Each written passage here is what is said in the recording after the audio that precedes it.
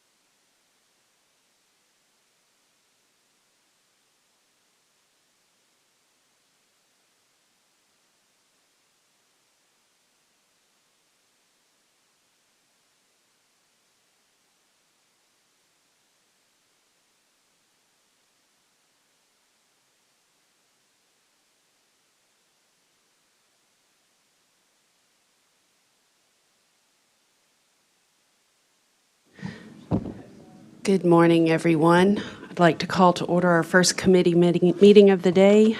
Public Works, Madam Parliamentarian, would you please read our one and only item? Good morning. Item 1 is a resolution approving the purchase of 4 Chevrolet SUV emergency response vehicles from Wild Rose Chevrolet for the Shelby County Fire Department. This item requires the expenditure of FY 2026 fire enterprise funds in an amount not to exceed $238,742, sponsored by Commissioner David C. Bradford Jr. Thank you. That item has been moved by Commissioner Sugarman and seconded by Commissioner Morrison. You have the floor, sir. Good morning, Commissioners. Eric Jackson, Deputy Fire Chief, Shelby County Fire Department. This item before you is an item to replace 4 of our command staff vehicles, which has reached their mileage according to our replacement plan. So that's what this item is for.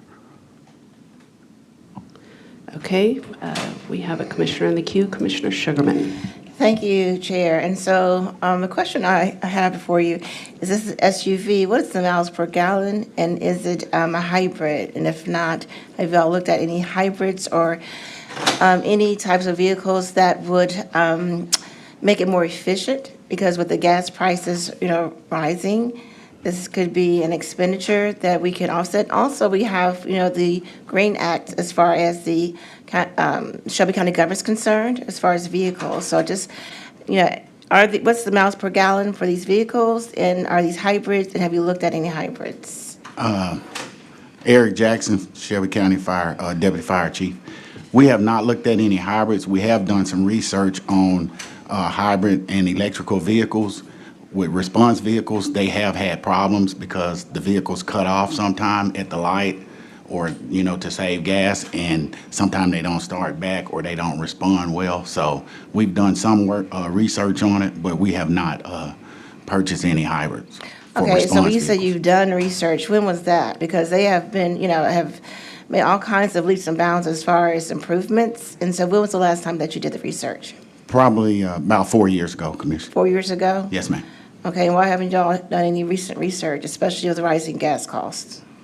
There's a magazine called Firehouse that we get every week. We get weekly reports on it, and through that, they've had several problems with these vehicles not being able to respond in a proper way.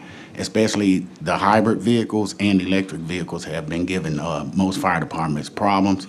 So, but we have not tried to even get any of those vehicles according to that. Okay, I would urge you all to do the research, because me, I like writing resolutions. I will bring a resolution if you do not, because we have to be more efficient, especially in the situation where we're in today with rising gas prices and then what's going on federally, nationally, internationally with gas. I highly recommend that, and I would like to get with you as far as moving forward. I will go ahead and support this item today, but in the future I will not. Thank you. Right. Seeing no other commissioners in the queue, let's bring this, Commissioner Wright. Thank you, Madam Chair. I'm having trouble with my screen at the moment, but IT is diligently working on it, but just want to make sure I ask if I didn't hear this. What are we doing with the vehicles that are being replaced? Are those being reassigned or sold, or do we? Those vehicles are being repurposed to other staff. We pass the vehicles down on a 2-year plan or according to the mileage. Got it. All right. Thank you, Madam Chair. Okay. Madam Clerk, if you'd prepare the screens, please.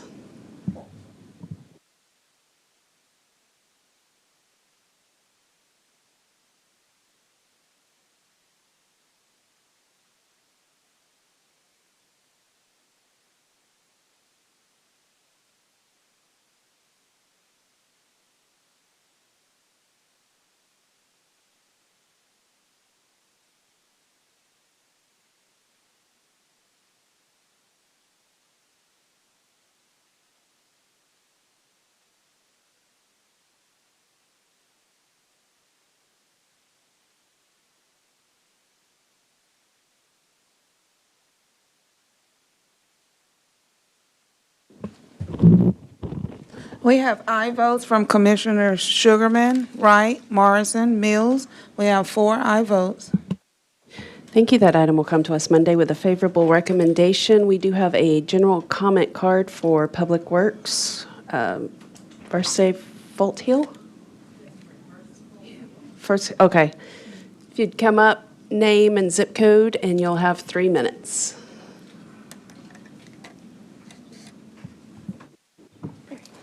Yes, my name is Versi Fultz Hill, 7773 Rockshire Cove, Memphis, Tennessee, 38125, unincorporated Shelby County. Thank you, Commissioner Sugarman, for all the work that you do. She has been a partner with us since we were transferred from District 4, and District 4 is with Commissioner Brandon Morrison. The issue is the streets are not paved. It's been a problem since the Honorable Joe Ford took on when Mayor Wharton stepped down, and that been shifted from District 4 to District 12 now. That's an issue. And we pay too many taxes to not have that done. I just heard about plans for this, plans for that. There's no plan for Shelby Woodlands. I built my home in 2009. There's not been a plan. There's not a plan even today. I heard from Public Works, Mr. Sanders and Mr. Crook, you're not on the agenda. There's no plan for this. So we need a plan. And the progressive and the other people that are building homes or are taking homes and throwing blight in our neighborhood, if that goes down, then we move, you won't have the tax dollars to buy the vehicles that you're trying to buy. So that being said, we need to take care of the people that pay taxes and upset about it, and we need to take care of it. Thank you so much. Thank you very much. Commissioner Sugarman? Thank you, Chair, and I want to respond to my constituent. Thank you for bringing that up, because so many times we pay tax dollars, especially in unincorporated areas, and we hear all the time the city of Memphis blaming the county, county's blaming the city of Memphis, and we are not getting a return on our taxpayers' money. And then they get upset when people move to our district, from our county to other areas outside of Shelby County, and we are losing our residents. And until we start getting what we deserve in our communities and that was put upon us, we will continue to be not given what we're supposed to be given. I'll be bringing again a skateboard park. That's one other thing that we have asked over and over again, and yet and still has not been done. That is why I brought before this commission a process audit, so we can figure out where are the gaps. Why are we efficient? Why does it take 1, 2, 3 years to get anything done with our county government? And to your point, thank you for coming up, and please continue and bring more people, because until we have people like you who's spending their time to address these issues, it will continue, unfortunately. But thank you for spending the time, and thank you for your email, and please continue to write. And I will do the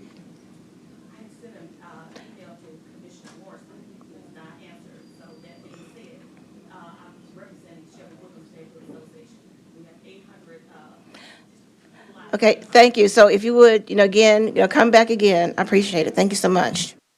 Okay. Thank you, Ms. Fultz Hill. Thank you. This will conclude our Committee for Public Works. All right, I'll call to order Committee for Law Enforcement, Corrections, and Courts. Can we read item number 1, please? Item 1 is a resolution to authorize a $12.50 charge by the clerk of every court in Shelby County having jurisdiction of state misdemeanors and felonies for the purposes authorized and set out in Tennessee Code Annotated Section 40-3-106, sponsored by Commissioner Michael Whaley, Commissioner McWright, and Commissioner Charlie Caswell. Thank you. This item has been moved by Commissioner Sugarman, seconded by me. Ms. Indigaro, good morning. You have the floor. Good morning. My name is Jessica Indengaro, and I am the Chief Administrative Officer for the District Attorney's Office. We are bringing before you today a resolution that we are requesting a 2/3 positive vote on when we get there on Monday. This is a new fee in the amount of $12.50 for basically every defendant in any court that does criminal work. So the Public Defender's Office has had a $12 $12.50 equivalent fee for a number of years, and that is collected by both the municipal courts as well as criminal court and general sessions court. So this is a statute that passed last year that authorizes this particular fee to be implemented in the 32 judicial districts and the counties within those judicial districts. So far, about 10 judicial districts out of the 32 have gone before their county commissions and have had this passed. One thing, and I mean, just as a personal note, I don't love fines and fees just in general. I don't particularly like paying them, but it's our duty. But particularly in the criminal defense environment, but that said, the public defender fee, they generally do not charge their own clients that fee. That's a fee that can be waived. Similarly, this fee can be waived. And so it's the district attorney's intention that he would waive this fee for indigent people who are appearing in general sessions and in criminal court. And questions for other, or proposals for other waivers would be considered. And so I believe that it is a fairly small amount compared to some of the other fines that are assessed at the time of judgment. I will just mention that in addition to the public defender fee that is already out there, there are some similar things that happen. So this is not a difficult lift in the criminal courts or the municipalities in order to implement this. One of their core functions is to collect these kind of fees and to make sure they get to the correct place. This particular fee will be audited as part of our annual audit that occurs every spring with funds that are held by the trustee's office. And we also have to provide an annual report both to the DA conference that they then forward to the legislature. So this is something that is part of the normal course, and we would ask your favorable consideration. I'm happy to answer any questions. Thank you, Ms. Indigaro. I have two commissioners in the queue. Commissioner Sugarman. Thank you so much, Chair. And so you stated indigent, so please define what do you mean by indigent? And the $12.50, you stated it's going to be applied to what in general? And what was paying for these costs originally? So again, two questions real quickly. Thank you, Commissioner Sugarman. I appreciate the question. I'm Jessica Indengaro, the CAO in the DA's office. So indigent is defined by the courts. And in order to be adjudicated indigent, people have to submit a form that lists their revenues and expenditures and submit it to the court. That is how they get representation by the public defender as well as appointed counsel. So this is a form that is filled out all day, every day in both general sessions and And what is that commonly. criteria? Is it like a threshold of less than a certain amount of money? So I can't speak to the judicial consideration for how they do that, but I know that most people that ask to be considered indigent are. It So has to if they do would with, qualify for a public defender, then they'll probably be considered indigent? they have to be indigent in order to have the public Okay, defender thank you. And the appointed. $12.50 is going to be applied towards what? So this would be for costs that we don't have budgeted anywhere else. And so as an example, we have been talking about a dashboard for 3 years.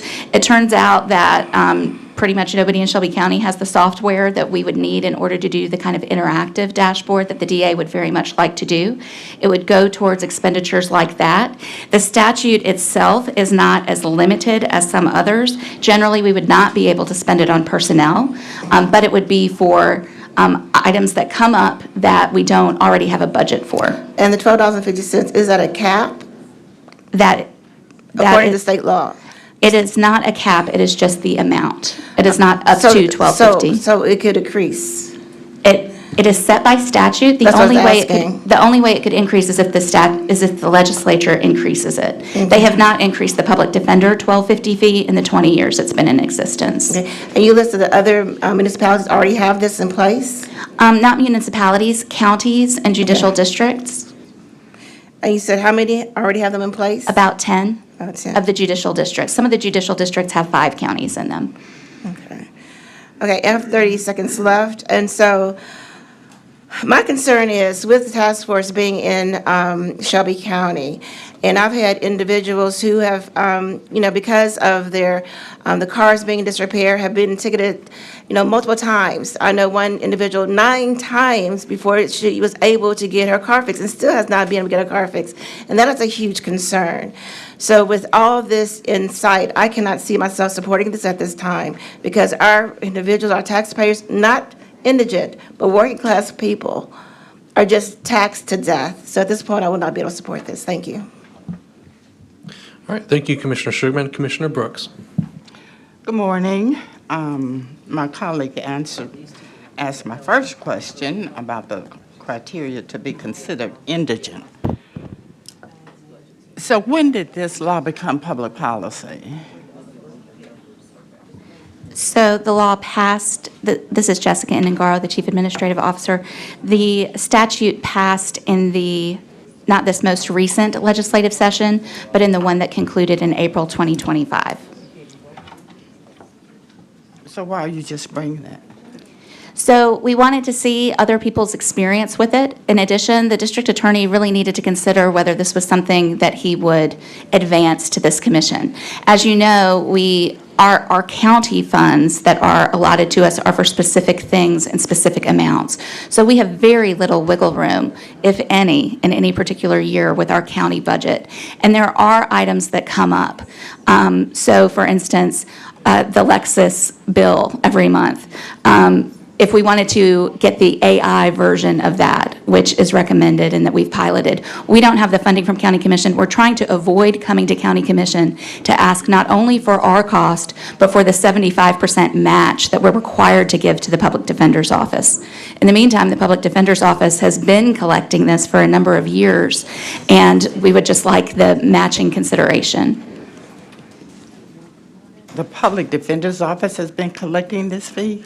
Not this particular fee, but an equivalent fee in the amount of $12.50. What is that equivalent fee called? I'm not sure that either of these have a name. I can get you the statute, though. For the Public Defender's Office, I'd like to have that. Yes. So this is not mandatory. It is not mandatory. Okay, It would it's not require- mandatory. So what I'm hearing is that this is not going to be used for any specific law enforcement need. It's going to be used for discretionary, non-law enforcement items that you all may want. Respectfully, all of the needs in the district attorney's office are a law enforcement need. We are, in fact, prohibited from spending it on anything that is not a law enforcement need. Well, okay, so maybe I need to rephrase then. A dashboard. Now, I can understand a dashboard being important for transparency, if that's what it's going to be used for. But anything else, I guess, if it's not going to be used for a necessity for prosecutorial activities, I'm hesitant because we live in a very poor county. Well, our county is not poor. We have a lot of individuals who are kept in lower economic status. So, and most of the people who may be visiting your office or come under or present to you all are just poor people. And adding a fee that is discretionary is, to me, I mean, it's just not. It's just not something I think that we need to do at this time. Maybe down the road, but right now, where we are, with all of these things going on, so many different things that are hitting poor people, I don't believe that this is something we need to continue our activities in the DA's office. Thank you, Mr. Chairman. All right, thank you, Commissioner Brooks. I'm seeing no other commissioners in the queue. We can take, oh, I'm sorry, Madam Parliamentarian, you had asked if we could go to the county attorney's office for clarity on what the vote threshold is. Can you speak to that?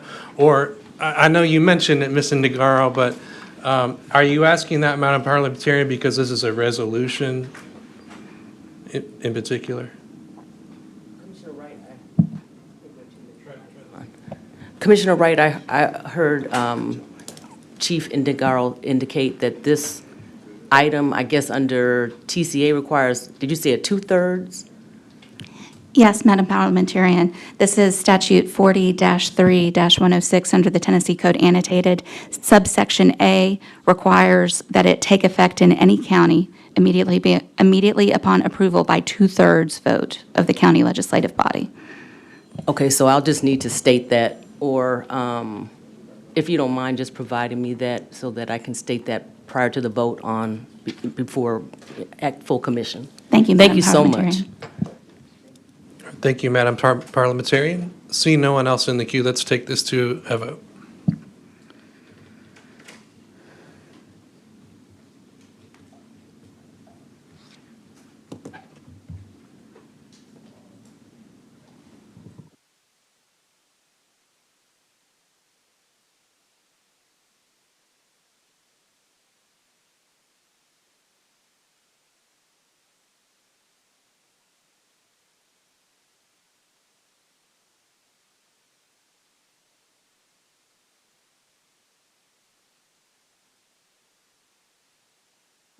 All right, if all commissioners have voted, Madam Parliamentarian or Madam Minutes Clerk, help me understand what this result, is this a pass, fail, neither, or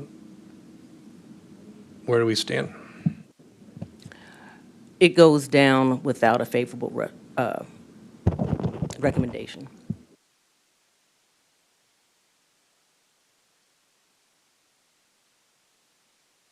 I'll let the Minutes Clerk provide the tally, and then I'll say that.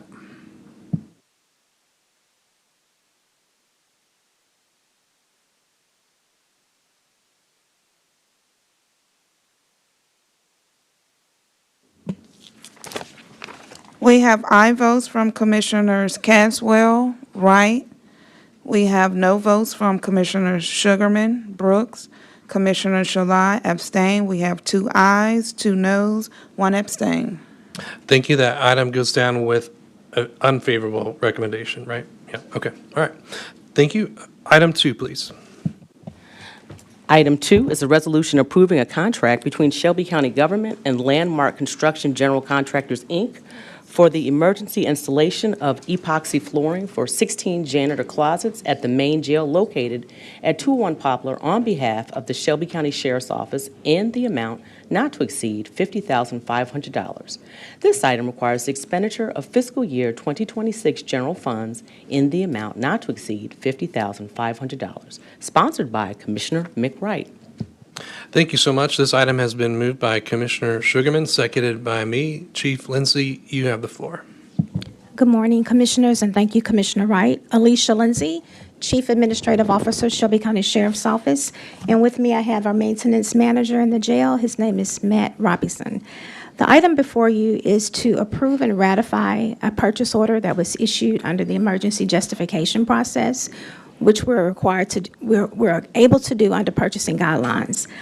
However, before the emergency justification was completed, the Shelby County Sheriff's Office did reach out to 4 different vendors, and only one of those vendors replied with a quote. Therefore, we submitted the emergency justification to purchasing with Landmark Construction.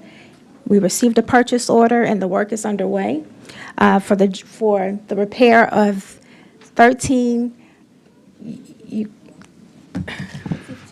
Matthew Robinson, Jail Maintenance Manager for Shelby County Sheriff's Office. The 16 janitor's closets have been completed. They are done. It took them a week to get done. Thank you, Mr. Robinson. I got a little sidetracked. But, so the purchase order was, this work began like in February of 2026. And as Mr. Robinson stated, has been completed. However, the purchasing rules and regulations require that we would bring any emergency contract before this body that is greater than $50,000. And we're respectfully asking for your approval of this item, and we're happy to answer any questions you may have. Thank you. Thank you so much. I do have a commissioner in the queue, Commissioner Sugarman. Thank you, Chair. And so, again, I just a question about emergency. So what is the emergency, if you could address that, please? Matthew Robinson, Shelby County Sheriff, Jail Maintenance Manager. The emergency is the concrete floors in all 16 of the janitor's closets had started cracking, and the tile was coming up, and the concrete had cracked. And when the detainees would get water, you know, for mopping or whatever, it would leak down into the floors below, causing leaks in the lower floors that was causing mold and mildew on the ceiling tiles. And that's when we decided to be proactive and get it taken care of before we had a real issue. Thank you for the explanation. Thank you. Thank you, Commissioner Sugarman. I wanted to give you an opportunity because I have seen some discussion of this item on the socials and so forth. Number one, is it true that you didn't receive any other or didn't request any other bids? That would be one question. Number two, can you share more about the grade of materials and the level of maintenance being provided? Because I think there was some question about just the expense. How can this expense be justified?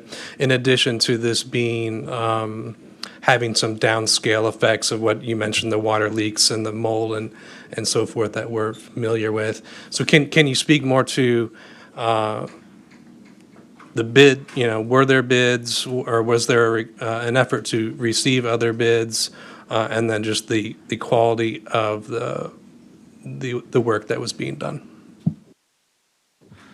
Yes, Matthew Robinson, Jail Maintenance Manager for Shelby County Sheriff's Office. I sent out 4 bid requests, one to Landmark Construction, one to 4J Contractors and Homes, one to Boss Entities Constructions LLC, and Superior Contracting Group.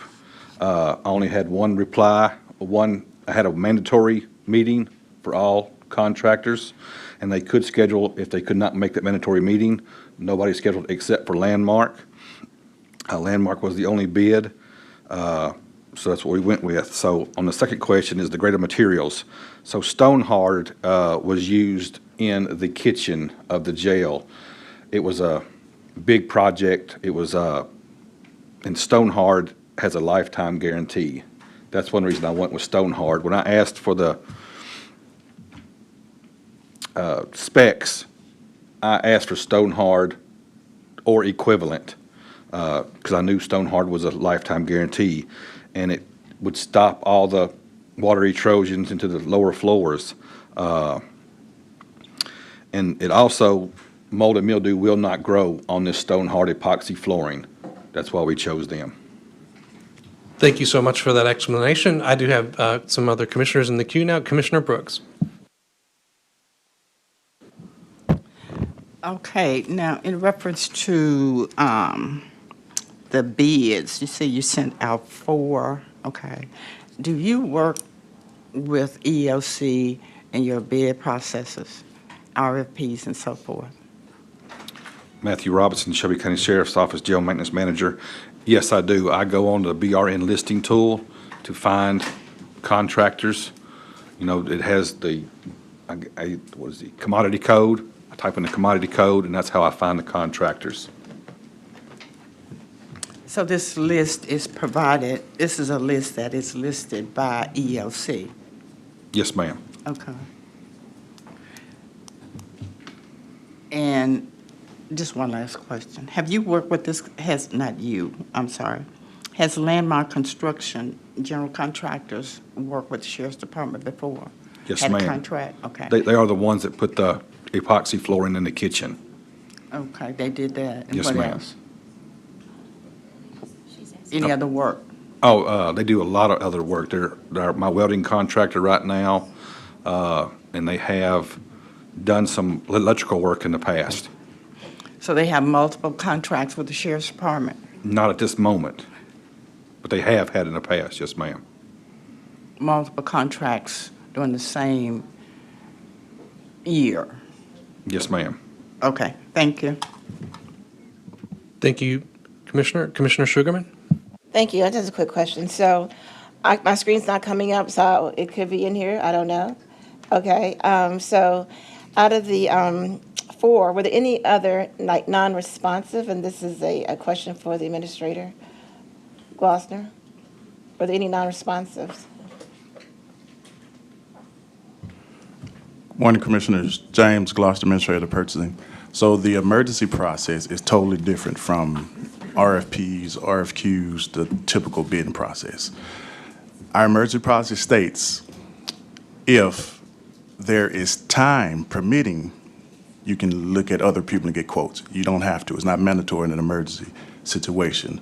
But working with them, you can, if you have time to get other bids, vendors, you can. But based on our policy, it's I not a understand the mandate or policy. you The have question to. was, were there any non-responsives? That's all. I didn't work with them on their emergency Okay, can you process 'cause it's totally answer that? Were different. there any non-responsives? Matthew Robinson, Jail Maintenance Manager for Shelby County Sheriff's Office. There were 3 that were non-responsive. Okay, and so going back to Administrator Gloucester, I would like to, again, get with you as far as going forward, non-responsive. I would like to know why they're non-responsive, because we've had several local businesses who have been deemed non-responsive. So is that an issue on their end? Then we need to figure out what's going on so we can support and help them. And you don't need to respond. Thank you. All right, thank you, Commissioner. Would you like to say something? Please. James Gloss, Administrator of the Purchasing. For the record, the emergency process is totally different from RFPs and RFQs. So the term non-responsive is for bids and for bidders that do not meet our minimum requirements, and we would deem them non-responsive. As far as an emergency process, if they don't respond to their email, the vendor just is not interested in doing the work. So it's different from being non-responsive on the bid and the vendor just not responding to your email. So it's 2 different things. So I'd like to respond. Again, Commissioner. the question, request, not question, was that I would like to know why these are non-responsive. Very simple. Regardless, if there was not, they didn't avoid the email, and we don't need to go back and forth. That's all the question I'm asking, or request, is that I want to know why these 3 were not responsive. Simple. Thank you. Okay. All right, thank you, Commissioner. I see no one else in the queue. I did want to ask also on the tiles in these 16 spaces, were those the original tiles that were from the beginning, or? Matthew Robinson, Shelby County Sheriff's Office Jail Maintenance Manager. Yes, they were original to the building when it opened in '81. Okay, all right. All right, have no one else in the queue. Let's go ahead and take this to a vote, please.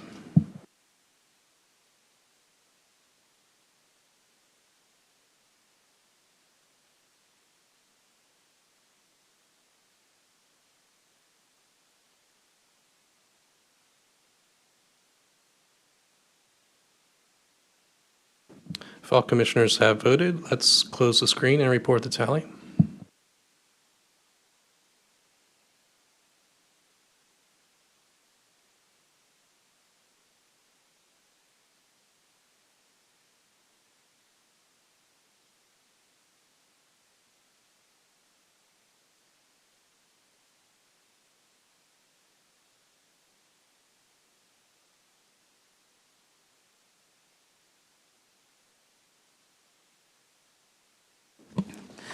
We have aye votes from Commissioners Mills, Sugarman, Shalai, Wright, Chairwoman Avent, Commissioner Brooks abstain. We have 5 ayes, 1 abstain. Thank you. That item will move down with a favorable recommendation. Can we read item 3, please? Item 3 is a resolution approving the expenditure of funds for the purchase of automotive oil and grease from Union Auto Parts in an amount not to exceed $86,200. This item requires the expenditure of FY 2027 Shelby County Sheriff's Office General Operating Funds in the amount not to exceed $86,200, subject to the adoption of the FY 2027 operating budget. Sponsored by Commissioner McWright. Thank you. This item has been moved by Commissioner Sugarman, seconded by me. Chief Lindsay. Alicia Lindsay, Chief Administrative Officer, Shelby County Sheriff's Office. Because this item is related to the fiscal year 2027 budget, which has not yet been adopted, we're bringing this item out of abundance of caution to ensure that we have a contract in place. However, the appropriate place for this item is on the Budget and Finance Committee, so I would ask if one of you could move this item to the Budget and Finance Committee this morning. So Thank moved. you. Second. Okay, I have a motion from Commissioner Sugarman, seconded, I think I heard from Commissioner Mills. Commissioners, can we do that without objection? Hearing none, so moved, so that will move to Budget Committee. Can you just put the motion? Oh, I'm so sorry. So the motion, I believe, is to move this to the Budget Committee. All right, so moved. Let's read item 4, please.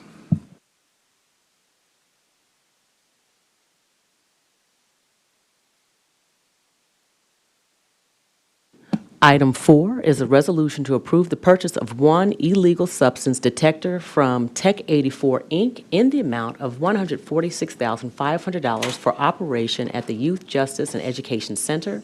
This item requires expenditure and appropriation of FY 2026 county general funds in an amount not to exceed $146,500, sponsored by Commissioner McWright. Thank you so much. This item has been moved by Commissioner Sugarman, second by Commissioner Mills. Good morning, sir. You have the floor. Good morning. My name is Jonathan Russell. I'm the Administrator for Shelby County Division of Corrections. The item before you is for the approval to purchase one full-body scanner to be deployed at the Youth Justice Education Center. This scanner will help to increase safety at the facility by improving the staff's ability to conduct searches for contraband for all who enter the facility. SCD requests approval of this item.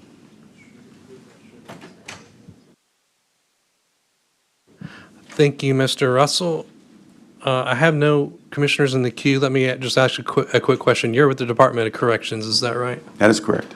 And do you all report to the sheriff, to the Shelby County Sheriff's Office? No, sir, we do not. You are a separate structure? Yes, we are a division under the mayor's administration. That's all I had. Thank you so much. Let's move to a vote.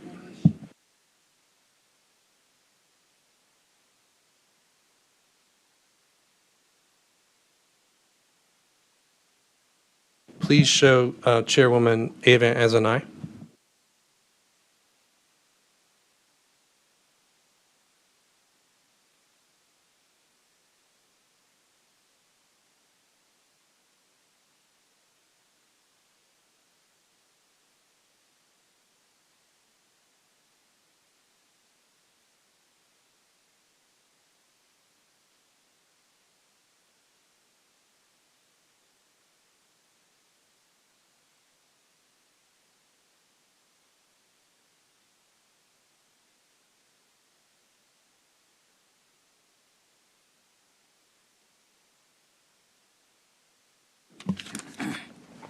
We have aye votes from Commissioners Brooks, Chairwoman Avon, Shalai, Sugarman, Wright. We have 5 aye votes. Thank you. That item moves down with a favorable recommendation. That concludes Committee 4, and it is 9. So let's open up Committee number 15. Can we read item 1, please?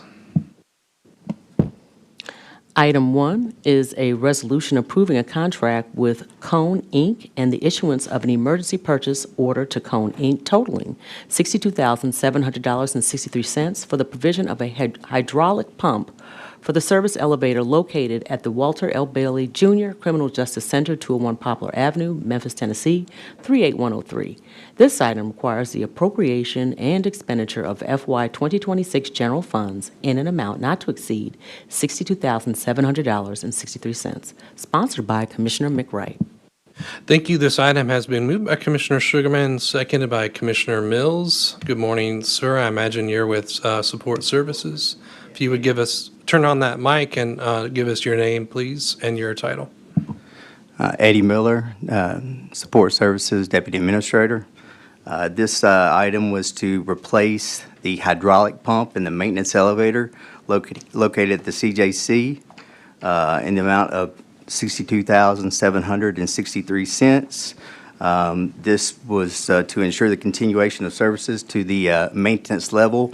That's the level where all of our maintenance guys and contractors alike, they use this elevator to get down to our main mechanical equipment, boilers, hot water tanks, et cetera, et cetera. Without this, there was no way to get a lot of the heavy equipment and tools needed to work in that area down to that site. All right. Thank you, Mr. Miller. Commissioner Sugarman. Okay, and I do support this. In fact, I wish that we would get some hydraulic pump so we can just get up and down our elevator because it's constantly breaking down and et cetera. And so I urge my colleagues to support this item. Thank you.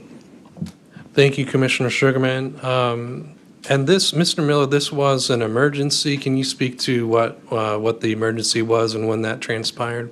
Yeah, it was, I don't know the date. It was during the winter. I think it was January probably, just a routine call from one of our technicians said that the elevator was malfunctioning, so we made a call to Kone, who has our maintenance contract. which prompted them to come on site and at that time recognized that the hydraulic pump in the elevator had gone bad and needed to be replaced immediately. Thank you. Commissioner Brooks? So, Mr. Miller, I understand this company is headquartered in Finland? I'll take your word for it. I'm not sure. You're not sure? Okay. I'm not sure. They have a local office. I know that. Ma- So, were there any other bids that went out to any other elevator companies that are headquartered in this country? So to answer your question, we did not solicit bids on this. We considered it an emergency situation. It's also, knowing that a pump was going to be replaced and that was going to be a warranted item, we're cognizant of wanting to make sure that the company that maintains our elevators also wouldn't void a contract on a new piece of equipment. Therefore, we wanted Kone to provide the service of replacing the pump. Okay, so they install the elevator. They do the maintenance on the, and they replace the pump. Now, whether or not they are the manufacturer of that elevator, I'm not certain. Okay. There are only a few manufacturers in the country. Well, these are not in the country, they're in Finland. Right, right. Okay, thank you. Thank you, Commissioner Brooks. Seeing no one else in the queue, let's take this to a vote, please.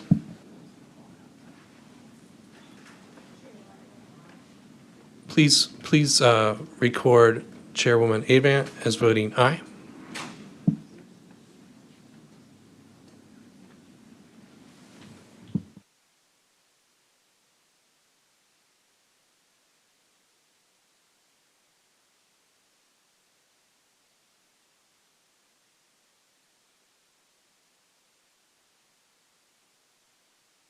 Thank you.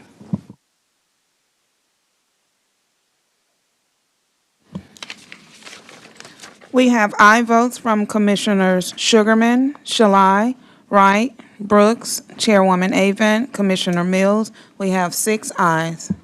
Thank you so much. That item moves down with a favorable recommendation. Item 2, please. Item 2 is a resolution approving a one-year renewal of the lease agreement between CCHS Holdings NP, Inc. and Shelby County Government on behalf of the Shelby County Mayor's Office of Innovation and Strategic Communications Shelby Cares Program for 3,155 square feet of office space located at 3362 South Highway 61, Memphis, Tennessee, 38109, for the term beginning August 7th, 2025 through July 31st, 2026, with a partial payment of $1,882.82 for the month of August 2025, and with equal monthly rent installments of $2,431.98 beginning September 1, 2025, with the right to renew the lease for 2 one-year periods. This item requires the expenditure of FY 2026 general funds in the amount of $26,202.62, sponsored by Commissioner McWright, Commissioner Matthew Shelby, and Commissioner Charlie Caswell, Jr. Thank you so much. This item has been moved by Commissioner Sugarman, seconded by me. Ms. Sykes-Wood, I'll let you have the floor to tee this up. Thank you. Esther Sykes-Wood, Land Bank Administrator. This is a lease renewal for the space that the county is currently occupying for the Shelby Cares on Third space.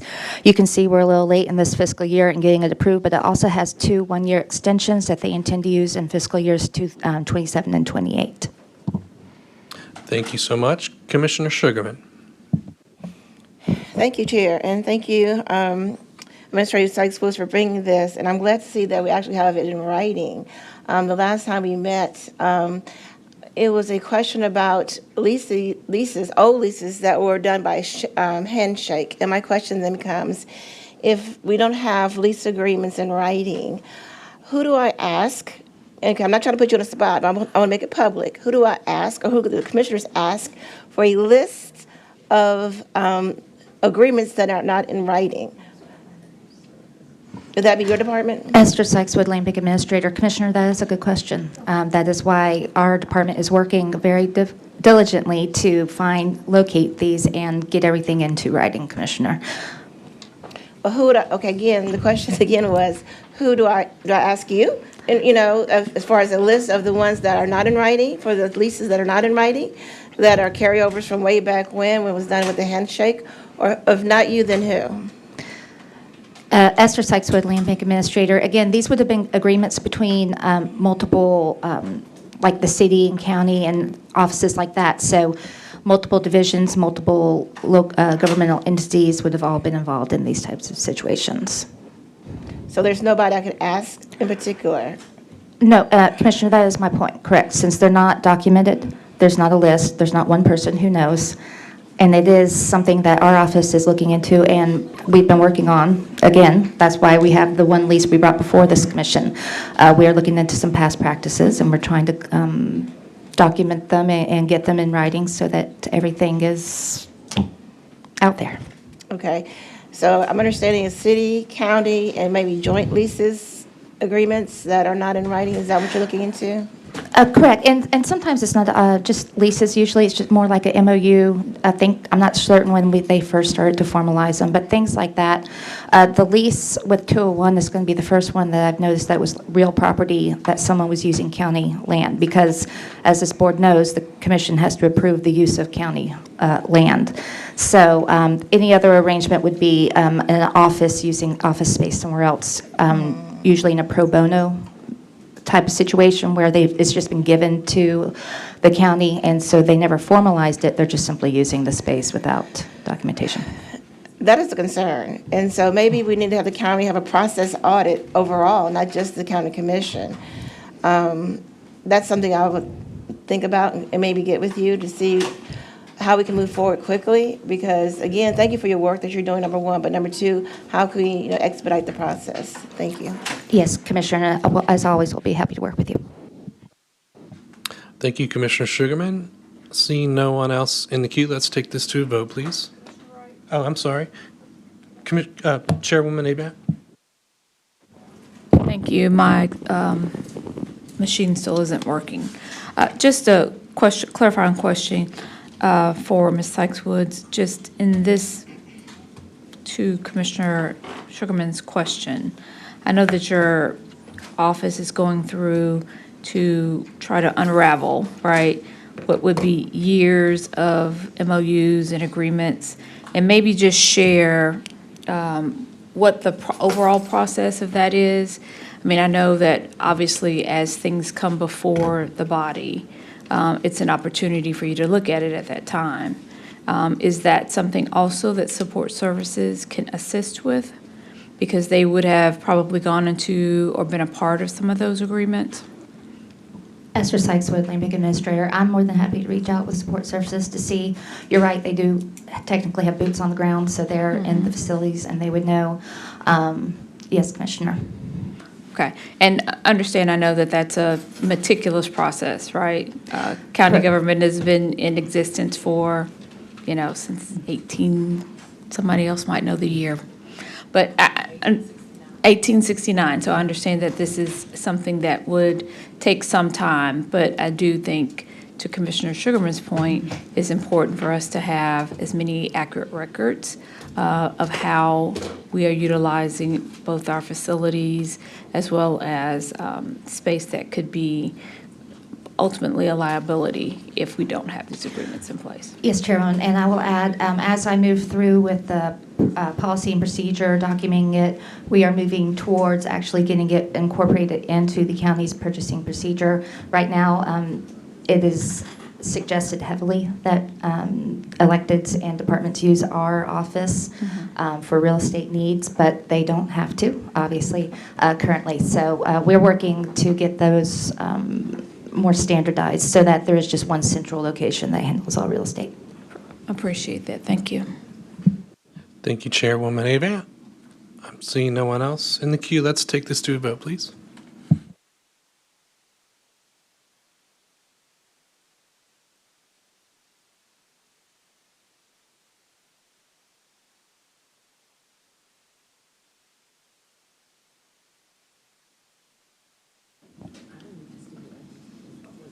Madam Chair, do you wish to please show her as an aye?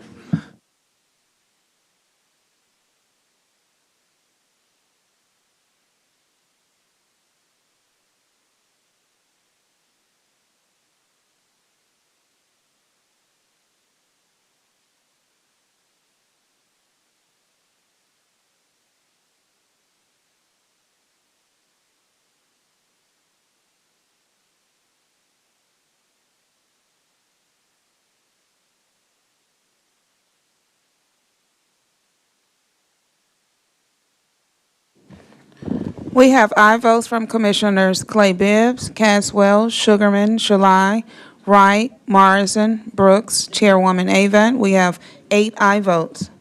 Thank you so much. That item moves down with a favorable recommendation, and that concludes Committee 15.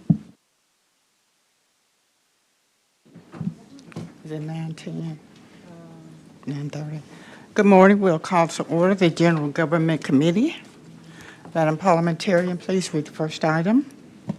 Item 1 is a resolution approving the election of notaries public for appointment and/or reappointment for Shelby County, Tennessee, sponsored by Commissioner Henry E. Brooks. Thank you. This item has been moved by Commissioner Sugarman and seconded by myself. Okay, we do not have a presenter. So can we just move this item down without recommendation? Well, just move it down without recommendation, Madam? Oh.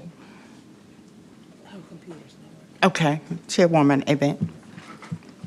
Is there a report that the county attorney's office could provide that we might be able to move it down with recommendation? I don't have it in writing. I don't have anything, and I can't get in my system.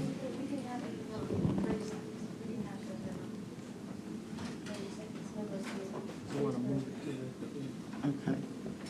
Well, why don't we do this, since the attorney's office, county attorney's office is indicating they can have a report shortly. Why don't we just move this to the next, move it to the heel of this committee?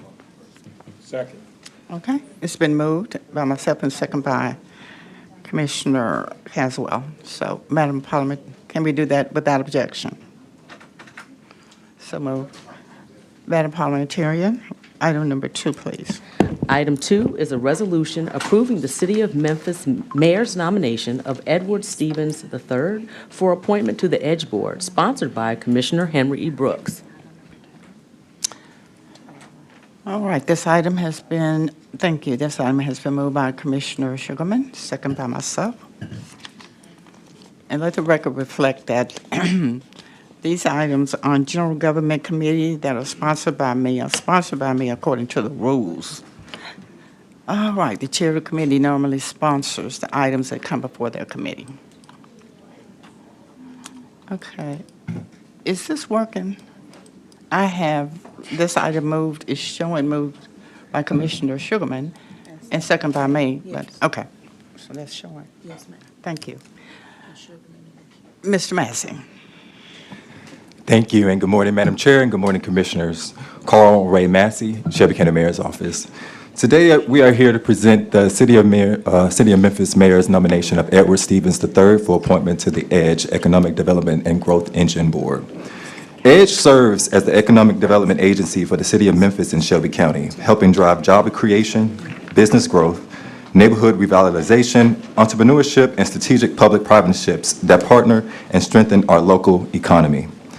Dr. Stevens brings a strong background in leadership, community engagement, economic development, and strategic partnerships that align directly with the missions of EDGE. Through his service as West Tennessee Regional Director for Governor's Faith-Based and Community Initiative, Executive Director of Star Academy, and founder of Urban Roots of Tennessee, he has demonstrated the ability to build collaborative partnerships, secure investments, manage large-scale initiatives, and create opportunities that positively impact communities across Memphis and Shelby County. Additionally, his experience serving on boards such as the Downtown Memphis Commission and Memphis Area Transit Authority reflects his understanding of governance, accountability, and long-term strategic planning. This is a joint appointment, and the City of Memphis has already confirmed Dr. Stevens' appointment to the EDGE Board. Today's actions ensures continued collaboration between the city and the county as we work together to advance economic opportunity throughout the Shelby County. At this time, I would like to present, Madam Chair, Dr. Stephen Edwards III to address this body and answer any questions that you may have. Thank you. Dr. Stevens. Well, top of the morning to everybody. Ed Stevens III, fifth generation Memphian. I know a lot of you already, but thank you for your advocacy that you do on our behalf each and every day. It's a joy to do this work, and I look forward to rolling up my sleeves and planting my feet and doing the difficult work. Thank you.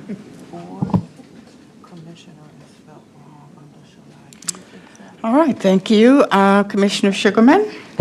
Thank you, Madam Chair. And so it was nice to meet you, Dr. Stevens. And so I have a couple questions.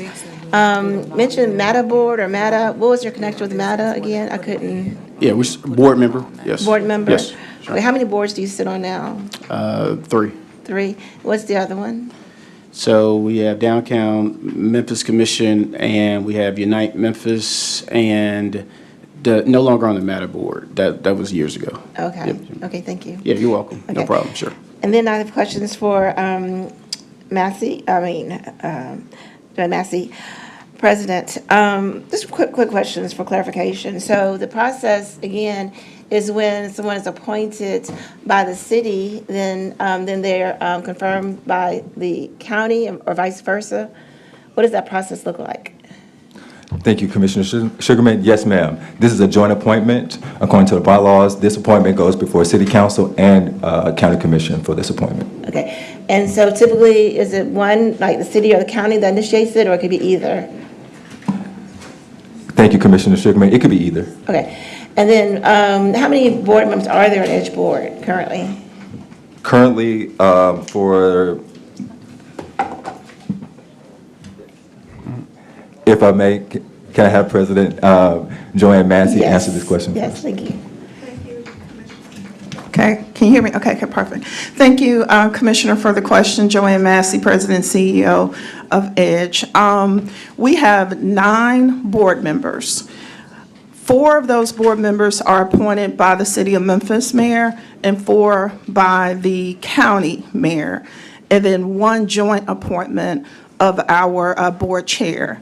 And as Mr. Massey said, the initiation of those appointments happen on the city side when it is the city mayor appointing, and then the county affirms. And then vice versa, when the county mayor is appointing, it happens, initiated on the county side, and the city council affirms. Thank you.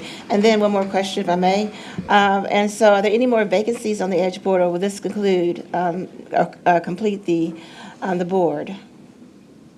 Anyone can speak to that. Thank you, Madam Chair. Corey Massey, Shelby County Mayor's Office. This would conclude that for the city side. Thank you. All right, thank you, Commissioner Sugarman. Commissioner Caswell. Thank you, Madam Chair. Thank you, Madam Chair. Again, I appreciate this young gentleman that you bring before us. I'm blessed with his leadership in District 6, running one of our great charter schools, Star Academy there. So I've been able to work with his brother Stevens and his father, Bishop Stevens, for some years now. And I just appreciate your leadership. I know he's going to bring the accountability that's needed to this body and just continue the great work. I appreciate the meeting that you just had a couple of weeks ago with all of the stakeholders here in the city, the governor coming down to see the work that you've been doing here in West Tennessee, bringing churches and faith-based leaders and others together. That's what it's going to continue to take, and I think that work, what you're doing there, combined with what the EDGE work is all about, I believe there's no doubt you're going to be able to add a lot of value to that body. So thank you for this pick. Thank you, Commissioner Caswell. Seeing no other members in the queue, Mr. Stevens, would you like to have a wrap-up? No, ma'am. Okay. All right. We'll move this item to a vote. Madam Clerk? Every commissioner voted? Commissioner? Madam Clerk, may we have a tally, please?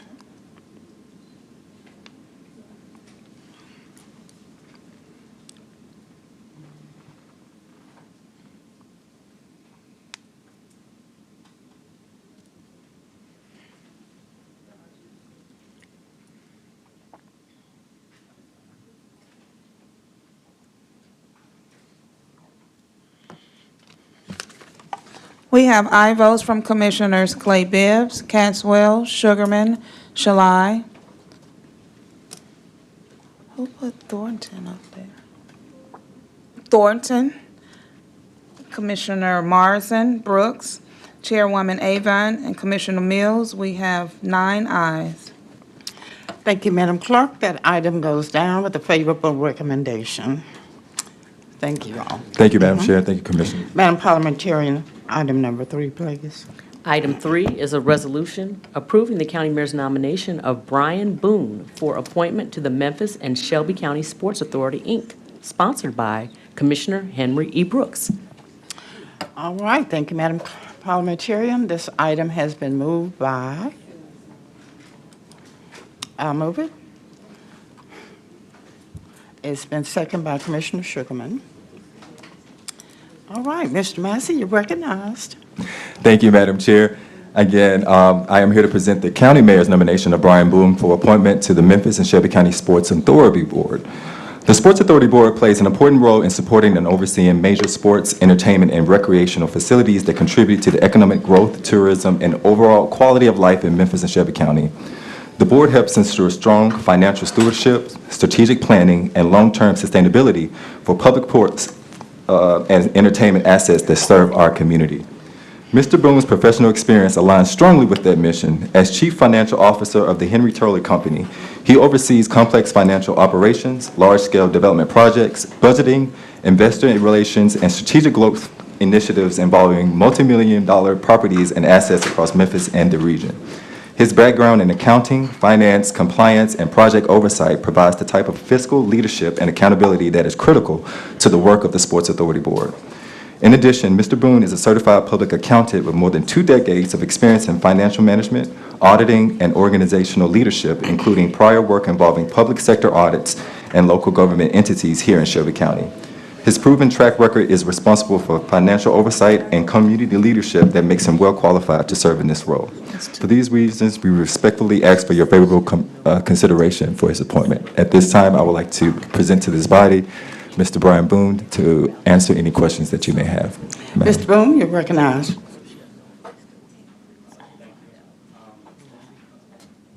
First time, sorry. Thank you all. I'm excited for the nomination and happy to lend forth my knowledge and experience and provide my time to this board. Thank you. Before I go to the queue, I just have one question. Why do you want to serve on this board?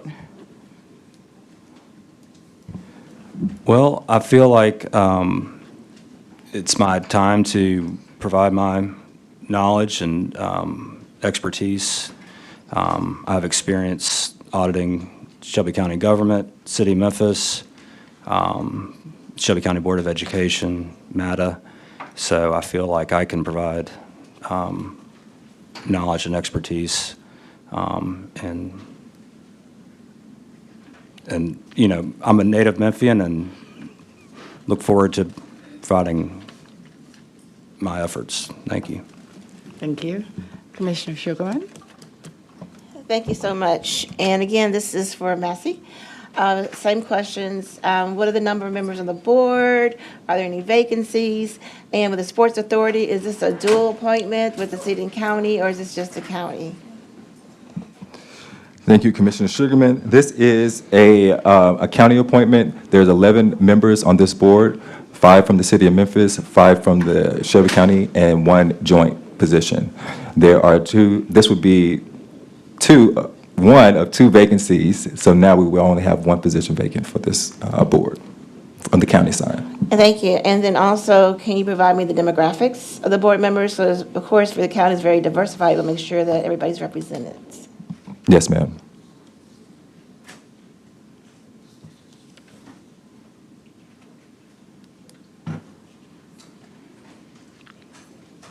And then also, can you provide also the professional background? Because I know Boone has expertise in accounting and finance. I want to make sure also that the talent skills are also diversified as well. So you can provide that in email to all the commissioners at a later date. But thank you, and thank you for serving. Thank you, Commissioner Sugarman. See no other members in the queue. Mr. Boone, would you like to have some final comments? Not unless y'all have any further questions. Okay, thank you. We will now take this item to a vote. Madam Clerk, please prepare the screen.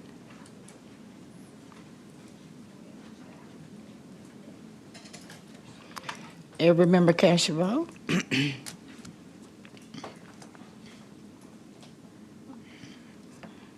Every member voted.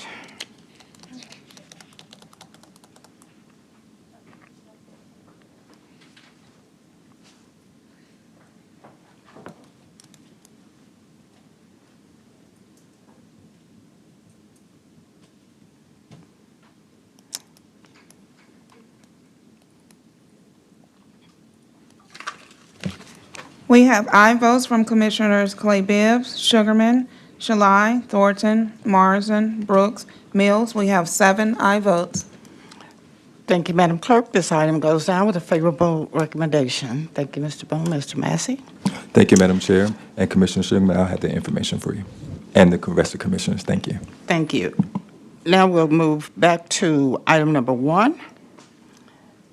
Madam Parliamentarian, do you need to read that back into the record again? Yes, thank you so much. Item 1 is a resolution approving the election of notaries public for appointment and a reappointment for Shelby County, Tennessee, sponsored by Commissioner Henry E. Brooks. That item was moved by Commissioner Sugarman and seconded by Commissioner Brooks, and then moved to the Hill without objection. Okay. The county attorney has indicated to this chair that there are no conflicts. So the county attorney has indicated via email, that there are no conflicts. So if we can, just take this item to a vote. Madam Clerk, please prepare to screen.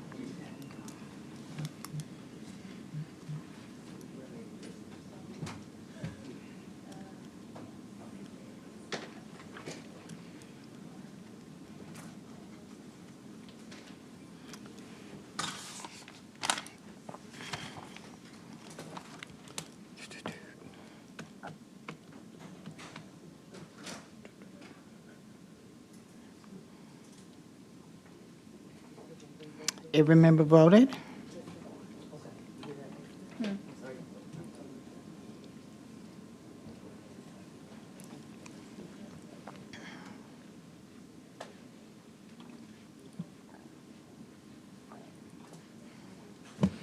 We have aye votes from Commissioners Clay Bibbs, Sugarman, Shalai, Thornton, Morrison, Brooks, Mills. We have 7 aye votes. Thank you, Madam Clerk. That item goes down with a favorable recommendation, and that concludes General Government Committee.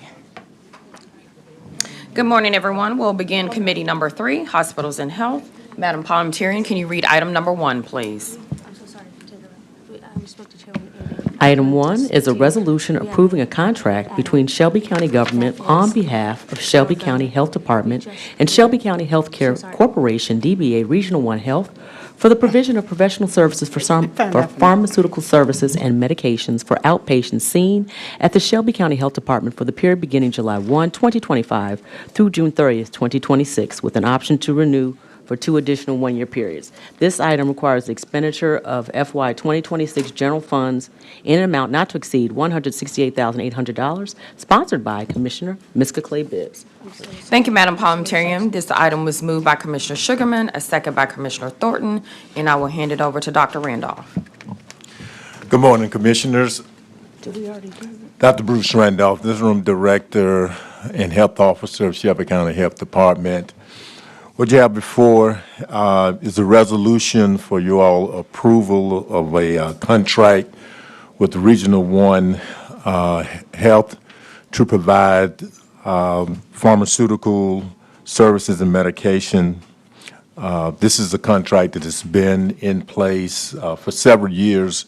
It enables us to have a pharmacist and also have access to pharmacy services, including in the event that we have some adverse effect there at the health department where our refrigeration is out. We can store vaccines there at Regional One so that they won't be spoiled and won't have any spoilage. So we're asking that you approve this resolution. Thank you, Dr. Randolph. I don't see any commissioners in queue for this item. All right, okay, unheard of, but all right. Madam Clerk, can you please prepare our screens for voting?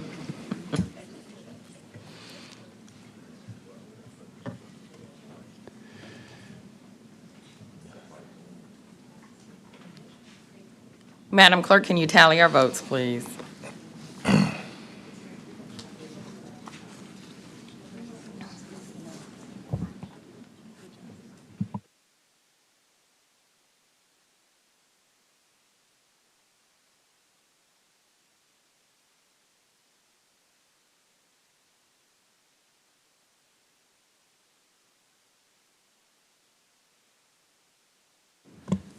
We have aye votes from Commissioners Clay Bibbs, Sugarman, Shalai, Thornton, Morrison, Brooks, Chairwoman Avon. We have 7 aye votes. Thank you so much, Madam Clerk. That item goes down with a favorable recommendation. We do have an add-on for hospitals and health. Madam Parliamentarian, can you read it into record? Yes, ma'am. Item 2 is an add-on item. It has all of the proper documentation. It's a resolution approving a contract between the Shelby County government on behalf of the Shelby County Health Department and the University of Memphis in an amount not to exceed $1,043,560 to commence upon December 1, 2025 through November 30th, 2026 for the purposes of a public health informatics, data equity, analytics, and systems approach to collaborate with academia to strengthen the Shelby County Health Department's infrastructure, workforce, and data systems. This item requires the appropriation and expenditure of FY 2026 federal grant funds in the amount of $1,043,560, sponsored by Commissioner Miska Clay Bibbs. Thank you, Madam Parliamentarian. Can I get a mover? A move by Commissioner Thornton, a second by Commissioner Sugarman. I will hand it over to Dr. Randolph. Dr. Bruce Randolph, Interim Director and Health Officer, Shelby County Health Department. I have with me Mr. Rudolph Gray, who is our Chief of Staff, and also Dr. Nicole Scarborough of the University of Memphis. And I've asked Mr. Gray if he would present this resolution.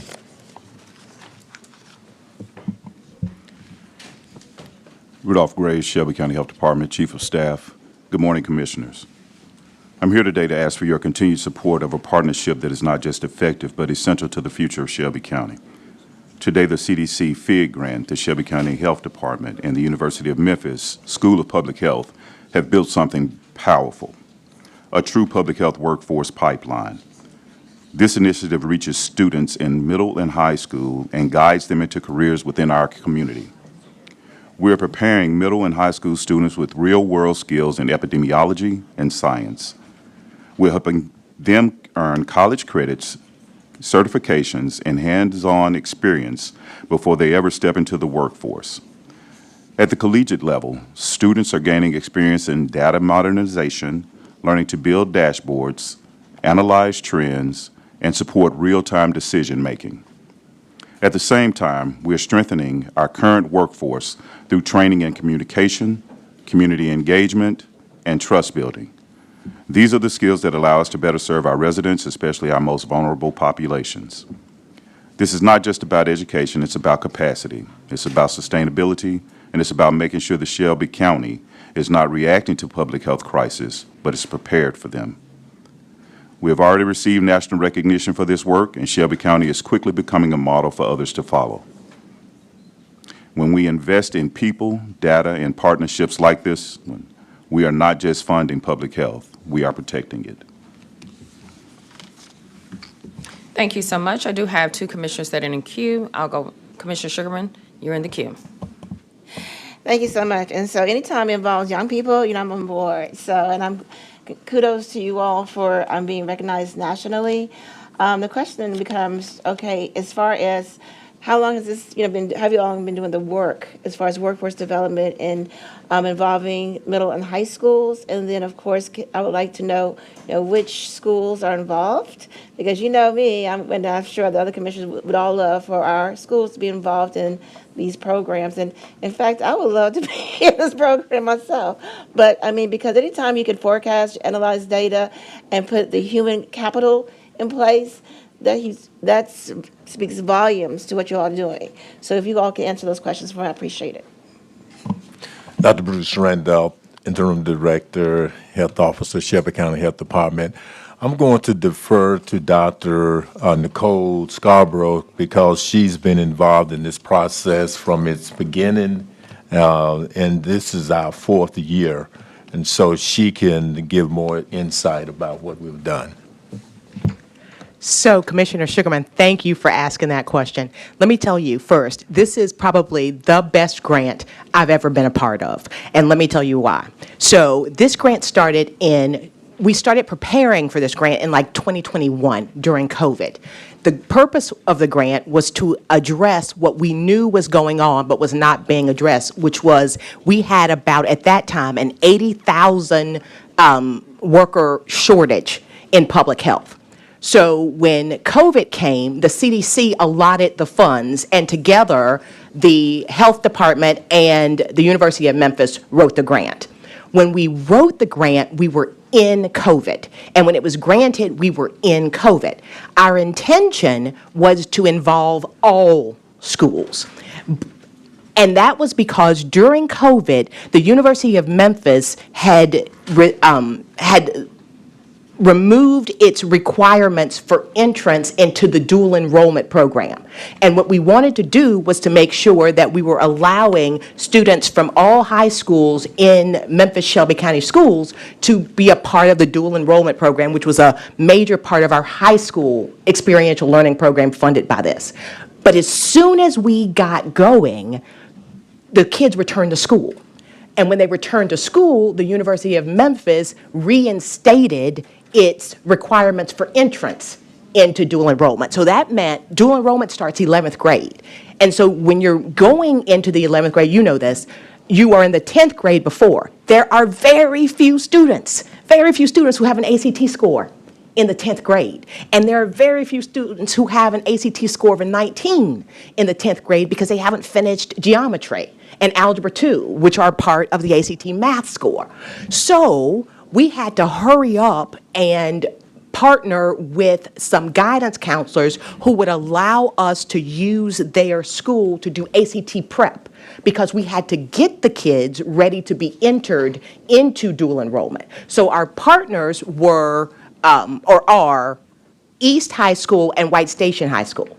And that was simply because we had the immediate relationships with them to be able to get the 10th graders ready to be accepted into dual enrollment. But now that we are going, and we've graduated 10 high school students who have an undergraduate certificate in public health, with this next 5-year, we want to now be able to go to all of the Memphis Shelby County schools. The only issue now is that we've changed superintendents. And so there's now an MOU between colleges and universities and schools that only allows certain schools to participate in certain colleges' dual enrollment program. But now we have a new superintendent. And so our hope is that as soon as everything gets evened out over there, we'll be able to sit down with the superintendent and open up that MOU to allow us to pursue all students in all schools. Does that make sense?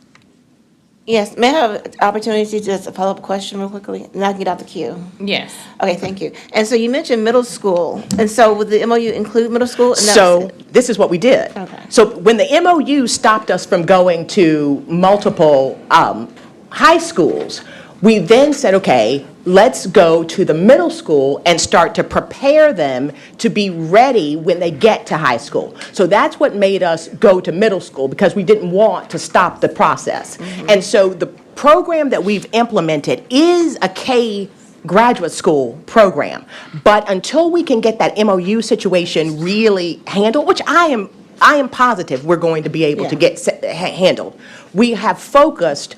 They allowed us to finish the high school students who were enrolled. The program is 6 college classes. So they had already taken 3, so they let them finish. Okay. But to make sure that we were continuing kids in the pipeline, we used middle school. And we were able to use University Middle because it's a University of Middle School.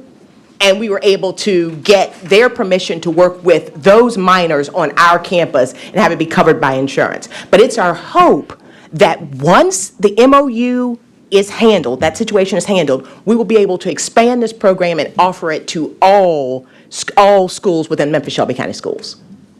And all middle schools as well? And all middle schools as well. Okay. To meet the number of spots we have funded. Thank you, Commissioner Sugarman. Commissioner Thornton, you're in the queue. Thank you, Chair. Thank you for the explanation. I can hear the passion in your voice, which gets me excited. Unfortunately, a lot of people talk about hope, and when we come back and track down what actually pans out, it still doesn't equate to an opportunity for our hardest to reach students, our most underserved students.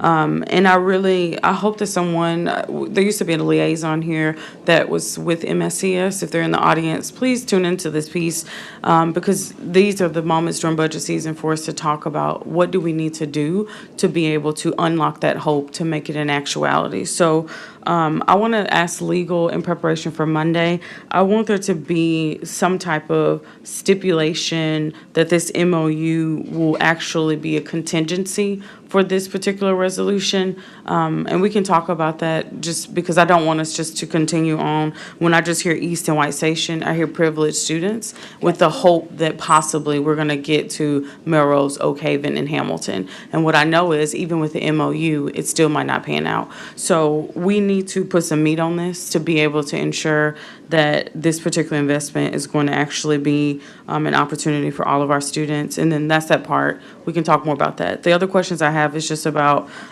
this particular funding source. So correct me if I'm wrong, this is being funded by federal grant funds? By the CDC. And are these, I guess, what's the ongoing costs associated with, the implementation of this? And will we have access to those funds? Or how can we ensure that this continues to go on as an initiative? You want me to answer? Whoever. I can answer. That's a Dr. Randolph question. Oh, okay. Dr. Bruce Randolph, Interim Director and Health Officer, Shelby County Health Department. So this is a grant that we received from CDC. It was a 5-year grant. We're in the 4th year of the grant, and we have 1 more year. Beyond that, it would be the governing body to provide fundings to continue this program. And so just to kind of put things in perspective and a summation.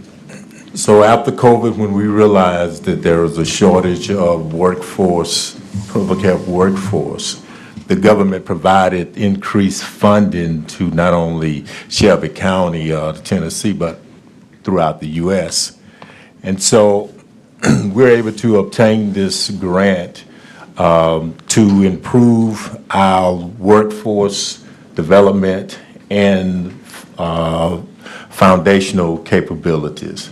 So the strategy was, well, how do we get people in more into public health?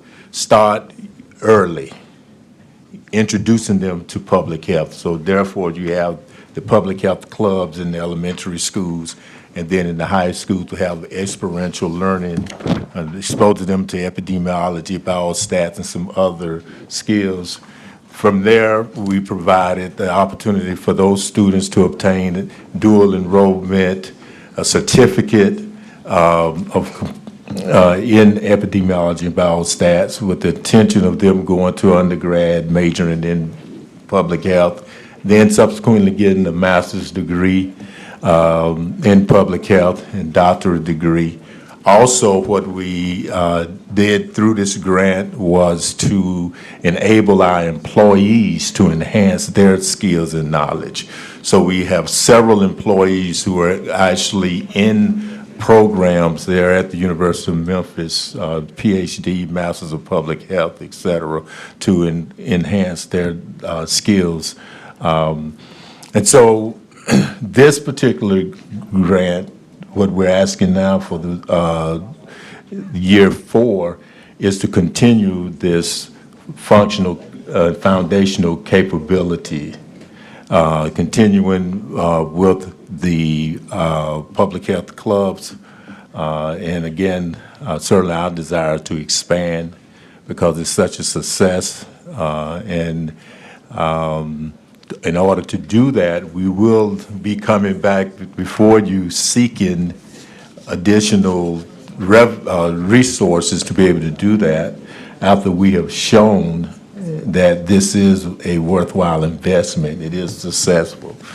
The other aspect of this particular ask and grant is that we will have informatic data analysts that will be working collaboratively with our epidemiologists to provide data, to provide a dashboard that will be accessible to the public to find out all about public health information, such as where can I go get an HIV test?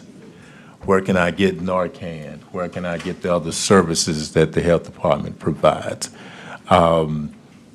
And then we also will be, through the University of Memphis, we'll be contracting with community-based organizations to do social media outreach so that we can reach populations such as the justice-involved population, to have them become more aware of the services and programs that we have. I'll stop there, because I can go on and on, but that's sort of where we are. Thank you so much. Commissioner Thornton, you need to, I'm back in the queue, okay. Just for a point of information, you're saying that this would be year 4, which is 26, 27, and then you have a 5th year, which would be 27, 28? This is the 25th, 26th. Next year be 26, 27. So you're cleaning up, So we're cleaning up, up. okay, for Yeah, we this could- current year, and then Yes. the 5th year is the 26, 27? Yes. Okay, great. All right, Commissioner Caswell, you're in the queue. Thank you, Madam Chair. And just in line with that, I appreciate Commissioner Thornton that she's thinking long-term and the impact of this. It goes to some of the conversations that I've been sharing. I had a good meeting with Superintendent Richmond about what a feeder powder look. Some of my colleagues, Councilwoman Logan over around Raleigh, Egypt. I see my Commissioner Love out there about partnering with Methodist North and how do we help children towards a feeder powder, towards getting into the hospital, starting early. And so one of the conversations that I've been having with some of my colleagues on the city council and on the school board is what do it look like for an alignment, right, that we intentionally align 1% of our budget, right? Meaning that if we take the city council, the county commission, and the county school board, you're talking about $4.7 billion. If we align 1%, that's $47 million towards targeted initiatives that's working, right? Things that we see the need of moving. And if we're intentional, when we talk about, and I was with our Colonel Chief yesterday about the 9 targeted zip codes that they got $100 and some million from the state, right? If we're intentional about targeting and helping children out of those communities thrive, we can do this. But everybody got to be at the table. And I think that we are being pushed there, Director, when we see even more with the redistricting and things that's happening at the federal level, at the state level, that less and less dollars going to come here unless we have a real solid plan of how we moving the needle. And so that's my desire, that we have some type of task force intentionally that work around initiatives like this. And I think what we will see out of it, because a lot of times that we go to DC, we hear about workforce piece, right? Senator Bill Hagerty, that's a big thing that he support, like how do we put more money towards workforce development? And I just stop and close in part to say, and these children are hearing these commencement speeches. I see our superintendent over there with Militant. These children are hearing that AI is taking jobs and all of this is doing. So their mindset is like, what's going to be for us in the future, right? And what do the future workforce really look like for us? I mean, I just said in a Baptist University meeting where they talked about how robotics are coming in to helping doing some of the jobs that nurses are doing. It's changing. And so I know that, again, I appreciate this effort, this work. I think that the intentionality, Director, is how do we have these sit-down conversations with all bodies and show holistically how we help these families with this transition, because even as they get out of school, try to go on to post-secondary, where is the support to help us see that roll all the way through? So I see this sister. Do you want me to answer? Yeah, Or do you not want me if to you could answer? say your name. Okay. My name is Dr. Nicole Salisbury Scarborough. Do you want me to tell you the Yes, secret? yes, You want me to ma'am. tell you the secret? Yeah. Dual enrollment. Yeah. Dual enrollment. Dual enrollment. Do you want me to tell you what it is? Yeah. Okay. So dual enrollment. No, I know what it is. Sorry. I know Sorry. I know what that is. My Okay, baby's all in right, dual sorry. enrollment. But, okay, I got you. Yeah, Dual enrollment. yeah. That's Dual enrollment. Yeah. All right. Thank you, Commissioner Caswell. Commissioner Thornton, you're back in the queue. Thank you, Chair. So can you just, I had a number of sidebar conversations while y'all were presenting. So we're in year 4, and this is the cost. What was the total, I guess, allocation for the 5-year span? So, Dr. Bruce Randolph, Interim Director, Shelby County Health Department. So this was actually a $15 million grant. Okay, and then why is this an add-on today? It's an add-on today because we wanted to make sure we get it before you all, before the end of the fiscal year. So in this paperwork, as I'm going through, will I see the full rundown of the 15 million? And then, You should have received all the, and if not, we'll provide it, but all of the notice of awards and the budgets that can reveal all what have transpired over the 4 years, but 3 years going into the 4th year. so I'm looking for a couple of different things. I would like to see the $15 million breakdown of the bulk of it already being spent, how that was spent, and then what is projected to be spent. And then just there's so many paperclip documents in this. Which one of these is the consolidated budget for this particular item? Because I just flipped and I saw some consultant fees and some other things. Like, I just want to know how this is getting broken down and who we're using as subcontractors for this particular contract. And then just to legal, so if we could do something, so it's my understanding that we're wrapping up a 5-year period, that the MOU wouldn't be bounding for this particular allocation, that it would be something to be applied for the next round? You want me to answer? Just whoever can. Do I answer? Go ahead. Oh. Okay. Bruce Randolph, Interim Director, Health Department, Shelby County. So this is the 4th year, so we're having an additional year. So we'll be coming back with a resolution for the 5th year. But you are getting these funds for completed service, correct? And so, no. No, these will be for funds, we're seeking funds to pay for services that the University of Memphis will perform on our behalf. I saw in here that this is to end November 2026, this period for year 4. Yes. So the funds that we're approving today are going to go through November Will go into November 2026, this year. Yes. So the MOU won't create another opportunity for another cohort of students that we're talking about? Because you all said the MOU is supposed to open up access for the dual enrollment that we've emphasized is important. I'm going to defer that to Dr. Scarborough. The MOU refers to the MOU with Memphis Shelby County Schools and the University of Memphis. So the University of Memphis is the subcontractor for A2 for this year's funding, which is for a little over $1 million. As the subcontractor, we then work with the school system to recruit people for the middle and high school portion of this program. So the MOU is just for the middle and it's just for the high school portion of the program, which would allow high school kids to take dual enrollment classes as part of the experiential learning program funded by this program. But we also have a graduate school program where we partner with Lemoyne On. And we also have a elementary school program where we do clubs in the schools. And those schools are much more diverse because they don't require anything of the they don't require anything of the students regarding being enrolled as students. So we have partnerships with Kingsbury and Medical District High School for the clubs, those sorts of things, many other schools. Now, the other thing is, when you talk about how we're going to expand schools, and I've been itching to say this because this is a compliment to all of Shelby County. Dr. Belay, who is the FIC director for FIG, which is the CDC Foundation, has announced that based on Shelby County's partnership, based on Shelby County's A2 grant, he wants to partner the future funding, he wants to pattern the future funding after what we've done.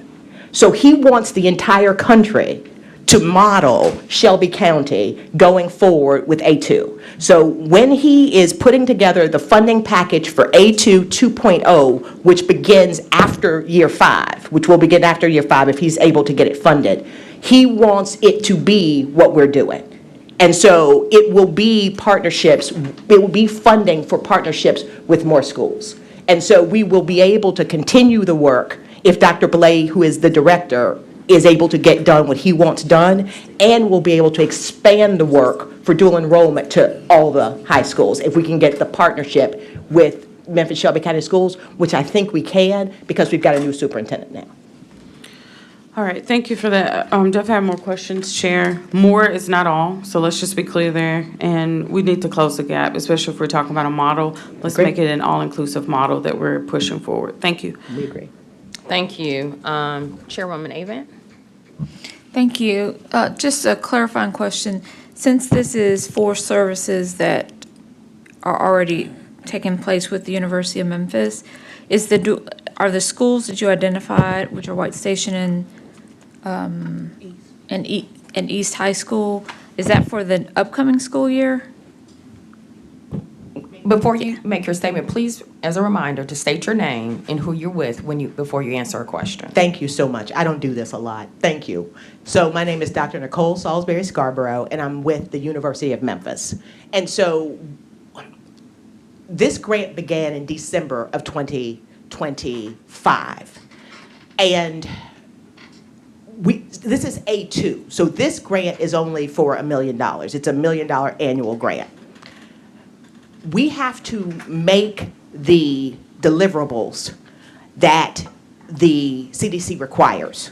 So in anticipation of the grant contract being fully executed, the University of Memphis is extending its own funds to pay for the programming, because if we don't, we'll be non-compliant by the time the report is due. So because it's taken a while for us to get funded, we have tried to keep the programming small so that if we are not funded, we won't be bankrupt. So we are trying to make sure we're compliant in the hopes that we will be funded so that we can be compliant. But the University of Memphis is funding the expense now with the hope that it'll be fully executed so that we can be reimbursed. And then once we have a fully executed contract, we can go bigger. But we're having to just hang on and to be compliant, because you can't go back and be compliant. You're either compliant or you're not. So that it happened this past school year. yes, so we have been running small programs to be compliant beginning this past school year. Okay. And we are doing our summer programming right now. Okay. And then a recommendation, because you have so many great high schools, and I love the dual enrollment piece. And you have Whitehaven High School that has a brand new STEM center. So I think there's a lot of synergy that could come with what expansion looks like. And I think making sure that there is some representation across all districts would be important. We want to. Thank you. Thank you, Chairwoman Avant. I think also, too, just for the record, one more time, let's be very clear on what fiscal year we're trying to take care of, because I think people are saying it various different ways. So we know that our fiscal year starts July 1. So when I ask the question around, if you're saying this is a 5-year grant and we're in year 4, So are you saying that would have been ending June 30th for year 4, and then year 5 starts July 1? I'm just trying to clarify here for the record.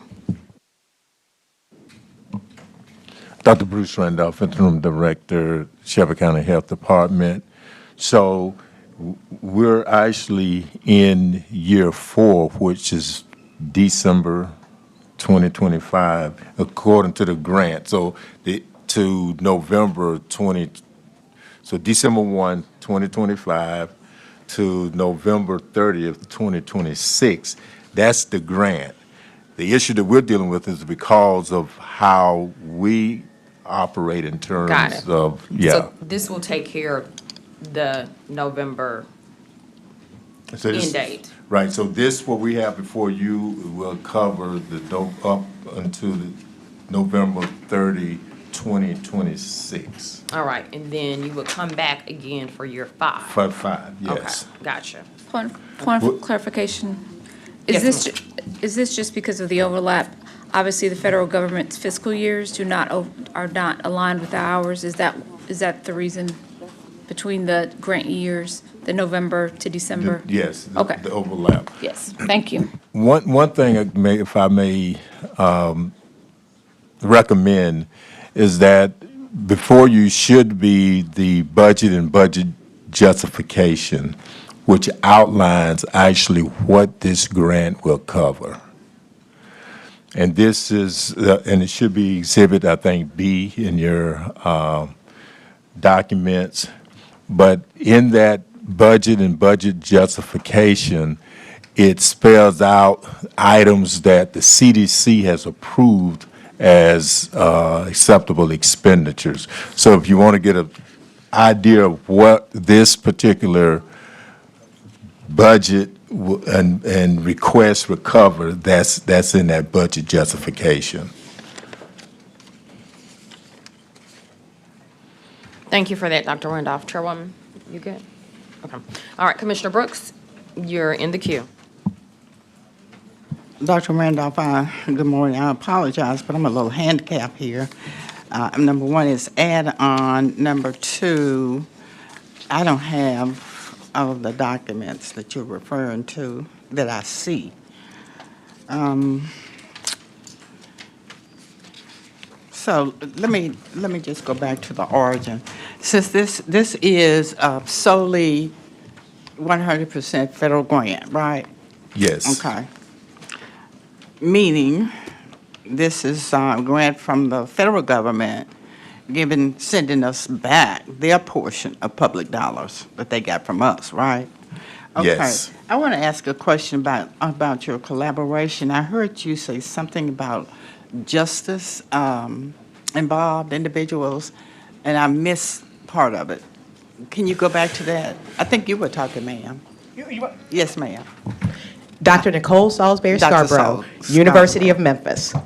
Okay, so yes, we partner, so one of the best practices within public health is to make sure that you're bringing marginalized communities to the table. Because Shelby County has such a large population of justice-involved people, we cannot be inclusive without being intentional about including justice-involved people.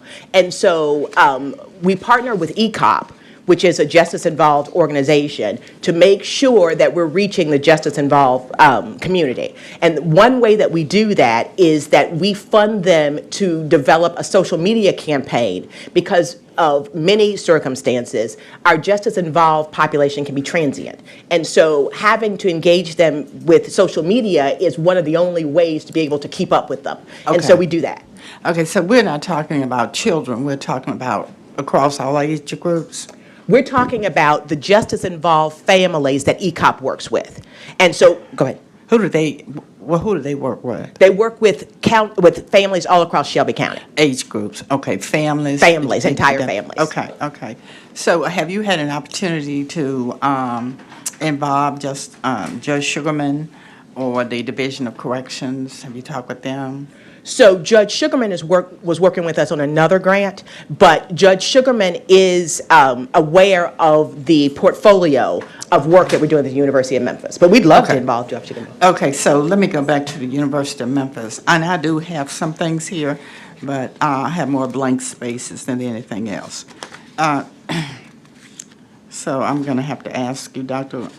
Randolph, for some additional documents. But let me go on to the University of Memphis has the contract, right? Yes, ma'am. Okay, they're what's called your subrecipient? Yes. Okay. So how did, I'm about to run out of time, but I need to know, how did University of Memphis get selected? We're the only accredited school of public health in the county. Okay. I need to get back in the queue. I need to know, am I recognized? Yes, Commissioner Brooks. Okay, thank you. I need to know, what is the role and responsibility of Lemoyne College, and thank you for involving them. Dr. Bruce Randolph, Interim Director, Shelby County Health Department. Back to your earlier question about University of Memphis, one is their single source, and our purchasing department approved them being single source because of their uniqueness. And then I will defer to Dr. Nicole about the role Lemoyne Owens plays, because currently there are students, graduate students from Lemoyne Owens who's in our program, but she can give more information. So again, this is a wonderful program. So what we did is that because the University of Memphis is a subcontractor, because the University of Memphis is an educational institution. And with workforce development, you got to have an educational institution to do it. Mm-hmm. So we begin with elementary, but we go through graduate school. So because Lemoyne Owens is a very important part of our community, and because President Davis had just come and Dean Joshi and President Davis were meeting about possible collaborations, we decided that, and I say we, the University of Memphis and Lemoyne Owens, decided that we would partner to help Lemoyne Owens with its accreditation by having a pipeline directly from Lemoyne Owens Lemoyne Owens College with their graduates to move into the University of Memphis's graduate school in the School of Public Health. So President Davis go ahead. No, go ahead. President Davis identified 10 graduates of Lemoyne Owens that he thought would be interested in receiving a master's degree and then eventually a PhD in public health. He gave those to us, and we reached out to them to get them to submit an application.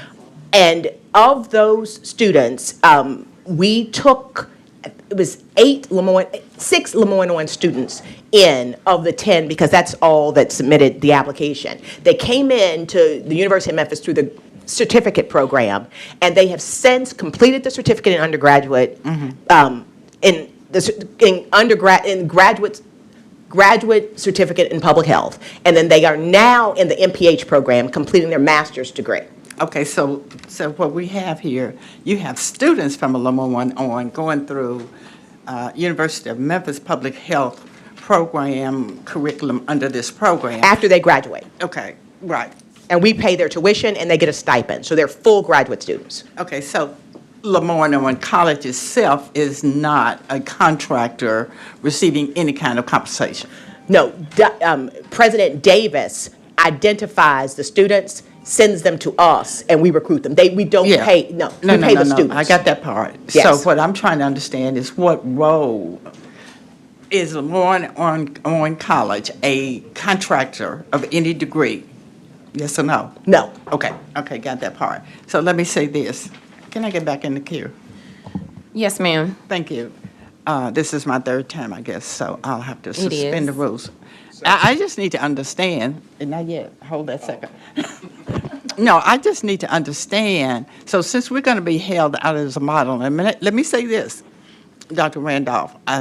This proposes, from what I know right now, to be a great program. But if we're going to be a model for the nation and considering who we are, the demographics of Shelby County, well, forget that statement. But considering Memphis, if you will, we want to make sure that, we present a model of this city that is authentic, that is in reality what the city is. So, we want to make sure that we can bring on board Lemoyne Owen as an equal, what do you call, what did I just say? Recipient, subrecipient, as an equal subrecipient. Just 1 minute. Compensated subrecipient. Yes, ma'am. Dr. Nicole Salisbury Scarborough, the University of Memphis. So I don't know if you remember, President Davis just came.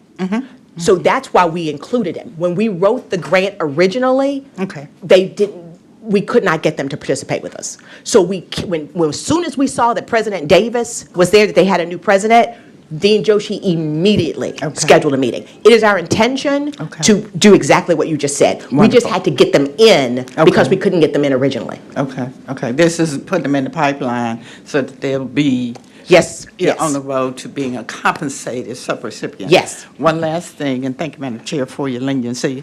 Dr. Randolph, would you please send me a list of all of the health department activities in District 7? In District 7? Yes, sir. Everything you all doing, would you put it to reduce it to writing and send it to me, because I think I'm hearing some stuff that's going on that I don't know anything about. And Dr. Salisbury, I think you had some sheets of paper.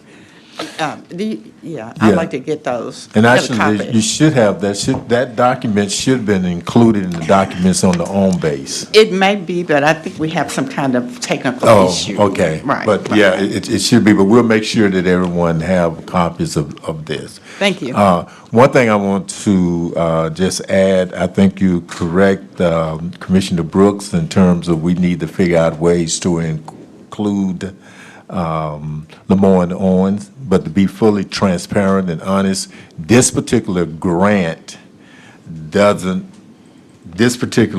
we're putting forth here in terms of this resolution doesn't really afford us the opportunity to do that because the budget, as you would have before you, doesn't include what you're requesting. But year 5, which would be that opportunity to do exactly what you are asking. Okay. Thank you. It's a lot of hefty conversation around this item, which I knew it would be, especially because it was an add-on. But I want to say a couple things. The documents are not in the system because it was an add-on, so it should be at the end of your packet. We all have this thick packet. But instead of sending, I would suggest, Dr. Randolph, to send it to all commissioners. If you're going to send something else back out, just so they could have a copy, as well as send something to all commissioners around what's happening with the health department throughout Shelby County, so we can know individually and collectively what the work is happening. Will do. I will just most noted from this conversation is as we think about year 5, there's an opportunity to write in all of the things because there are different, through Dr. Nicole's point, there are different players at the table. And with different players at the table, you can ask for things in a different way. So I think that's the most notable thing out of this as we take care of year 4, how we look at year 5. All right, there are no additional commissioners in the queue. Madam Clerk, can you prepare our screens for voting?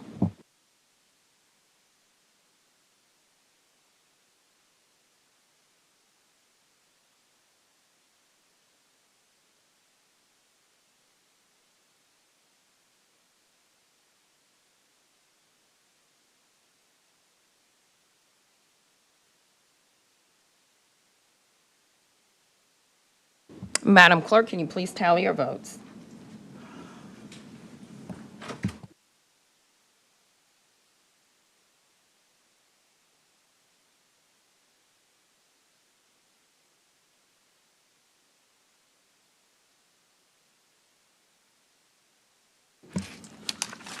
We have aye votes from Commissioner Whaley, Clay Bibbs, Caswell, Sugarman, Shalai, Brooks, Chairwoman Avon. We have 7 aye votes. Thank you so much. This item goes down with a favorable recommendation. This concludes Hospitals and Health Committee number 3. We will now reconvene general government. We have an add-on item.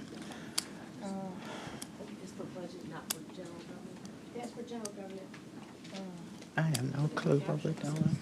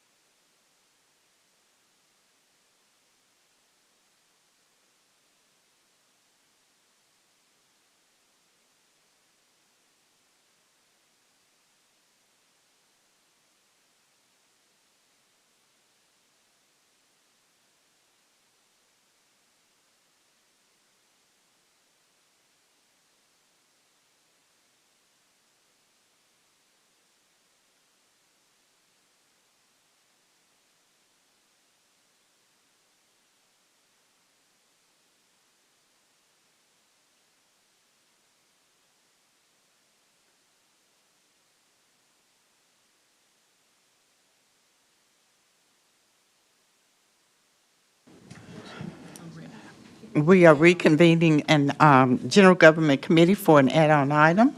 Madam Parliamentarian, please read the item.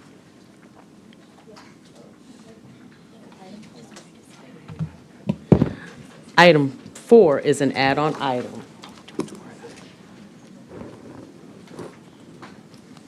Item 4 is an add-on item. Item 4 is a resolution of the Board of Shelby County Commissioners approving a private act of the General Assembly of the State of Tennessee to amend Chapter 131 of the Private Acts of 1969 as amended relative to the privilege tax upon hotel occupancy in Shelby County, Tennessee, sponsored by Chairwoman Shantae K. Avant.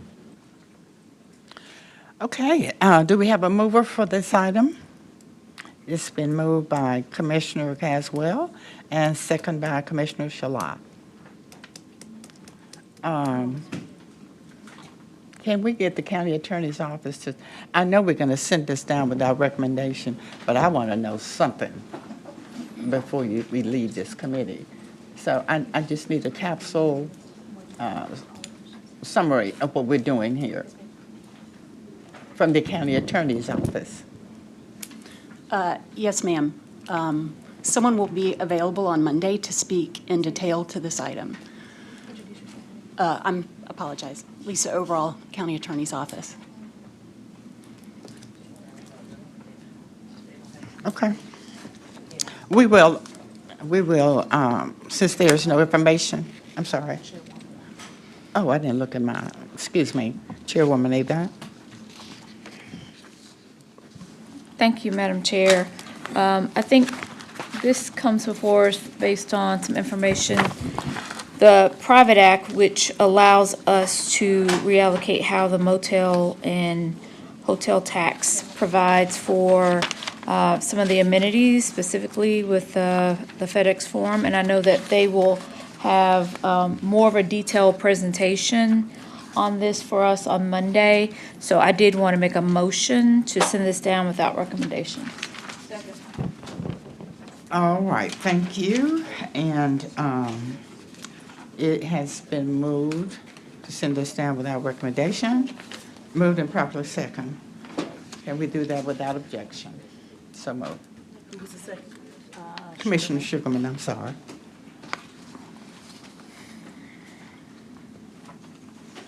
I have one point of information.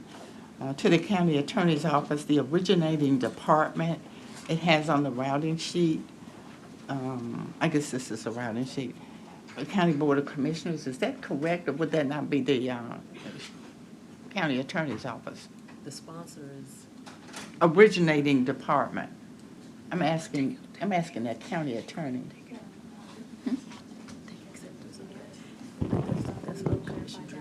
Lisa, overall county attorney's office. As I understand it, the originating department is The commission. the commission sponsor for this item. And we can, yes, Chairwoman Avant, we can certainly provide additional information if needed on Monday. It's a commission-driven item. Thank you. Well, that is the only item on this reconvened General Government Committee, and with that, we will adjourn General Government. Oh, we didn't vote. Do we need to? No, we're sitting it down. Okay, thank you. Thank you so much. Good morning. We will begin Committee Number 6, Education. Madam Parliamentarian, can you read item number 1, please? Yes, ma'am. Item 1 is a joint resolution of the Memphis City Council and the Shelby County Board of Commissioners, a resolution to encourage alignment of fall and spring breaks across all school districts and school types in Memphis and Shelby County, sponsored by Commissioner Michael Whaley. This item was deferred in May 13th, 2026 committee meeting. Thank you, Madam Parliamentarian. This item was moved by Commissioner Sugarman, a second by Commissioner Whaley, and I think I will, Commissioner Whaley, you're in the queue. Do you want me to go to you first? No. Commissioner Sugarman is Okay. fine, yeah. Commissioner Sugarman. Thank you, Madam Chair. And so we have so many young people here today, and since we're dealing with school alignment as far as spring break and fall break, and I was just curious to see if any of you all had any concerns, questions, or even some input about how you all feel. I know as an educator for Shelby County Schools, teaching at White Station High School for 27 years, over 8,000 students, I would love this, but I was just curious about how you all felt. If anybody would like to say anything, make any comments? Come up, state your name, what organization you're representing. State your name, what organization you're representing, and also give us grade, if you're in school, and what school. Yes, ma'am. Thank you, Madam Chairman. My name is Mark Williams, 10th grade, well, rising 11th grader at Hollis F. Price Middle College. I'm in District 10. I think this is perfect. When we talk about how different schools operate, different school districts, it is most of the times we don't usually think of alignment or how the breaks are. However, this is very needed. I feel that, of course, with parents, this will ease a lot of things dealing with travel, dealing with timing, but also with students to where, you know, they can easily convene and actually be with their peers more instead of being like, oh, I can't be with so-and-so because they're still in school. Meanwhile, I'm out of school. So this will definitely ease on parents. This will definitely save money when it comes to different school districts. And also this will just make it better for the county. I think this is a definitely good idea. So whoever sponsored this, very great. Thank you so much for that. Is there another young person that would like to come up? Or was Mr. Mark your spokesperson for today? All right, thank you. And so, hearing that, I would like to make a motion to be added as a sponsor. Second. Thank you. Can we accept that without objection? So moved. All right. Commissioner Whaley. All right, thank you, Madam Chair, and thank you, Mr. Mark. As the sponsor of this item, I'll take the kudos. I appreciate that. And so just a matter of process, the reason I got in the queue is that this is a joint resolution, and I don't believe we've gotten the city council to run it yet. So we just need to figure out what to do there. This has already been deferred a few times. So we can either send it down without recommendation, or we can hold it until we get the companion resolution at the city council. But I'll defer to you on that. Would you like to go ahead and hold it until we get the companion one? Because I think even if we send it down without. We okay. still, yeah. So I'll, I mean, I guess, Madam Parliamentarian, I could just move to withdraw it at this point and then bring it back when the city tees it up. Okay, so I'll make a motion to withdraw the resolution with the intent on making sure it comes at the same time as the joint companion resolution to this one. All right, I'll second that. Can we accept that without objection? All right, so moved.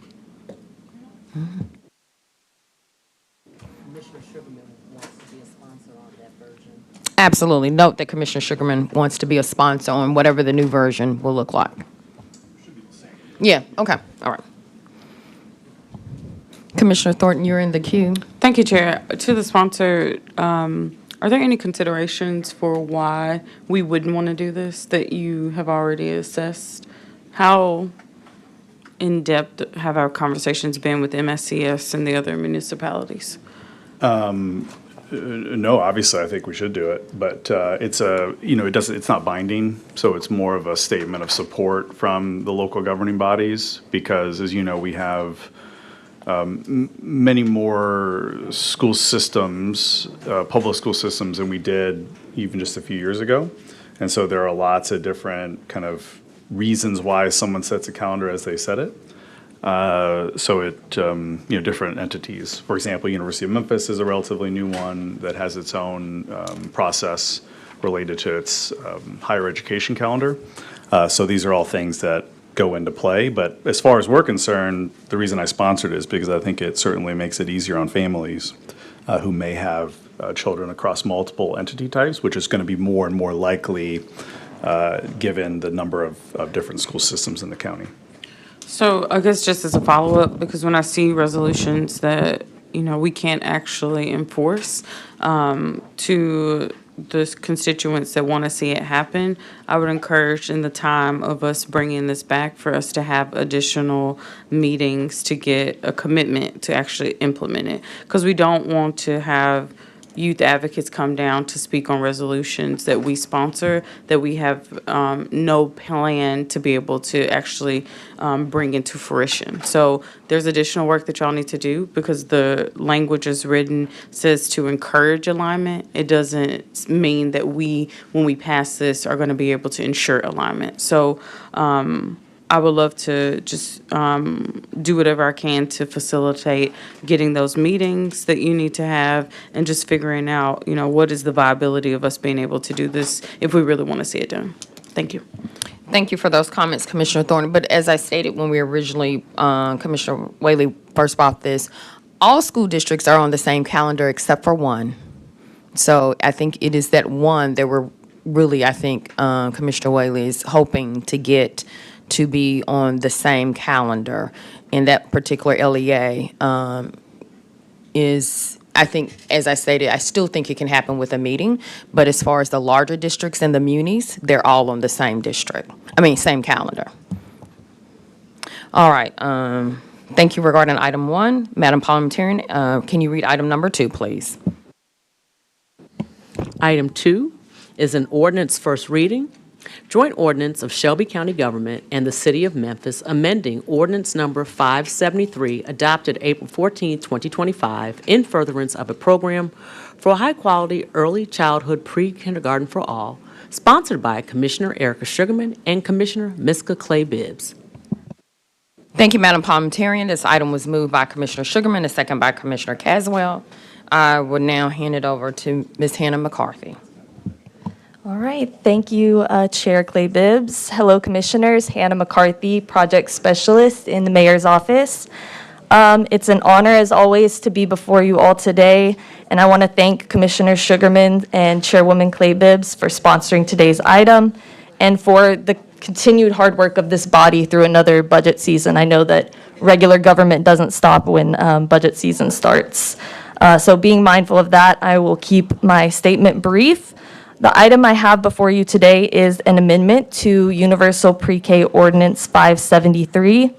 I want to be very, very clear that there are no changes being made to the current contract that has been signed with a vendor already.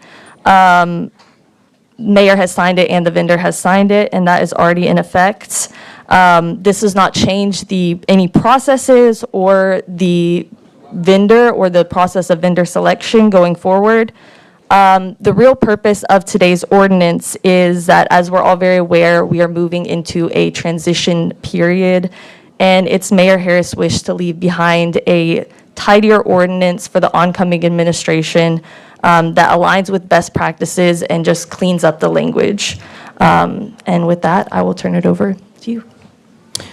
Before I go to my appearance cards, you're saying clean up the language. Please explain it to the listening public. What do you mean by cleaning up the language and the thought process behind it so that everyone is on the same page? Absolutely, Chair. Hannah McCarthy, Mayor's Office. So there are two areas where the language is being cleaned up, as I say. This amendment does two things. One, it directly, it removes the direct mention of a vendor name in an ordinance. The process of selecting that vendor is not changing. However, in the previous ordinance, a vendor name was directly mentioned in the definition of fiscal agent. So when I say tidying up, it's just removing the direct mention of the vendor name there. And secondly, in section 5, the term, there is a line being added about funding subject to availability in the budget. That's also standard language that should be in any ordinance dealing with funding to this effect. All right, I do have several commissioners in the queue, but I wanted to do our appearance cards first, and then we go from there. All right. So the first card I have is Dr. Candace Thomas. If you can come up, state your name and your address, and you'll have 3 minutes.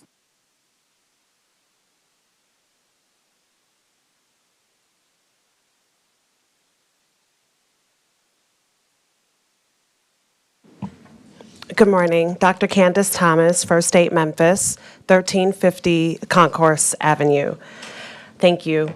First State Memphis remains committed to the mission and vision of both the county and the city overall, but especially related to your interest and investments in early learning. So thank you for all that you've done to ensure that young children have the opportunities in the community. We just learned about this change to the joint ordinance late Sunday night. It was brought to my attention by an incredible First State Memphis staff member who, as a part of her role, reviews the city and county agendas and saw this. So we just have a number of questions, some of the questions that were already answered here this morning, but also a few more for the record. Overall, we're open to a dialogue about the joint ordinance and about the strategic alignment for pre-K and early learning in the community. That is our job, that's our role, that's been our role for the past 7 years now. And we respectfully request that we have some of the questions answered that we have. Can I continue? Okay. So thank you for. Hold on, Madam Clerk, the timer isn't showing. Okay, so she's already used part of the 3 minutes, though. Right. Go ahead. Okay. Well, first question, as you all remember and as you may know, Ms. McCarthy, is that this is a joint ordinance between the city and the county. But as I read this document, it's only there's no mention of the city here or no space for the city signatures. So just wanting to understand the intention behind that, as this is a joint ordinance. She's not going to be able to answer you right now, so Okay. your best thing is to get your questions out for the record. Okay. And then they'll come back and answer all at one time. Okay, great. Thank you. Thank you for clarifying that. A second question I have is, when does this go into effect? You noted that it won't impact the current vendor, which we all know for the record is First State Memphis, but there's no indication of when this goes into effect. There's no date, there's no year. So my assumption is, as what you just said on the record, that it will go into effect after the current contract, which ends, which was just signed in March, and it ends in 2 years at this point. And then also, while it's noted that there's nothing else changing here, there's a ton of redundancies between this amendment, the joint ordinance, and the contract that we have with the city and county. So there's just a deep lack of clarity and uncertainty with this item being presented. Those are my questions and statements. All right. I don't know if that's a legal response or if that's something that you're going to be able to handle? I'm happy to take that on and maybe defer to legal for any contract-specific questions. Hannah McCarthy, Mayor's Office. Thank you so much, Dr. Thomas, for your questions. And I just want to first say that, I'm committed to, if you would like to meet ahead of Monday's meeting to talk more in depth about any of your questions, I want to make sure that your concerns are addressed as it pertains to this ordinance, separate from the contracts. Yes, I am aware that this is a joint ordinance with the city. Attorney Smith is not here today, but she has been helping me to, look at an avenue to move that forward at the city. And I will hope to have an update on that Monday as well. I believe she'll be back on Monday. As for when does this go into effect, this ordinance would go into effect after the third reading, assuming, that the vote was in favor of it. However, when I say that it will not impact the vendor, I mean that this change that is being made is, to the best of my knowledge, it is already legally true. It's not impacting any part of the process or the current vendor or the vendor selection going forward. But any more specific contract questions, I will have to defer to legal for that. Legal, are you prepared at this moment to answer, or are you waiting on Ms. Smith to answer? Ms. Cox?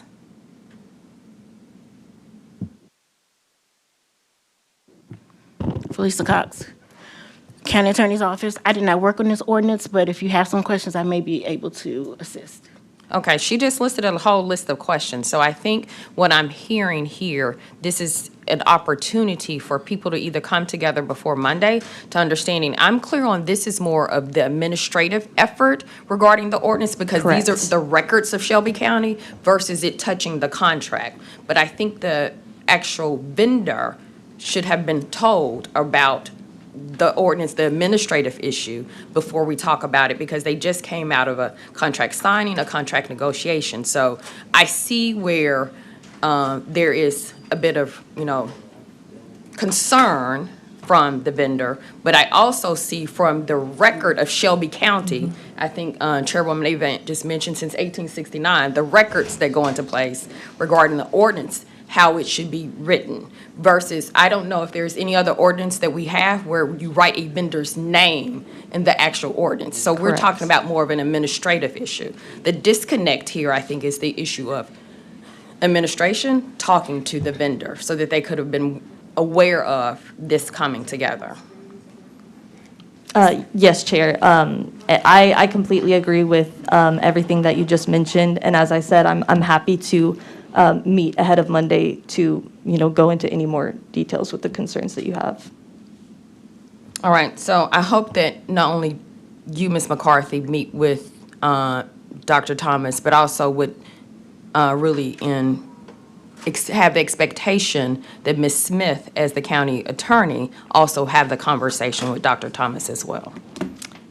Yes, Chair, thank you. I believe Attorney Smith will be back on Monday. Okay.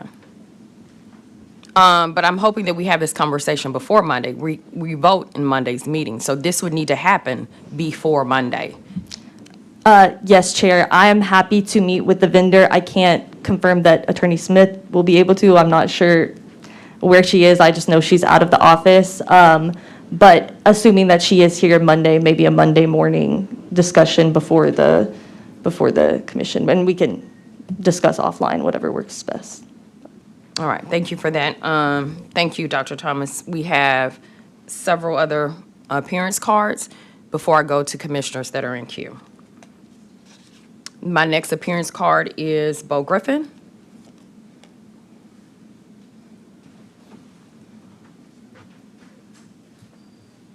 It must be something really important for Bo Griffin out here, because I'm sure as the superintendent of Millington Schools, he has a lot of things that he could be working on. Right. I'm sorry.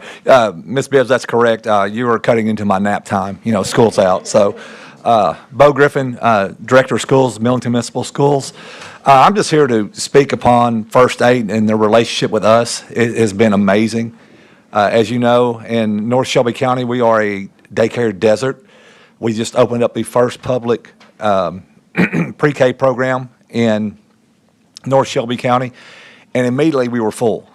We have a waiting list. If anytime we have a student that drops off that waiting list, we immediately can fill it right back up. I'm constantly nagging, I guess is a nice way to say it, to Dr. Thomas that, hey, I need more classrooms because we could fill them up. The one thing that happened to us this year was that when it changed abruptly during the school year, unlike most private industries that do daycare, as a school, I don't have the choice of closing my doors. So I had to find the money to take care of that until that resolution was resolved or that issue was solved before sending kids home or parents not having anywhere to put their children during the day. I think it's very important that if possible that we can have the consistency that we've had with First Aid or the vendor so that we don't have to start all over every year with the funding. As you do know that, and I know Commissioner Sugarman and Ms. Mills, who I constantly bother about this, being a former high school person, I know how important it is for the little ones to have a sound base. You don't build a house starting with the roof. You start with a sound foundation so that it'll last for 100 years. And this is what it takes for our children to be successful. Since we've been working with First Aid, we have seen our scores on our TCAP go up because we don't have to start at ground zero with our kindergartners. We've already taken the science of reading down to pre-K this year, and we're seeing results from that. So we're just asking for some consistency with First Aid or any other vendor that you choose, that it should be a contract that be more than just one from year to year, but maybe a 3-year contract if possible.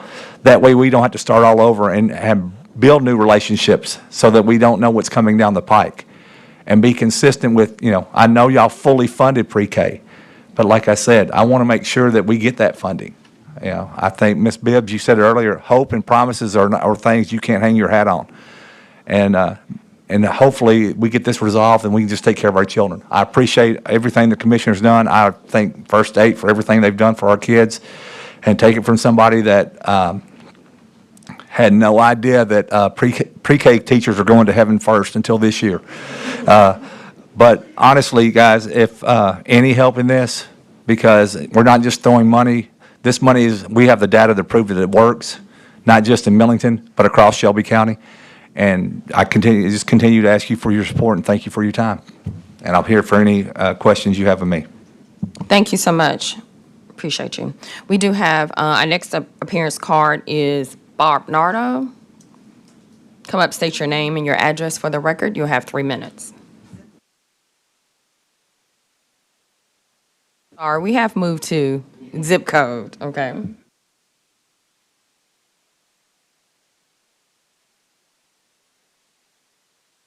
Bob, excuse me, Bob, push the button. No. Push the one that looks like a person. Okay. Bob Nardo, 3777 Edenburg Drive, Fraser, Tennessee, 38127. I'm the Executive Director of Libertas School of Memphis. We operate the largest single school early childhood program in Memphis through partnership with First Aid.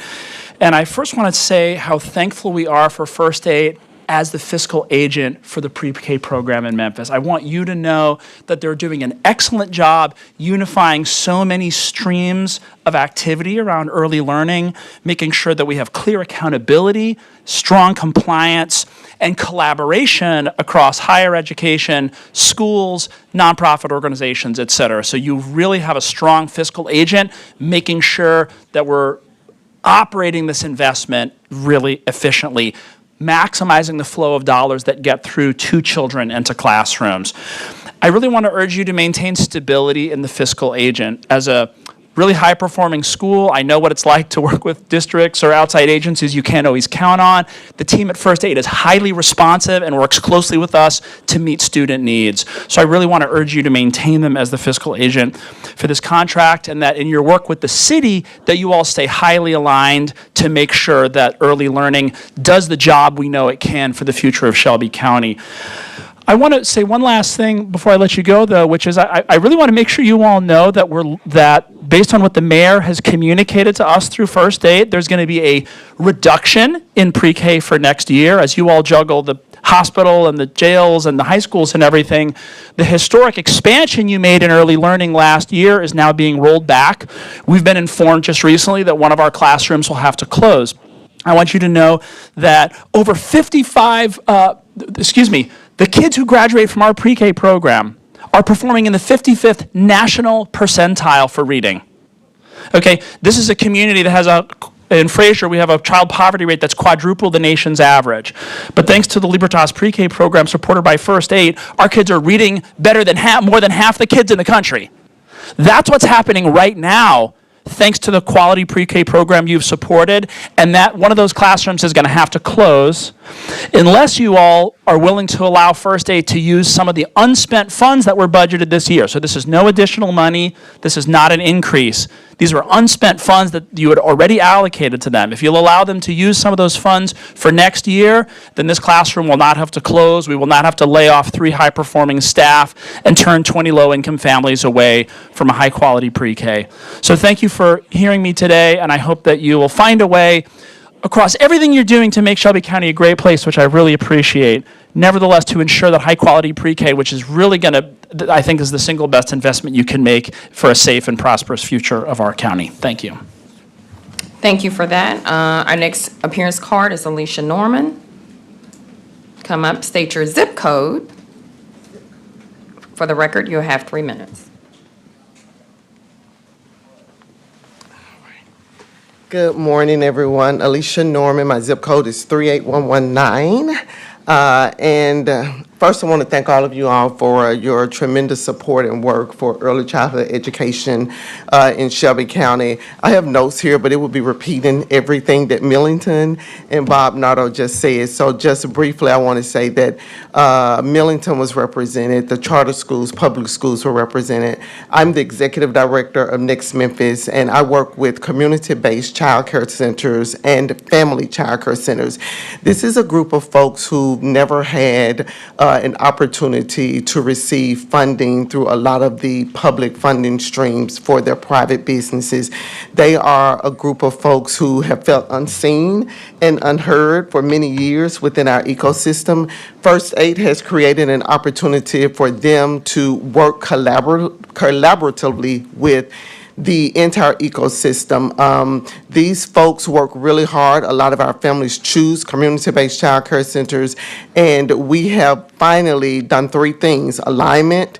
We built trusting community relationships with our community operators, and compliance. And all 3 of those things are a necessity for high-quality education in pre-K. One of my peers just talked about not starting from the roof, but starting with the foundation, 0 to 3rd grade, 0 to 8 are those foundational years. A lot of our children matriculate through the county, through private owners and operators. And this is the first time, I've been in this for 30 years, this is the first time that we've had a systems building organization that brought everybody together to work collaboratively. I'm having a problem with the word, you guys know what I'm saying. But in collaboration to ensure kindergarten readiness for every child, not those that come through the district or through Millington, but for every child. And that is inclusive of family child care centers and community-based child cares. So through the work that First Aid has done through building this system of alignment, trust and relationships, and compliance, we've not had that in the 30 years that I've been in this industry. This is the first time that it has happened in the last 6 years. So I ask and urge and ask you all to support this organization to continue as a fiscal agent, because to disrupt it or to dismantle it in any way is truly a disservice to a lot of our children, to a lot of our private owners. So thank you for all of the support that you've given us in these recent years, and we ask that support continues. Thank you. Thank you, Ms. Norman. We hear a lot of advocates for First Aid. No, there's no question. I just want to restate that this is not changing the contract at all. This is more about an administrative conversation around the ordinance itself, how it's worded for public record. We do have several commissioners that are in queue. Chair, do you mind if I make one quick statement before taking questions? Yes. I just wanted to thank everyone who came out to speak on this item. I think it's really inspiring that so many people show up for early childhood education. And just a personal note about me, my mother was actually a preschool teacher my entire life growing up, and then she became a nanny. So she's worked in early childhood education my whole life, and I know what a privilege it was for me to be able to access that because she was a teacher in the school. And that, there was a potential that I wouldn't have had access to that if she weren't. So I just want to make it known that I understand how meaningful this issue is to everyone who came out today, and that, yes, this ordinance is strictly administrative, and I think you put that very aptly, so. Thank you, Ms. McCarthy. Commissioner Caswell, you're in the queue. Thank you, Madam Chair. Again, I appreciate the advocates and people come out. I know Mr. Bob Nardo chased my car down every morning. I dropped my child off at school talking about this pre-K issue. My child started in pre-K at Libertas, and I can say I know the impact of it. My only concern, because I've been talking with leaders and others in our community around pre-K, that where we are with the dollars that are with First 8 right now, that being able to carry those over for these schools so they can have, so the superintendent and them know they can tell the parents that the kids can come to school next year and don't have to wait. That's one thing. The other thing was just my concern at this time that when we are getting ready to transition to a new administration, why this and why now? Because if the new administration will have to face and deal with this while we in the middle of budget and all that we're trying to do to make sure that these schools are able to move forward, putting this at the table. The other thing was just the question, and I know we can't pull the documents up now, but I think I read it or saw this before I came the other day. It was something to the fact of more than one entities being able to apply. So it'd be multiple entities, if I ain't mistaken. You can help me on that. Being able to apply, and my only concern with that, and again, I can deal with the fact that if there's no name in there, given for not just First 8, anybody can to apply to do it. But my concern is that if we start breaking it down and we got 2 entities doing this, now the dollars begin to go administratively instead of classroom and to the students, right? And so I just want us to be intentional understanding that we don't want to get to that place. So we got building up, and again, other organizations to administrate this, but then now we're diluting the capacity to put money behind students in classrooms. And so that's just where a couple of questions that I'd like to have answered, if we can get that before Monday, if you can't answer. Thank you.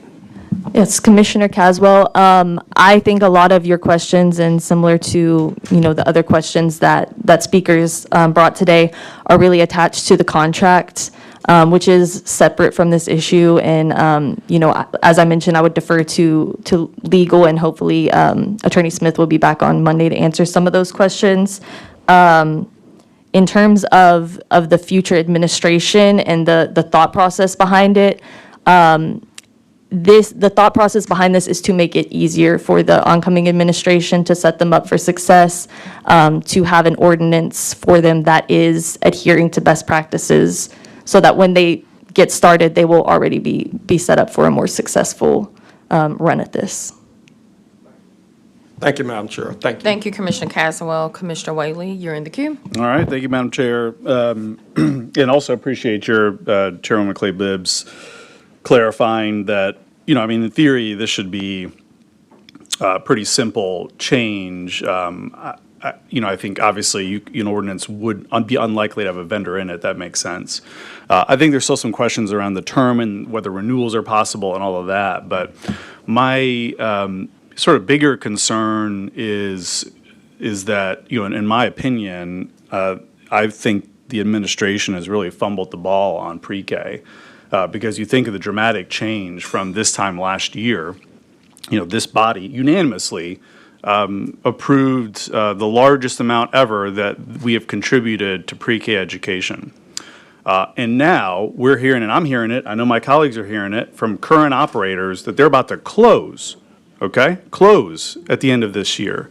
So you have a situation where the commission said, we want to grow pre-K, not just keep the classrooms open, we want to grow it. And we committed to that.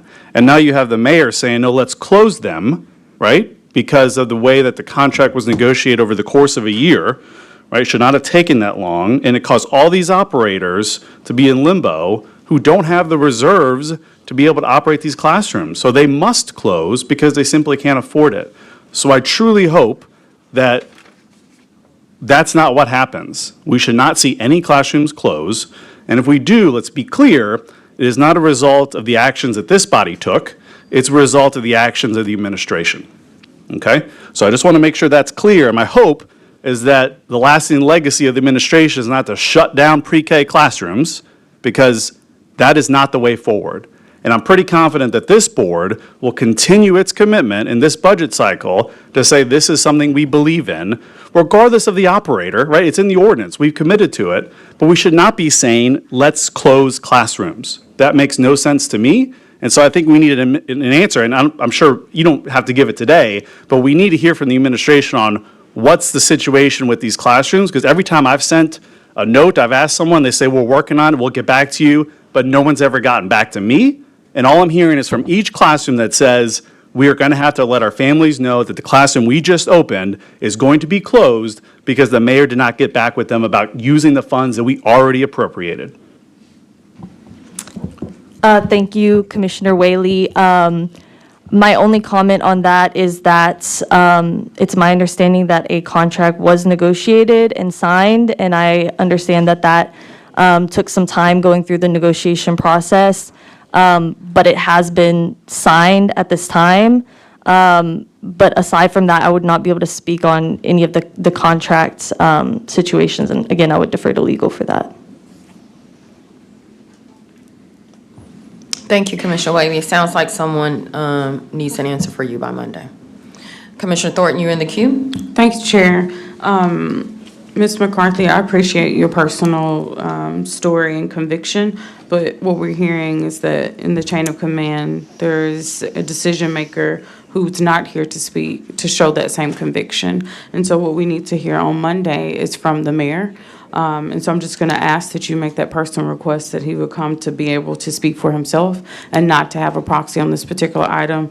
And to those that are just in limbo, I think that this is the worst case that our constituents could be in, because on one hand, we're headlining as doing unprecedented investments into pre-K, and on the other hand, we're undermining all of those headlines. So someone gets to stand and get the accolades, but only those who tune in get to know the reality. And that is a very hard truth, and we need to just stop playing with our future. So we know that pre-K is the single best investment that we can do. It's proactive, it's long-term, it's long-standing. And right now, I am looking at correspondences for constituents in South Memphis that are telling me that their particular location is slated for closure.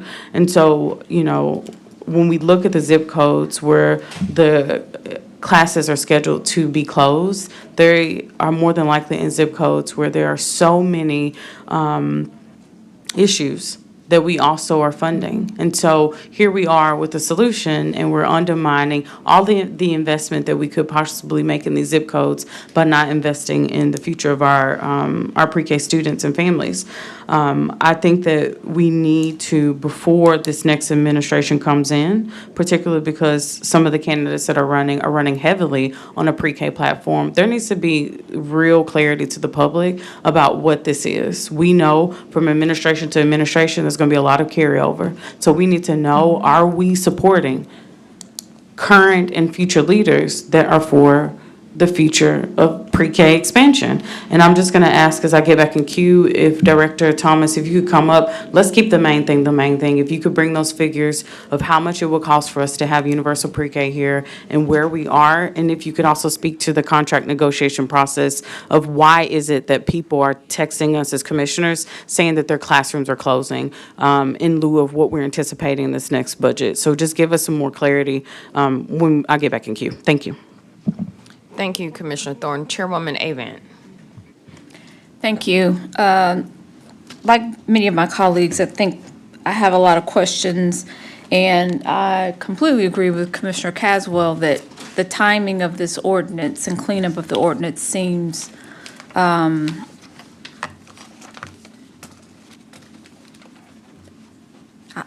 don't want to use the word sketchy, but it doesn't make sense, I guess. And especially after we've just finished all of the contract negotiations that took quite a bit of time. As my colleagues have mentioned, almost over a year. We know the cost of that to our pre-K providers. And it's concerning that at this hour, with an ordinance that we passed a year ago, there's needing to be administrative cleanups. So I would like to ask Ms. Thomas to come back.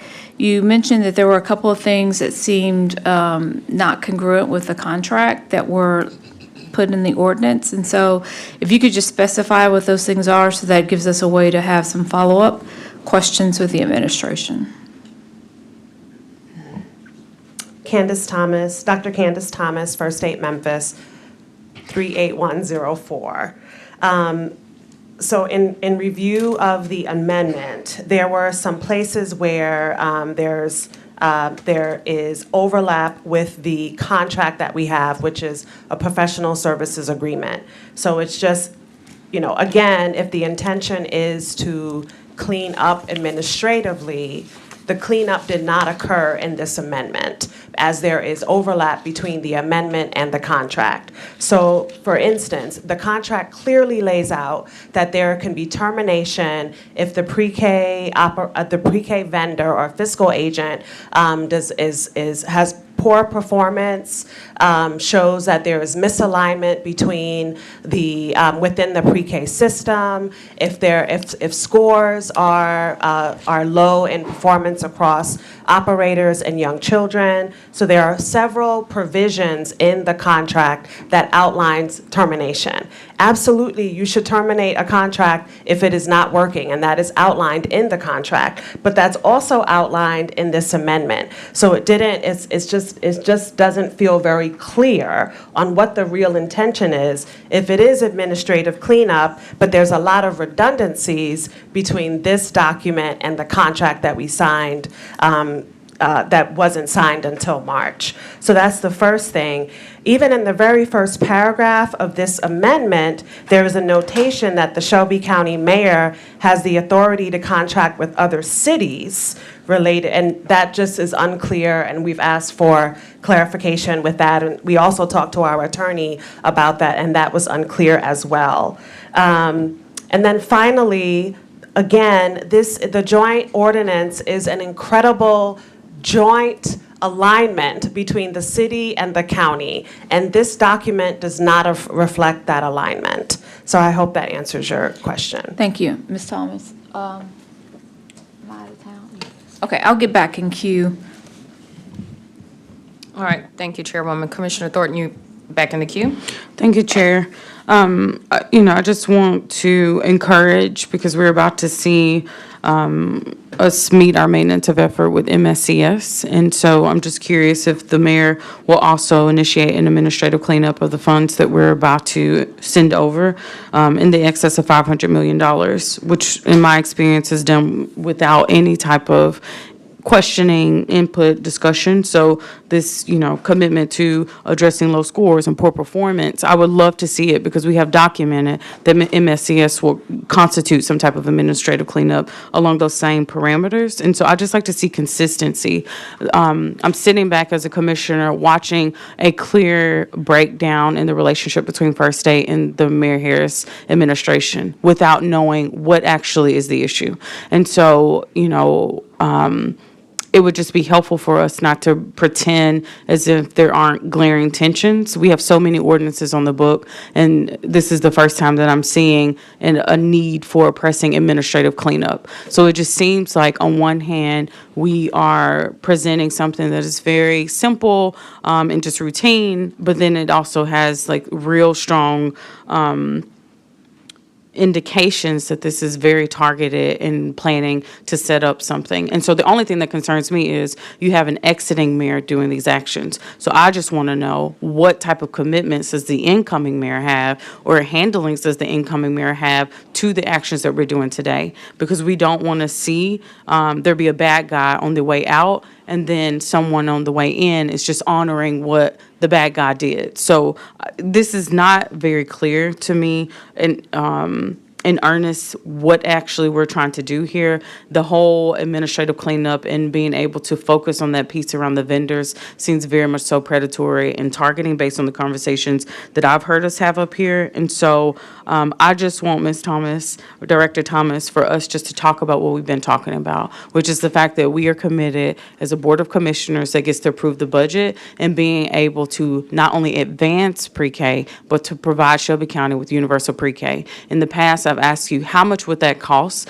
for us to be able to do that? Where are we in that plan to do that? And what does it take in this budget cycle for us to show a clear commitment to that? Because at the end of the day, whatever the mayor's administration is cooking up, this body gets to actually make the decision around. So we need to be clear, if we are going to honor our word and our commitment, what does that need to look like in facts and figures for this particular budget cycle? If it's all right with the chair, could I respond? Yes. Thank you, Commissioner Thornton, and thank you again, Dr. Thomas, for those concerns. Just to briefly speak to your concerns about redundance, I would see that more as alignment of aligning the two documents going forward. And then your question as to the first whereas, where it mentions other cities, that's referring to this being a joint ordinance with the city of Memphis. So that is actually in the previous ordinance as well. I just wanted to make that clear. And to the point of Commissioner Thornton and other commissioners who've raised this concern, again, I just want to reiterate that the intention of this ordinance is to make it more clear going forward and easier going forward, not to intimidate any oncoming administration or to cause more problems between our vendor. Thank you for that, Commissioner. I'm sorry, Chairwoman Avon, you're in the queue. Just as a point of privilege, I did direct questions to Director Thomas that are not answered. Okay, Candace Thomas, First Aid Memphis, 38104.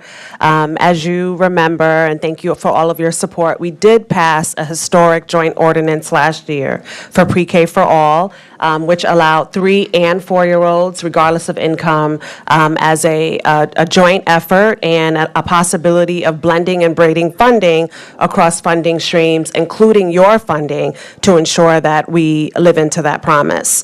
As we've stated before, overall, pre-K for all, to reach all of the children based on the analysis that our team has done, will cost us $50 million. So last year, this body, as well as the city of Memphis, allocated and invested $20 million into pre-K. That's this school year right now.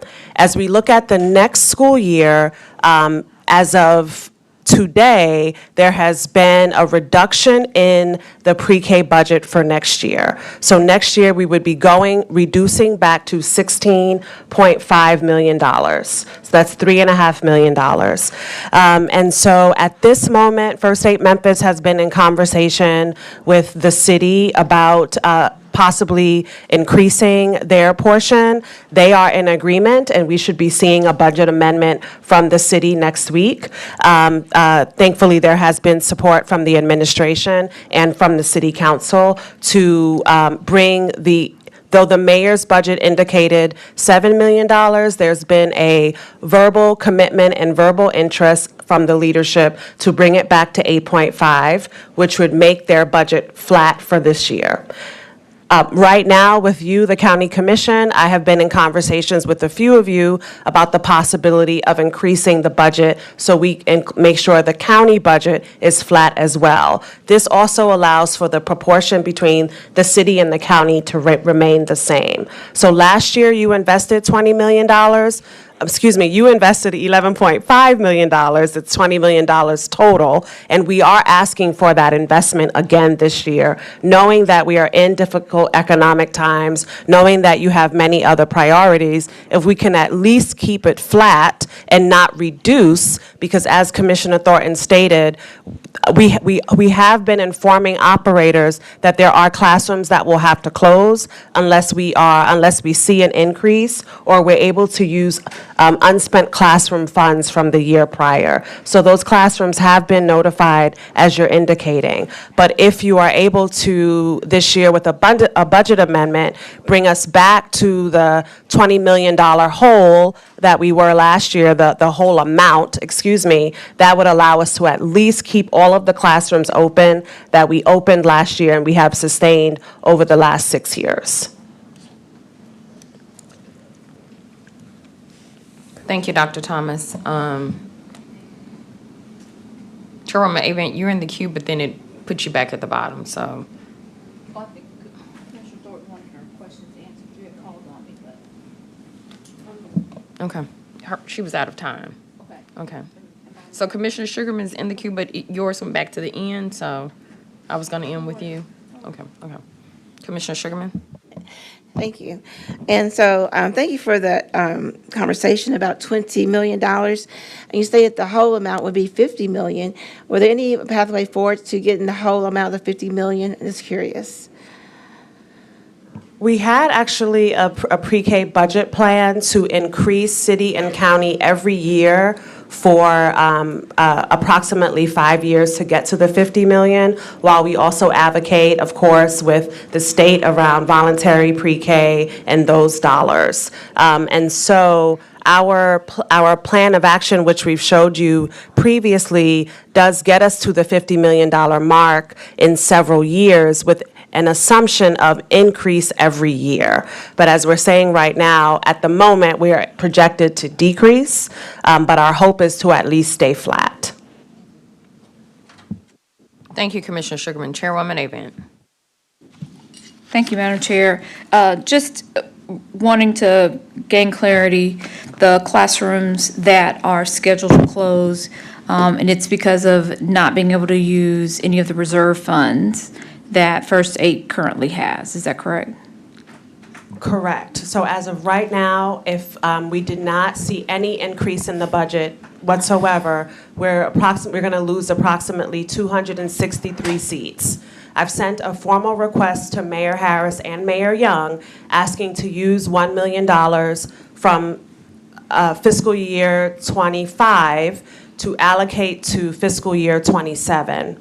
We did receive notification from the city attorney's office approving our use of unspent funds. We have not received any notification from the county.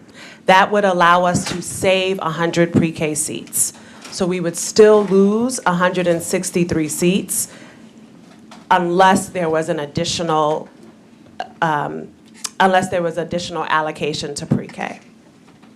Okay. Thank you, Madam Chair. I am, at this time, I'm not in support of the ordinance, and I think that there's just more questions to get finalized before moving into this aspect.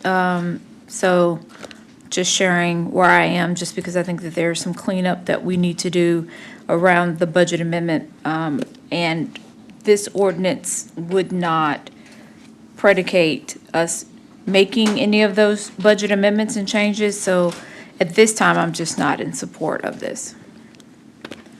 Thank you, Chairwoman Avent.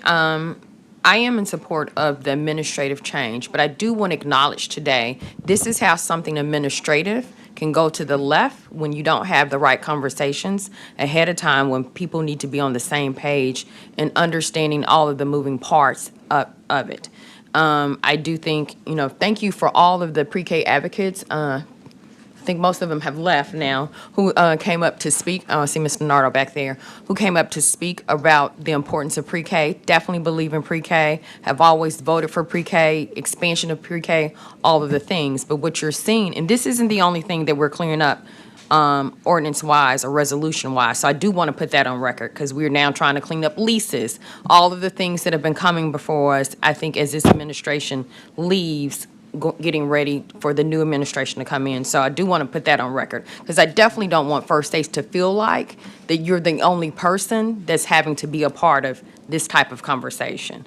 But I do think this is a exercise in better communication. This, I think, could have been handled much differently, especially in such a sensitive time around where we are regarding contract negotiations and that just happening as we get ready to move into the new cycle of budget funding. So I don't necessarily know that, my hope is that all questions can be answered by Monday. You know, I don't know if Ms. Smith is listening or if Mayor Harris is listening, but the hope is that everyone gets on the same page by Monday. If not, we may have to look at something different. Commissioner Whaley, you're back in the queue. Yeah, thank you. Just real quick, this is to the parliamentarian. Is this a 9-vote item?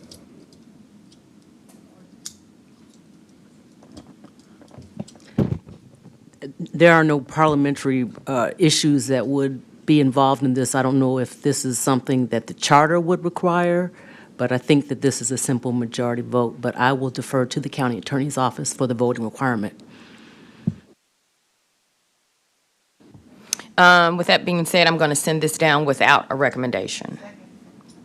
All right. So moved. This actually concludes the Education Committee. All right. Thank you all. We'll call to order committee number 1, Budget and Finance.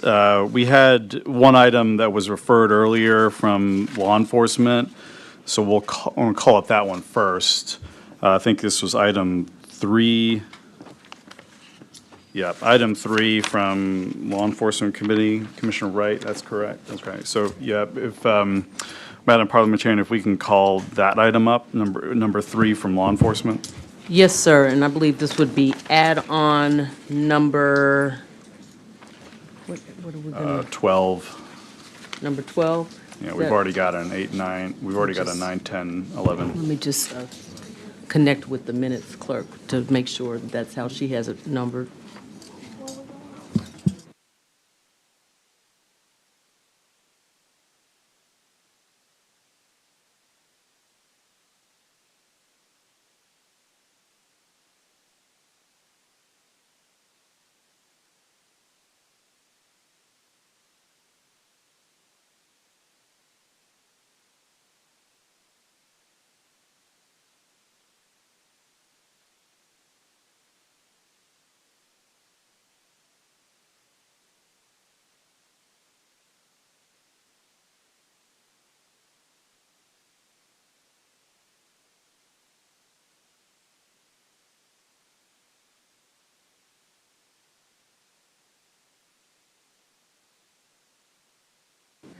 Just one moment, she's moving that item over. Okay, the minutes clerk is moving that item over.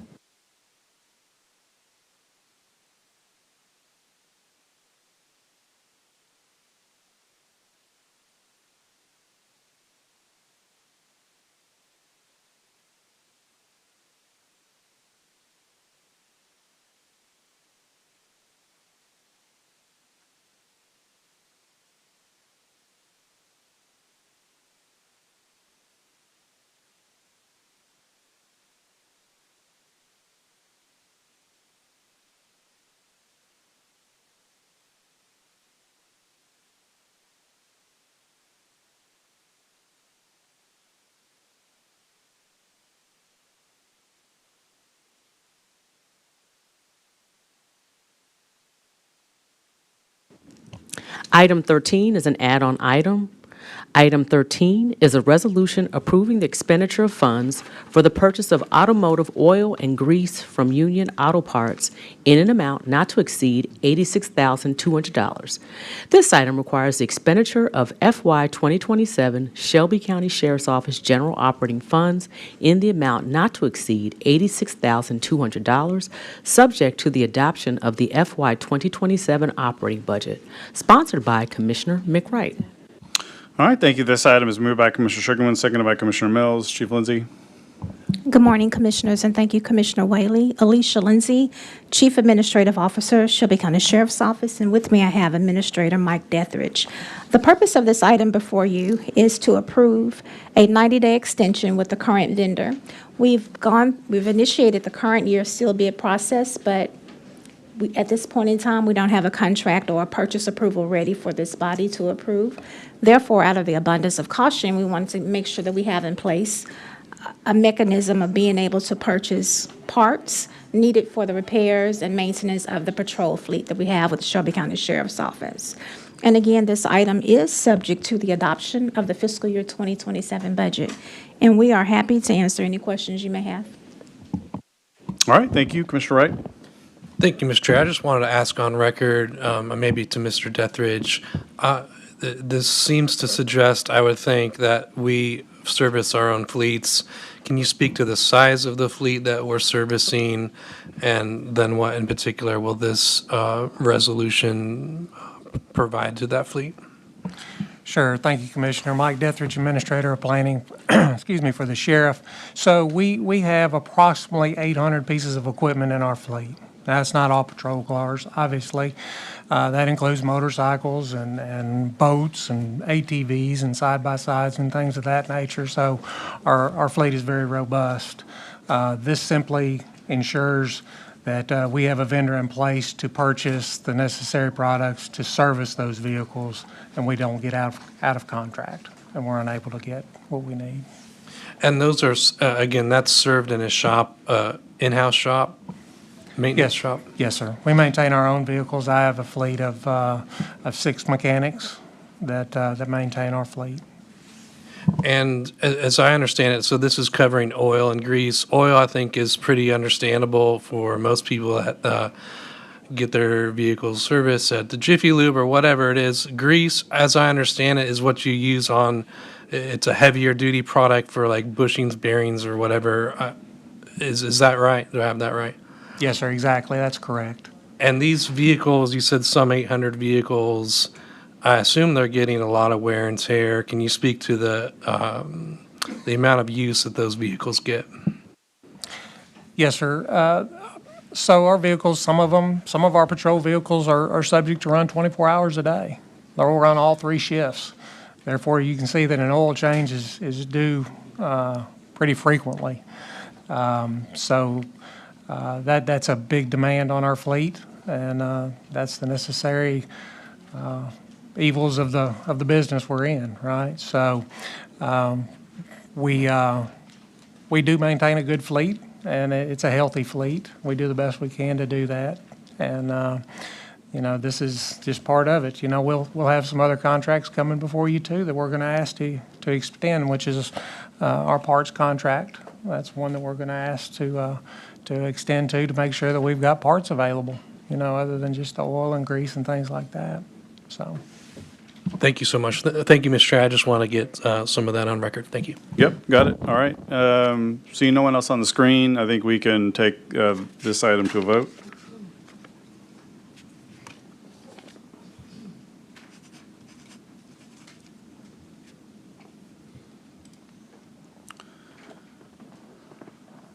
All right, we can close the screen and record the vote.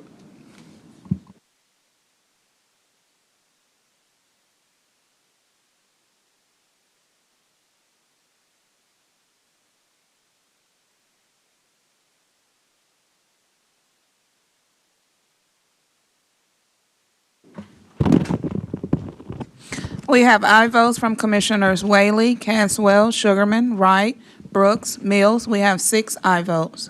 All right, thank you. That item will go down with a favorable recommendation, and let's go back to item number 1. Item 1 is a resolution appropriating and expending fiscal year 2026 capital improvement funds for a previously approved contract with Axon Enterprise, Inc. for the Sheriff's Office body camera in-car video system in an amount not to exceed $2,303,257.05. This resolution requires the appropriation and expenditure of fiscal year 2026 Shelby County Capital Improvements Plan funds in an amount not to exceed $2,303,257.05, sponsored by Commissioner McWright. All right, thank you. Item 1 moved by Commissioner Sugarman, seconded by Commissioner Mills. Chief Lindsey. Actually, I'm going to start first, Mr. Chairman. Good afternoon, Mr. Chairman, fellow commissioners. Wink Downing, Chief Inspector, Shelby County Sheriff's Office. This resolution is part of a 5-year CIP project to maintain our body cameras and in-car video system. It is a very expensive system. The reason why it is a 5-year CIP project is because the price of the equipment necessary for an agency our size was over $10 million, and that price of that equipment was spread out over the 5-year period, along with the reason why they're so expensive is because there's various features that come with, like with our body cameras, we've got pre-record where the camera is actually recording all the time. As long as we can get to it within 24 hours of an event happening, we generally have the video and stuff like that. Even though it's not showing red on the camera, it's actually recording. We have numerous other features built in, such as GPS, the ability to transaction is built in each camera device that we have. There's 4 cameras in a patrol vehicle. It's just a very expensive proposition.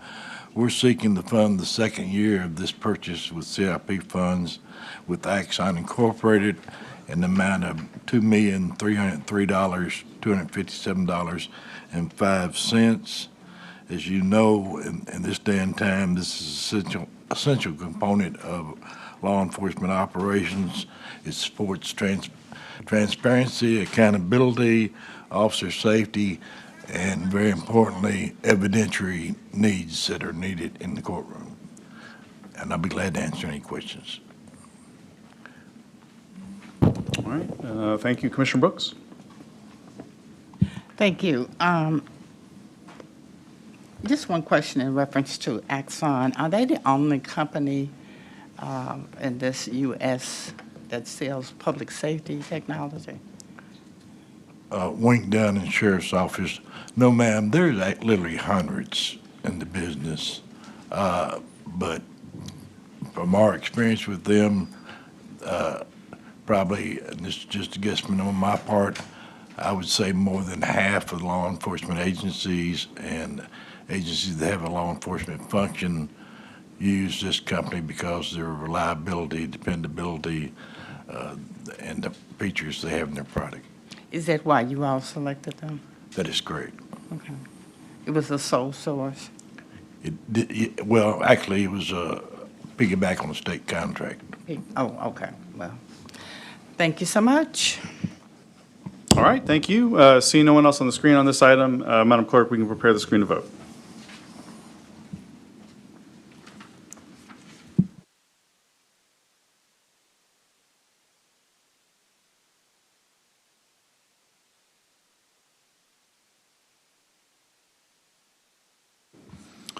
All right, we can close the screen and record the vote.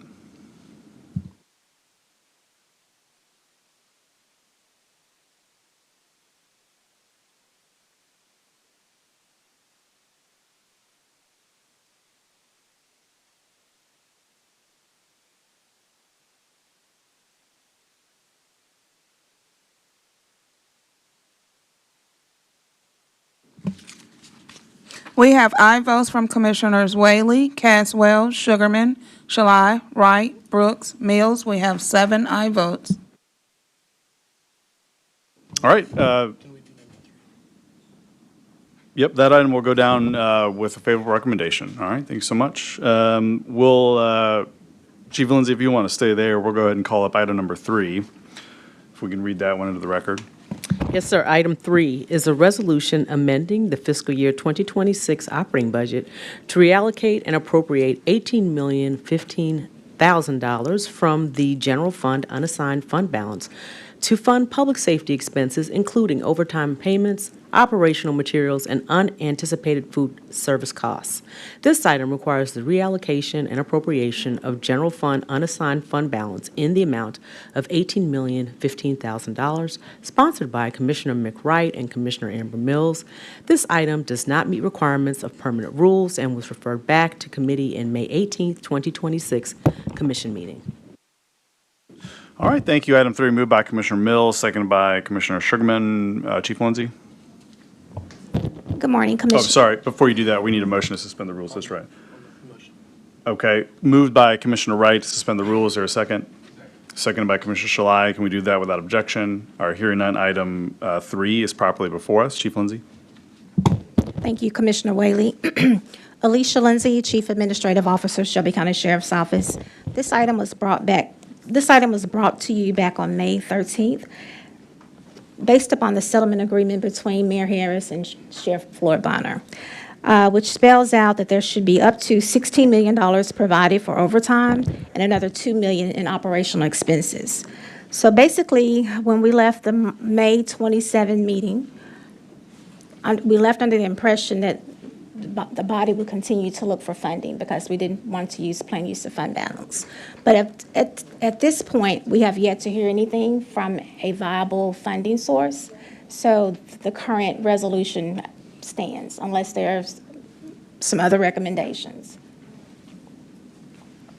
Okay, thank you, Chief Lindsey. Can you, so, and I think there's, I certainly don't feel like I've got total clarity on all of this, and, there were a lot of surprises to me personally, kind of as this came together, but one thing that I've maybe somewhat understand is a motion that we did earlier in the year to amend by about 7.3 million. This is before the system change, that was moved into the sheriff's budget that may have already been used for this, and if that's the case, that's the case. But I'm trying to understand, other than taking the full 18 from fund balance, that there may have been some other allocation. But this is like quarter clarity on this, but that was what I was trying to get a better understanding of. I have not been able to get that answer myself, and I'm not sure my colleagues have been able to get that answer yet. But that was you are right on the sense of looking at potential other funding sources rather than just going straight to fund balance, which I think is a prudent thing to do. But there was about 7.3 million that I'm being told might have been moved at some point prior to the system integration. Chief Tipton might be able to help us with that, just to either say that's untrue or half true, or hopefully 100% true. But if Chief Tipton, if you wouldn't mind, and then I'll go to the queue to ask additional questions. But I just wanted to have an understanding of some of the transfers that may have already taken place that could come together to form the full amendment here, but not make it 100% fund balance. Thank you. Audrey Tipton, Director of Administration and Finance. I'm going to try to answer your question, Commissioner Whaley. The way the system worked in the past, we budgeted based on the pool. So every year, when the salaries were paid out, all of the funds that were budgeted within the salary pool were utilized to pay any salaries presented. So with this new year, we've had to budget based on the line. And that is that was proposed by the state as well as with the new Oracle system that we have. And year to date, there was a budgeted amount for $11 million for the Sheriff's Department. We have already exceeded that, so we've already utilized or increased the budget in order to make payments because we cannot not pay people. So that's the $7 million that we've already exceeded against the $11 million that you're talking about. And I think what CAO Lindsay is asking, that we put the budget on the line, but we won't actually spend that full amount. We've already spent $7 million of that amount. So it's the same way, it's just a matter that we now have to put the money on the line rather than allowing it to impact the pool of the salary budget. Yeah, okay, that is along the lines of what I understood. So I think even if there's still a need for an additional funding source, I think some of that needs to be clarified in this, so we understand, like, we're going from different types of funding sources throughout this year. Because part of this is a function of the budgeting itself in the system. But sure, Chief Lindsay, go ahead. Alicia Lindsay, Chief Administrative Officer, Shelby County Sheriff's Office. That was a great question, Commissioner Whaley.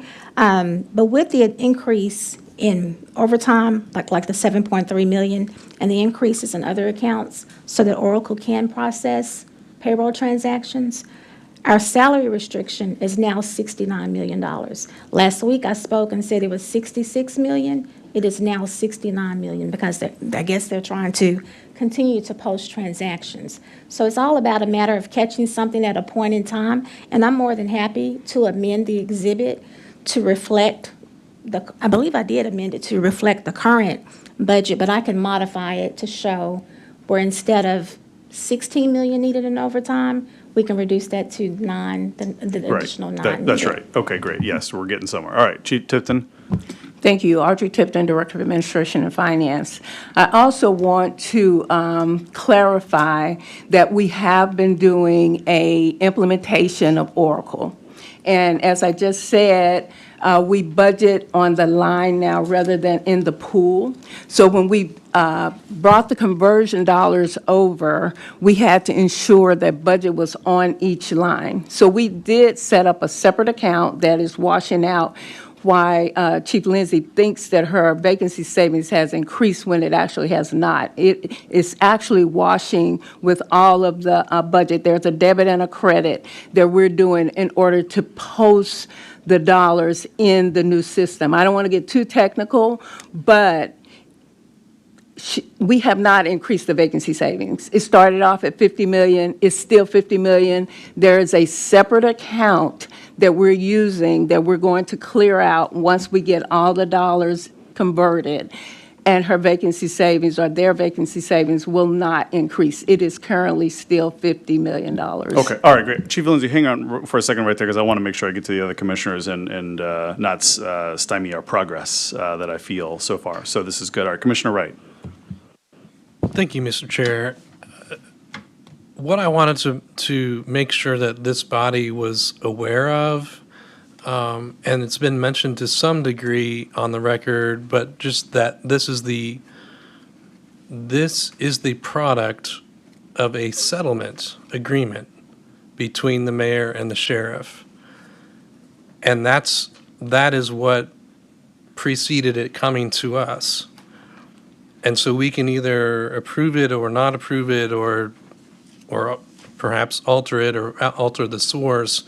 But that's what I wanted to make sure that the body understood, is that this is a settlement agreement that is before us, and is the reason why I made a motion last Monday to bring it back, so that we could, number one, make sure that all commissioners were aware of that, but also to recommend that we go into a executive session so we can have, so we can explore the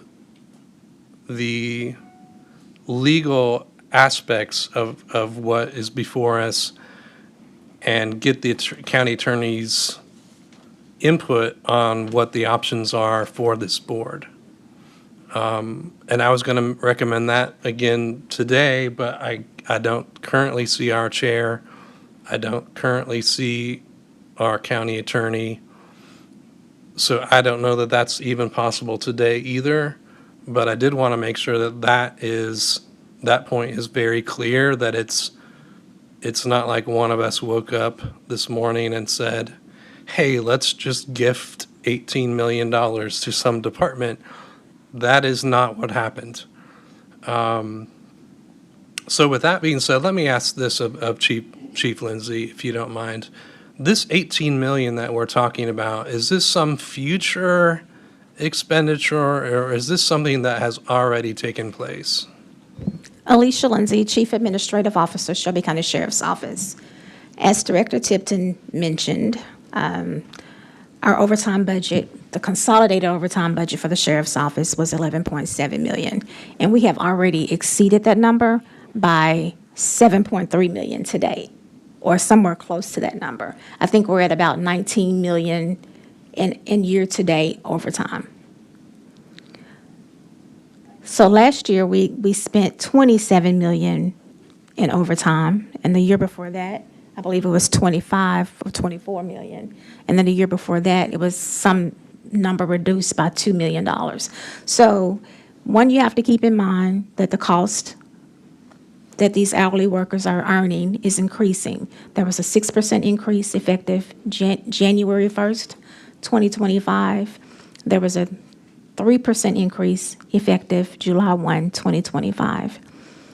Also take into consideration that we are impacted by the number of detainees in the jail. We're impacted by the number of sequestered juries that we have, because we have to make sure that those tasks or functions are staffed. We've also been impacted by the Memphis 8 Task Force. So some of that money is being reimbursed by the U.S. Department of Justice, but only about $700,000. So we do estimate that our overtime dollars will be at around $27 to $30 million, similar to what they were last year. Another point I wanted to make, but it has, I've lost my train of thought. That's okay. I'll come back. Okay. All right. Thank you, Commissioner Wright. Commissioner Caswell?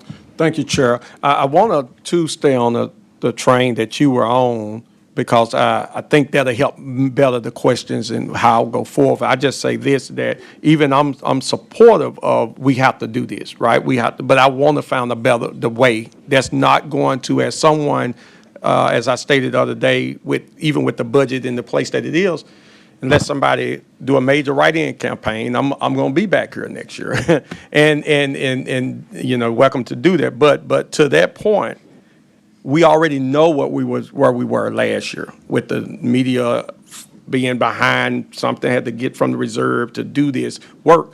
I don't want us to be in that same place. So if you are on the track, I'm going to yield my time back to you and see where you're going to identify how do we get to the pathway that we're not just taking it out of the general fund and finding ourselves all the way upside down as we go into next year's budget.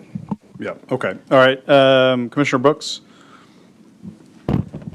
Thank you. Just a couple of questions. Well, I'll do my first question here, second question first. I think, Mr. Chairman, Commissioner Wright has a valid suggestion in terms of an executive session to get some clarity and understanding. Well, I'll say for me, clarity and understanding around this $18 million settlement agreement. And then the other question I had is, I need some additional clarity in terms of breaking out the amount we're being charged for this Safe Task Force and their activities. But I need some clarity and understanding around this $18 million settlement. Okay. All right. And I certainly would support an executive session. I think it's up to Chairwoman Avant to determine that. All right. Commissioner Thornton, Commissioner Caswell, we'll go back to you. Commissioner Thornton. All right, thank you, Chair. I've put in a request for Chairwoman Avant, if she's still here, to step in. So in consideration of this particular resolution, if we pass it, does it increase the maintenance of efforts? Alicia Lindsay, Chief Administrative Officer, Shelby County Sheriff's Office. It is our understanding that, yes, it does increase the maintenance of effort. And I figured out what I was about to say, but I can wait. Okay, thank you. And then, so the caption goes in many different directions. It talks about overtime payments, operational materials. I see something when I click on the documents that talks about ammunition, unanticipated food service costs. I know it's been said many ways, many times, but why such a wide range of needs? And for us to go into the fund balance, like, it's just not resonating with me why what is budgeted is not enough. Alicia Lindsay, Chief Administrative Officer, Shelby County Sheriff's Office. Commissioner Thornton, I don't know if you recall, but last budget season, we came to this body with a request, one for guns and ammunition. Our guns are beyond life that's normally used in public safety. So one of the items on this exhibit is for new guns for our patrol officers. And two, those new guns will require new ammunition. Okay. And the overtime appears is an issue because when you have a salary restriction, whether it's 50 million, 69 million, it subtracts from your total personnel dollars. So you have your total salaries, your total benefits, and then you have a subtotal, right? And then you subtract out that salary restriction, and you have a net number. Where your positions tie to this top number. So for every position that we have, 2,157 full-time positions, those positions tie back to that gross salary number. But when you have a $50 million salary restriction, that's reducing the net. And then as the year continues to go along, so through February, we've already exceeded, if February was the last day, February 28th was the last day of the year, we have already exceeded our budget. So we still have a high vacancy amount within the sheriff's office, right? Alicia Lindsay, yes. And Director Tipton, if you could just chime in here. I know we talk about the salary restriction often. It seems like the sheriff's office pushes back with how that is set, but then we have the vacancy savings there because we are not a full complement. Is there any way for us to push into what is currently sitting dollars to not increase the maintenance of efforts? I think to the public, it's wild to me that we would listen to an item where pre-K is going to potentially have a flat budget, and then we're sitting here talking about we're about to increase what is going to be the ongoing commitment to our law enforcement in 18 million. What sense does that make? I just want to know what land is this and why Shelby County can't just prioritize the right things. All right. Any response, Chief Tipton? Yes, thank you. Audrey Tipton, Director of Administration and Finance. I never thought I'd agree with Commissioner Thorne, but I do. But, and to be serious, just to be serious, what CL Lindsay said is correct. It is going to increase the maintenance of effort for the sheriff. So that means the proposed budget that we presented to you is now at a $18 million deficit, and we will have to find those dollars. Secondly, the overtime issue was prior to the task force. In 2025, overtime was at $27 million. In 2024, it was at $22 million. My job as the financial person for the county is to let you know the financial health of Shelby County. I'm not fighting what is being proposed other than how can we pay for it. It's going to be difficult to pay for it. That is the point that I'm making. I'm not talking about a settlement or anything. I'm letting you know that if this goes through, we'll have to rearrange the proposed budget and find $18 million more in where we are right now, not to mention all the other budget adjustments or amendments that may come forward. The second part I wanted to mention was that you do budget for the vacant position, and we take that off in the vacancy savings. So in the past, we've always taken all of that into consideration and closed the books using those dollars as well as part of fund balance. In this situation, we're being asked to hard code $18 million more in the budget and not use any of that money to help us close the book. So it will impact our fund balance significantly more if we do it that way. Okay, thank you. Before we go back to the queue, just on this point around the maintenance of effort and and the vacancy savings, is there a path? I'm not saying this is the route to go, but if we were to, or administratively, if we were to reduce the vacancy savings and then reappropriate internally those positions into overtime, does that avoid the maintenance of effort issue? Alicia Lindsay, Chief Administrative Officer, Shelby County Sheriff's Office. So my opinion would be, so you have the top line, right? The top salary number. And if you reduce the amount of vacancy savings, because right now it's at 50.8 million, say you reduce Lower it- the salary restriction. Yeah, say you reduce it to 40 million, then you increase the overtime, it should be a net figure. Right. Well, not unless you. Audrey Tipton, Director of Administration and Finance. You would have to reduce the top salary number and give it to the overtime budget. We could reduce the vacancy savings. If we reduce the vacancy savings, then it hits fund balance. Because if you got $100 and you got $50 in vacancy savings, that's a net of $50, right? Right. No, I understand that. I'm saying in terms of the maintenance of effort, because you're reducing the salary restriction on the top line, but you're reallocating that due to the fact that we're not hiring the position to the actual need, which is the overtime. The actual line item doesn't lock in a higher maintenance of effort because you're simply lowering the restriction and then reallocating the additional funds to, yes, it will still hit fund balance, but I think the bigger double issue here is if we take the fund balance, increase the maintenance of effort, we now have to amend FY '27. So this, my understanding is that if we can do it this way, it would be a hit to the fund balance, but it wouldn't increase the maintenance of effort. Is this true? Alicia Lindsay, Chief Administrative Officer, Shelby County Sheriff's Office. I believe you're correct. Okay, great. All right. All right, Commissioner Mills? Thank you. This is very, very odd, this whole agreement and the way it's been denied on record when asked about it. And then the major people involved don't speak to it or don't know about it. And we have basically been thrown under the bus on this. If you read the agreement that the mayor, who didn't know anything about, did sign. And I did ask Monday after the commission meeting for an executive session that stated we needed an executive session on this. And I still feel that we do.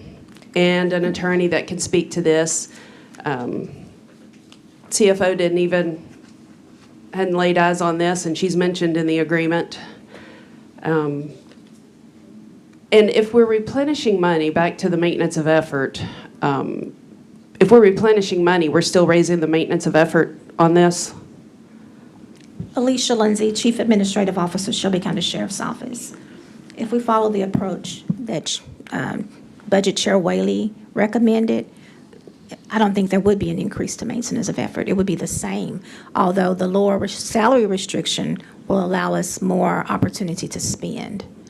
Okay. So that's part of the issue. And the part of the issue is salary restrictions. So back in 2008, or 2009, it was about 8.7 million, and today it's 50.8 million. And I understand what Director Tipton is saying. However, when they make all these adjustments to the salary adjustment account, that is still in a restricted pool. It offsets it as a negative. So it takes all of your positive numbers, like your personnel, your fringe benefits, other compensation, subtotal, then you have this restriction. So instead of it being 50.8 million, today is 69 million. So it's still a restriction to reduce the personnel piece. It's increased with their adjustments. They have increased other accounts, salary accounts, temporary benefits accounts, fringe benefit accounts, and they've offset it with a salary adjustment, but not to $0. There is still a residual where our overall budget has increased, maybe by about 4.7 million in both personnel and other operations and maintenance. So it's not a one-to-one wash. but there is an increase. Okay. I still feel that we need an executive session as well, because if you read the signed agreement, I don't know what I can ask, what I should say, what I shouldn't say. And this body's been put in a very unfortunate position. Chair Thank Whaley, can you. I speak to Okay. that, please? Yeah, I want to go to you. Yeah, Chairwoman Avant. Thank you. Yes, Commissioner Mills, you did request an executive session. Unfortunately, the folks who need to speak to that are not here today. So there's no way for me to call an executive session if we don't have the county attorney that has done the most work on this present. People do take vacation, and so there's nothing that we can do about that. And one is on vacation, and one is at the hospital with a family member. So I think we just have to give some grace in this moment. The executive session will be Monday, and we'll schedule that for 2 p.m. so that this body can have more information. But I don't want the record to show that we are ignoring that people need to have more in-depth information, but behind closed doors. Unfortunately, they are not available today for us to do that, but we will do so on Monday. Okay, yep, thank you very much. And so I think there are different parallel tracks here. So one is that element of it, of the agreement itself.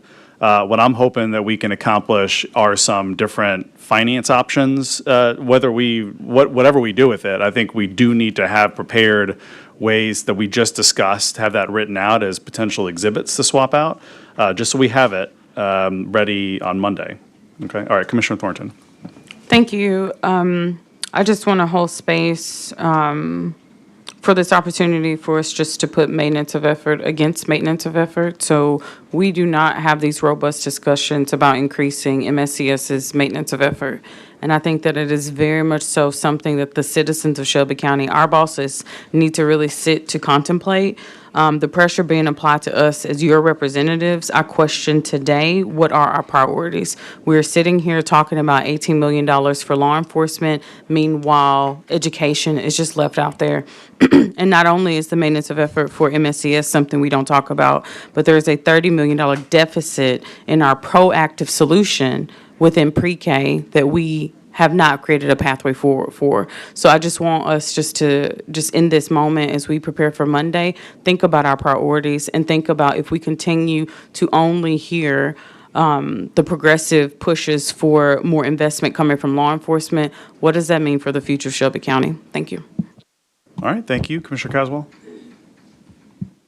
Thank you, Chair. Again, I'm in agreement with Commissioner Thornton on that, and just that is a concern, because I didn't know that 18 million was going to be increasing the maintenance of effort. That is a major concern, so I appreciate the lane, the refer that Commissioner Whaley, Chairman Whaley is speaking to, and so hopefully we can get there, and I'm going to defer those other questions till we do the executive session so we can see where to go. Thank you. All right, thank you. Commissioner Brooks?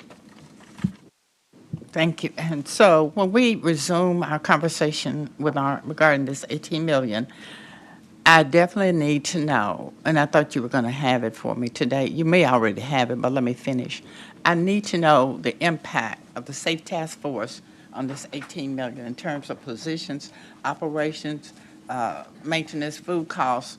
What is the impact of the Safe Task Force? Because we need to separate that out, because, well, without going any further, that's another party. So I need to know the relationship of the Safe Task Force to these dollars that we're asking for. Okay, all right, thank you. Chief Lindsay? Alicia Lindsay, Chief Administrative Officer, Shelby County Sheriff's Office. Commissioner Brooks, I previously mentioned that as it relates to patrol officers and when they're working with the Memphis Safe Task Force, we capture that information. However, when we have civil service employees working in the jail to process detainees that are coming in and going out, we may not capture that as Memphis Safe Task Force, because at the time, we may not know that that arrest is related to Memphis Safe Task Force. So there is some information we can give you regarding Memphis Safe Task Force, but it will not be 100% accurate nor complete. Well, I'm pretty much, it's become normalized now not to get accurate and complete information. But what you can disaggregate, that would be great. It would be helpful. It would inform my decision regarding this 18 million, because I'm on the lawsuit against the Safe Task Force being here because it's unconstitutional. So I need to know the impact that they're having on our finances. And I know that you may not be able to capture it then, but at some point you got to maintain records, so you're going to have to be able to capture it. So it may not be at the time that it happens, but down the road when you all are doing your books, you ought to be able to capture that information. All right, thank you so much. So I'm going to make all right. Commissioner Mills? I think I was going to Okay, go go where ahead. you were. I'm Yep. going to move to send this down without recommendation. All right, moved by Commissioner Mills to send out without recommendation, second by Commissioner Thornton. Can we do that without objection? All right, thank you. Hearing none, item 3 will go down without recommendation. We'll go back to item 2. Item 2 is an ordinance second reading. Ordinance fixing the tax rate for Shelby County at blank dollars for the tax year 2027, sponsored by Commissioner Michael Whaley. All right, thank you. Item 2, moved by Commissioner Thornton, seconded by Commissioner Sugarman. So this is the second reading on the tax ordinance. One thing to Director Tipton that would this shouldn't be too difficult, but just to make sure that we have for Monday is we need the full tax rate broken out by fund. So we're going to put in the full tax rate, which is 2.663814. That's the recapture rate. And so we just need the fractions for the debt service fund, general fund, education fund. Okay. All right. Is there any motion to amend this? We'll just send this. I'll make a motion to send this down without recommendation. Second. Okay. Seconded by Commissioner Sugarman without objection. Item 2 will go down without recommendation. All right. Item number 4.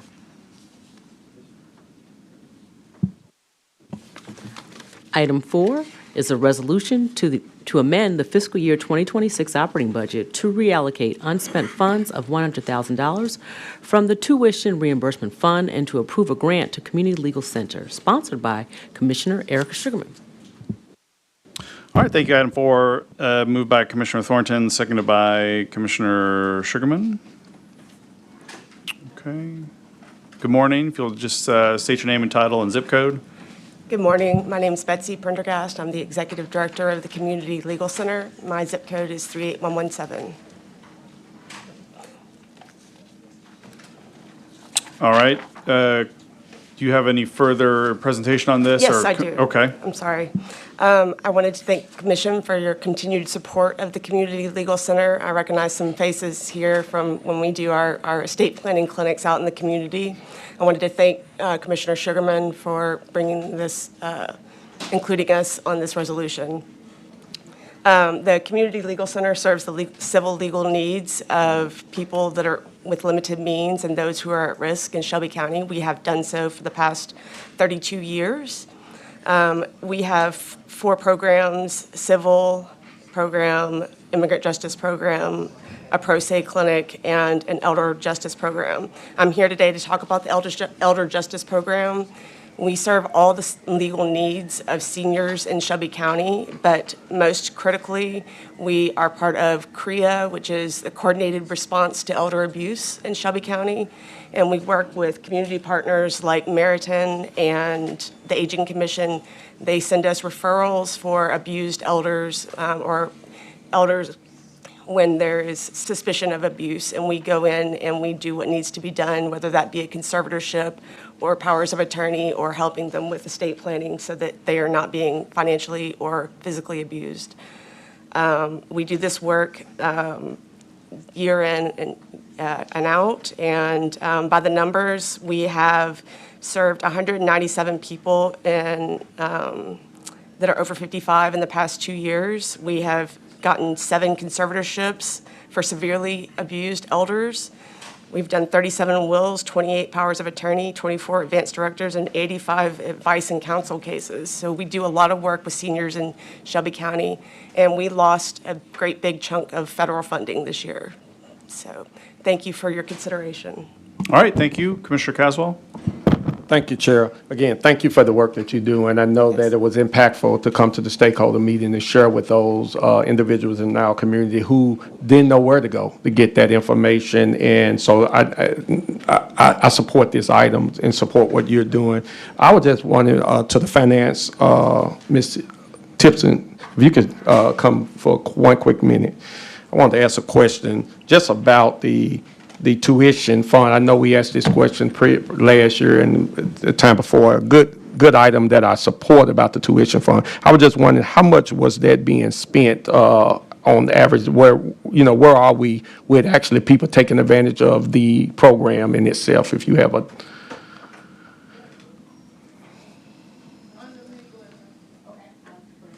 okay.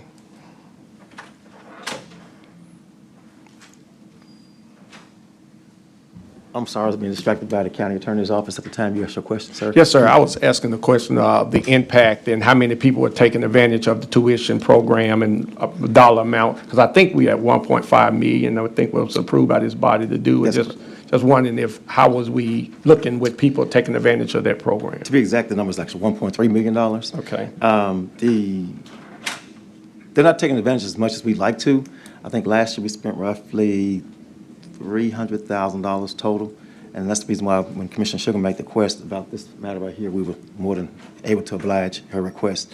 So, but we do, and we are now paying for various certifications and certificates, because oftentimes where it was written for college education, but we're actually now expanding the program to actually include individuals going out and get their CDL license and things like that for certifications, heavy equipment operators. We also want to engage with the fire department when it comes to paying for their EMTs and the like. So it's going to be more robust next year because we're somewhat restricted in how it was originally written. But thanks to Commissioner Sugarman, I know she's proposing a resolution that's going to expand what we actually can pay for in the near future. Yeah, I appreciate that. I think that's a good place, especially with workforce changing and shifting the way that it is. And I hope we can consider some type of certification around artificial intelligence and as well pathways for some of these individuals to take certification class and then to, yeah. And if I may, Gerald Thorne, Director of Human Resources, something else we noticed that when it comes to general services, we have individuals who want to get certifications in HVAC, painting, construction, things like that. We're also going to engage with those individuals as well, those employees who actually have been systematically not being able to take advantage of those programs. We were actually going to engage and help pay for those certifications as well. Yeah. All right. Thank you, Derek. All right, thank you, Commissioner Caswell. Commissioner Thornton? Thank you, Chair. We've heard from a number of Shelby County employees that they have to get second jobs, and so I'm curious in the scope of where you're going to take this, if we could include professional development certification. So when I think about someone that wants to go to project management, like school or, different types of things like that, if they will be able, if we're going to take it into the trades, then I would want to just allow for certifications to be able to be a part of that scope, just so that people can advance their side hustles and be able to supplement this good old high dollar salary that they're receiving with Shelby County government. So just to the sponsor, I would love to see that included. And then when it comes to just $300,000 being spent, if Director Thornton can come back, are you planning to, in this next budget cycle, to request the same amount, or are you just going to roll over this $800,000 to fiscal year 27 budget requests? It would be the same amount minus whatever we reduce it here. So we've spent $300,000. Right. And we are today contemplating this $100,000 resolution. And so the remainder of that, you were going to request $1.3 million for fiscal year 27? That is correct. So I guess I'm wanting to understand, I understand the whole concept of we're expanding the scope, there will be more applicants, but to say that we are going to more than times over request that amount of funds. I don't want this to be a hidden slush fund, because here we have 100K getting picked off from the original item for the sponsor to be able to go to a nonprofit. So this is a basic budget amendment that has fallen under a different priority. And so I would just want to know, what can we do to do a pulse check to see who would be an interested applicant to really right-size whatever this figure is that we're going to advocate for in fiscal year '27, so that we're not creating an even bigger pool of unspent funds at the end of the fiscal year that can be, picked apart by whoever keeps in mind that this exists. So can you please just tell me, what can we do to be able to poll our workers to gauge their interest, so that we can really figure out how much needs to be requested? So you're asking me if we can, I'm sorry, Gerald Thornton, Director of Human Resources, you're asking me what can we do to, I guess, make it more robust, or how we can expand the program, or you're asking how we can advertise the program? I guess that's a question So of you. I know that we're on a tight time frame. You're going to, and probably already have put in the request for the additional 1.3 million, which I just think is just interesting. I'm out of time. I'm going to get back in queue to finish this. Yeah, I think just to simplify it, Director Thornton, I think it's just is demand equaling supply, right? And are we forecasting that well? All right, thank you, Commissioner Sugarman. Thank you. And so that is a question that, thank you, Chair. I've asked of Director Thornton, and also Tipton, if you could weigh in as well, because I do think that we are over requesting the 1.3 million. And so I would like to know, what is the more likelihood of maybe closer.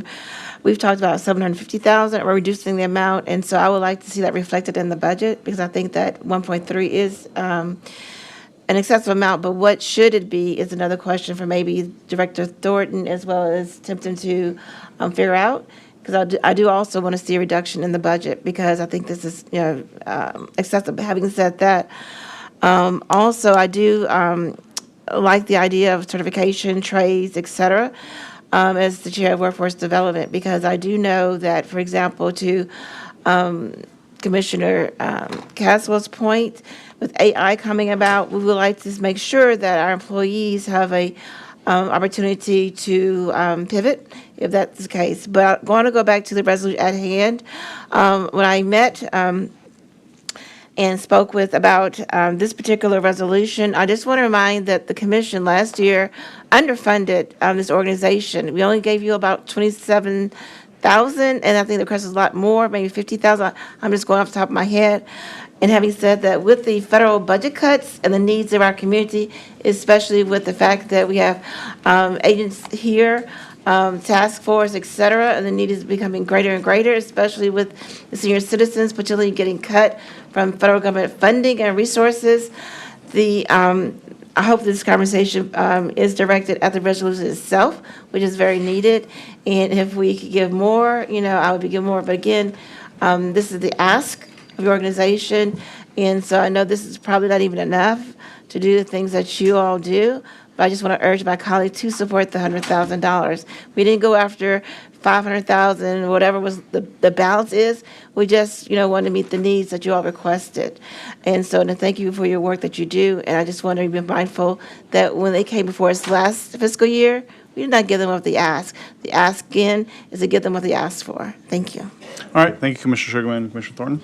Thank you, Chair. I mean, with over 11,000 nonprofits in Shelby County, most people who ask don't get what they need or have requested. So I'm empathetic to that, but there are many people who can sit in the seat and be in a similar predicament. So the federal funding that you lost, how much was that grant earmarked for in the past? This is Betsy Prendergast, Executive Director of the Community Legal Center. We lost $186,000. It was a federal program that ended. It provided a lot of our general operating expenses. So I'm just real big on us. If we're going to do it, do it. So it's just like they lost $186,000, We're only giving them 100,000. You're doing this for elder justice, you said, which I'm assuming is touching all districts and definitely concentrated in our low-income districts. So I just want to make an amendment to this to increase the allocation to 186K to be able to make the federal funding that has not been received whole, because we have in excess of $700,000 in this particular account that is unspent, and a pathway, which I think is interesting because Trustee Newman was here earlier. She's been cut out of the budget, but tuition reimbursement is here and clearly has been said to be on a great trajectory to be made whole in excess yet again. So, yes, I would like to make that motion, Chair, to increase this figure to 186,000. Second. Okay, Commissioner Thornton has made a motion to increase, to revise the amount to 186,000, seconded by Commissioner Sugarman. Is there any objection to that? Okay, hearing none, that amendment is made. Seeing no one else on the screen, Madam Clerk, sorry, Commissioner Thornton. In lieu of that, can I also add myself as a sponsor? Okay. Commissioner Thornton's been moved to add as a sponsor, seconded by Sugarman. Without objection, Commissioner Thornton, you're added on as a sponsor. Okay, all right, thank you so much. We can prepare the screen to vote.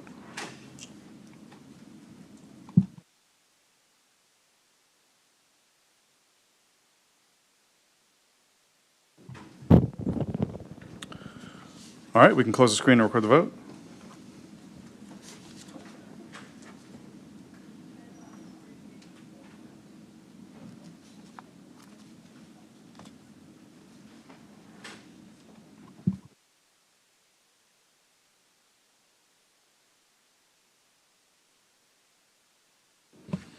We have aye votes from Commissioners Whaley, Caswell, Sugarman, Shalai, Thornton, Brooks. We have 6 aye votes.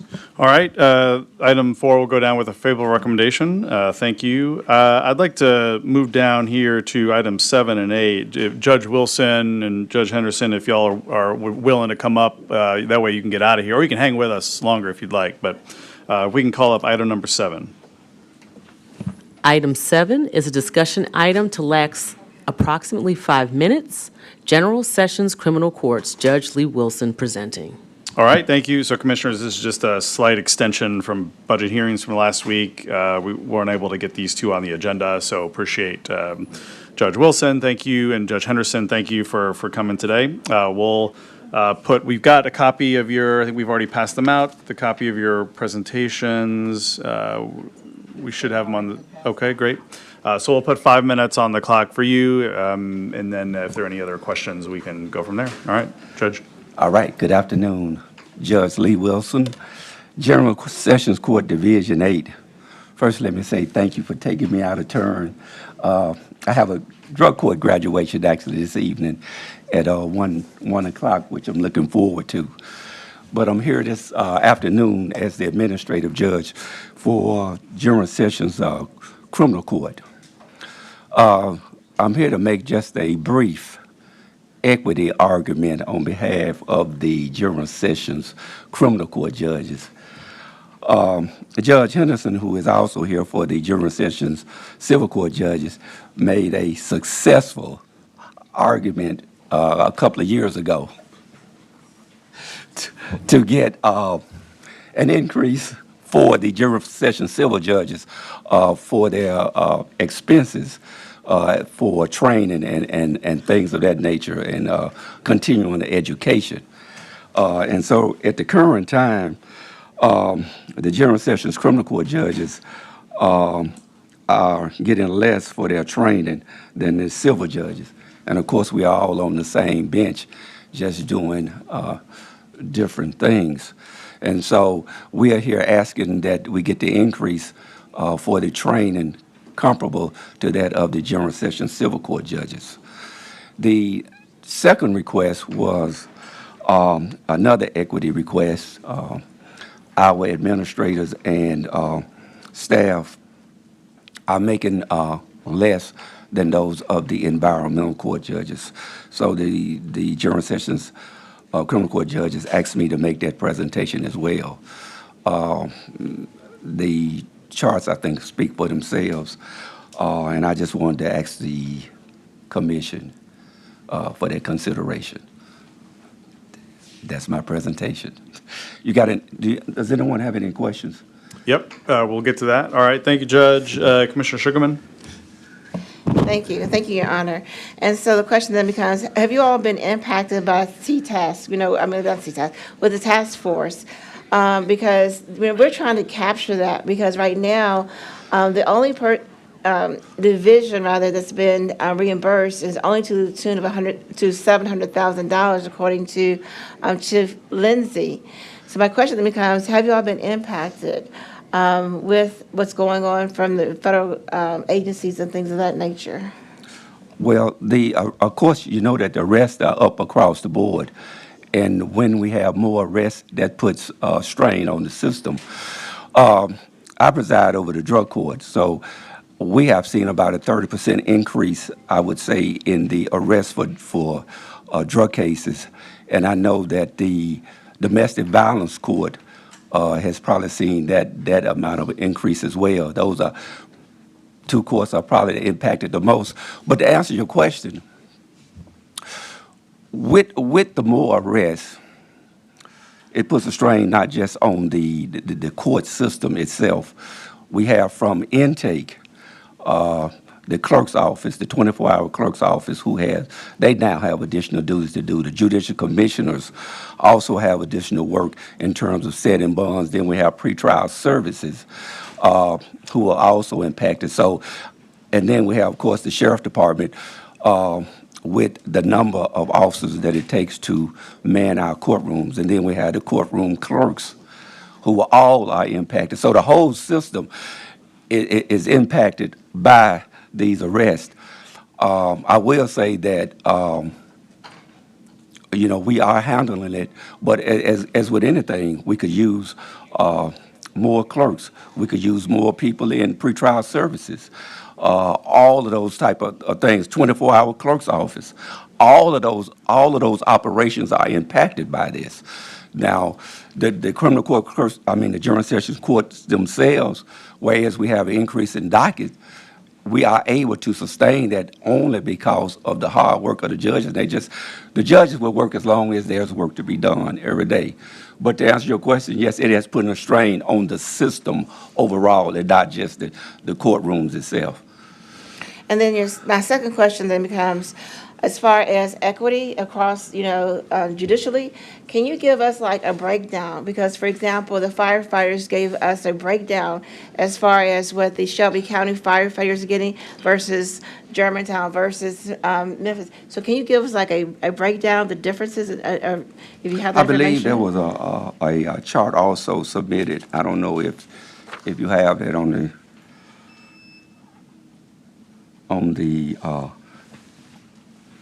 it was the second page, but anyway, we have the positions, the executive assistants, the current salary is $54,590 and comparable average is $61,92.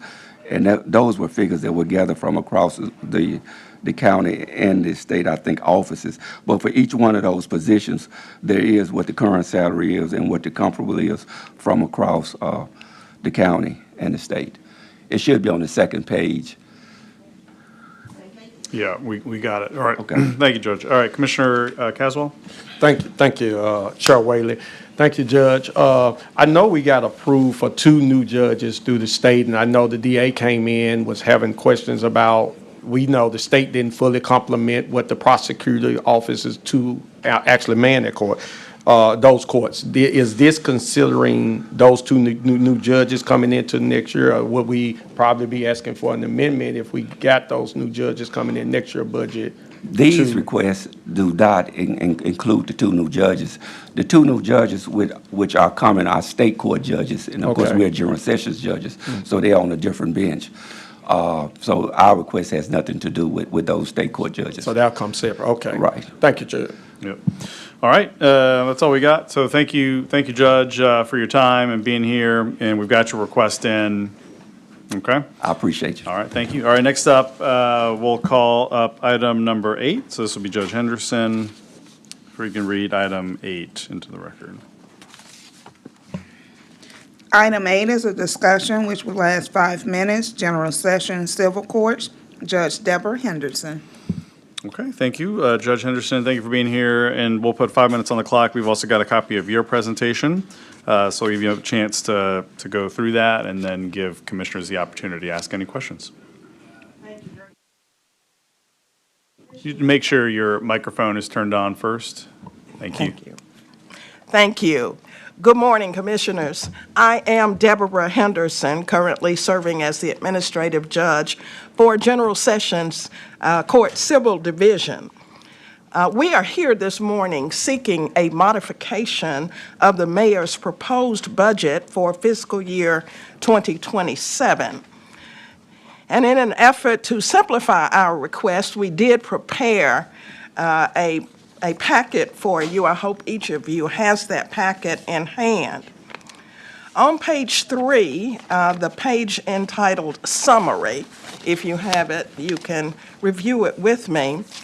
At the very bottom, you will see that our total request is $176,614.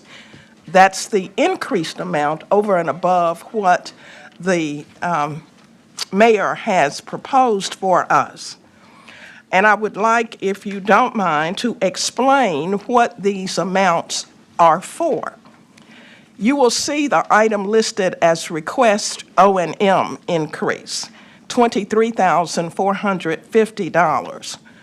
That amount would cover the purchase of 6 laptops because we have 6 judges in the civil division.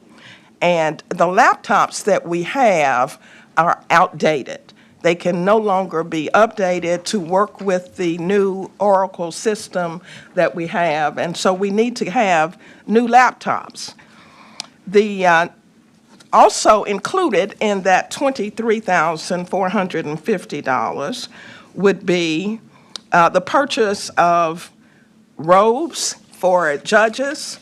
Let me just tell you why that's needed. Recently, last year, about this time, Judge Gardner retired. And once she retired and a new judge came in, we had to replace furnishings, buy robes for her, get stationery printed, and our budget was not prepared to handle that. Now, I'm going to say this with all due respect. Our bench on the civil side, out of the 6 judges that we have, we're seasoned judges, which means that we are not sure how much longer we will be on the bench. It's a possibility, maybe not a probability, but a possibility that before the next election, we may have some additional changes.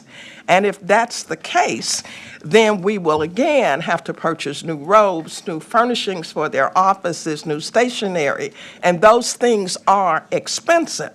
So in that $23,450, that is what we are asking for. Now, please be advised that some of this $9,450, which is the amount for the laptops, is a one-time expense. Of course, any of the additional expenses that I just talked about would occur not necessarily every year, but certainly would be a recurring expense should any of our judges leave. The next item, you can see capital improvement, $148,164. And let me just say that attached to your packet, we have pictures of the condition of our courtrooms. We need new carpeting. You can see how frayed the carpeting is. You can see that the glass on top of the counsel tables are broken in several of the courtrooms. And that is a dangerous situation because someone could be hurt by that. And then finally, of this $176,614 that we've talked about, the $5,000 that I have listed is for an increase for our second secretary. I'm so happy that Judge Wilson mentioned the fact that they're trying to equalize pay. That's exactly what we are trying to do as well. We have 2 secretaries, and the one that we're asking for the pay increase for is at $48,000, and he has already told us that the average should be around $54,000. So those are the requests that we're making for this budget year. This is the increased amount, and you can also see from this packet that there is a chart. We have worked very hard over the past few years to keep our budget in line with what has been allocated, so we hope that you will consider these additions. Thank you very much. All right, thank you. Yeah, thank you so much, Judge Henderson. We all have a few commissioners that have questions for you. Commissioner Caswell? Thank you, Chair. Judge, I Yes, know Judge Kite, is that under this, that's a separate? Yes, Judge Kite is in state court. She is in circuit court, not a part of the general sessions bench. Yeah, because I know I visited their office too, and they was also, like the carpet and stuff that you showed us there, it's it's bad, and so it need to be replaced as well. So I know that y'all need these upgrades done there, because I seen firsthand what that looks like. So, okay, that's what I need. Thank you, Judge. You, and just so that you know, we did ask for that in the previous 2 years, and we were not able to get it. All right, thank you, Commissioner Caswell. Commissioner Brooks? Thank you, Judge Henderson. Just for clarity and understanding, help me. Under expenditures, you have the number 60, supplies and materials. Yes, ma'am. Okay, so, and then down here at the bottom, under requests, O&M, you talked about furnishings, robes for judges, and laptops. What's the difference? And is that a separate, or is it included?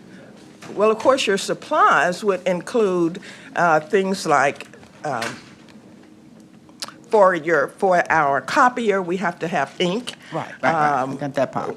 Right, paper, all kinds of pencils, pads. Those are the basic supplies that we need. So laptops, that's separate and apart from that? Yes. The laptops and the furnishing, robes, all of that is separate from supplies and materials? Yes, ma'am. Okay, thank you. Yes, ma'am. All right, thank you, Commissioner Brooks. Thank you again, Judge Henderson, for being here today and for presenting your budget request. Thank you very much. Okay, we'll go back up to item number 5. We can read item 5.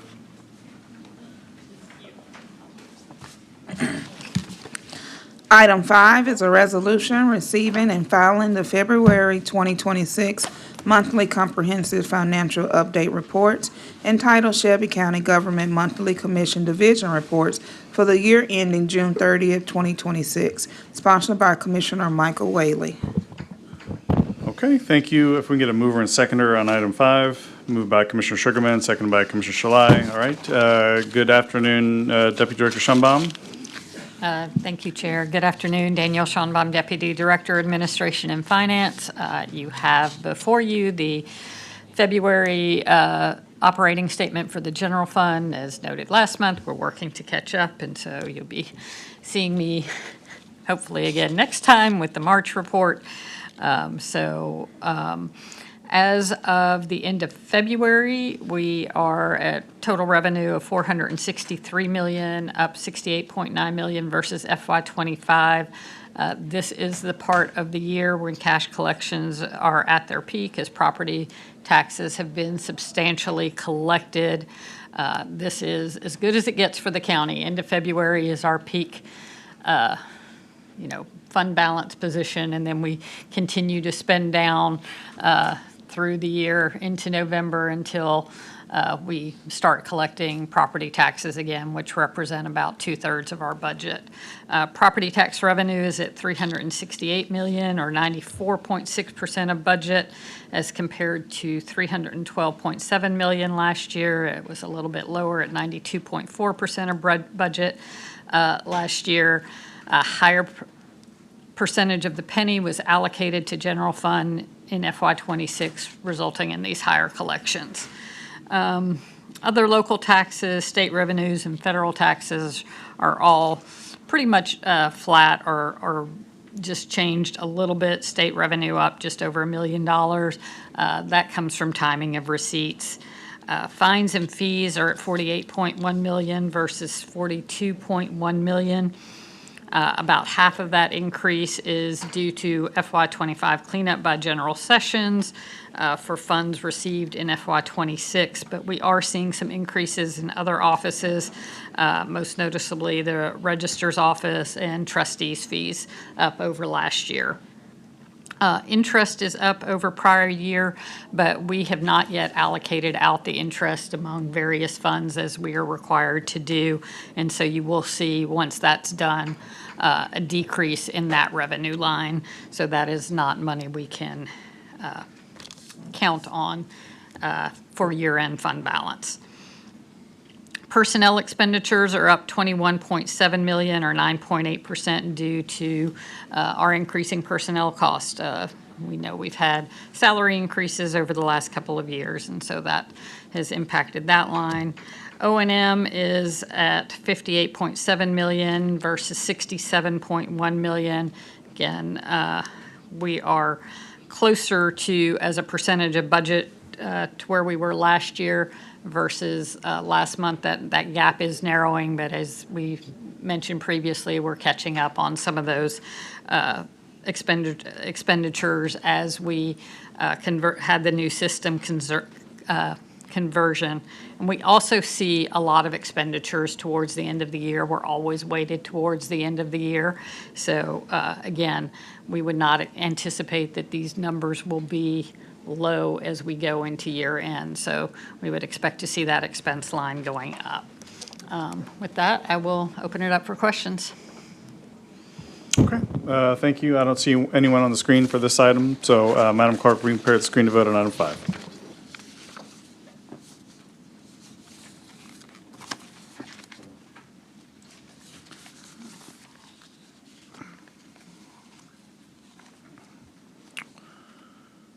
Okay, we can close the screen and record the vote.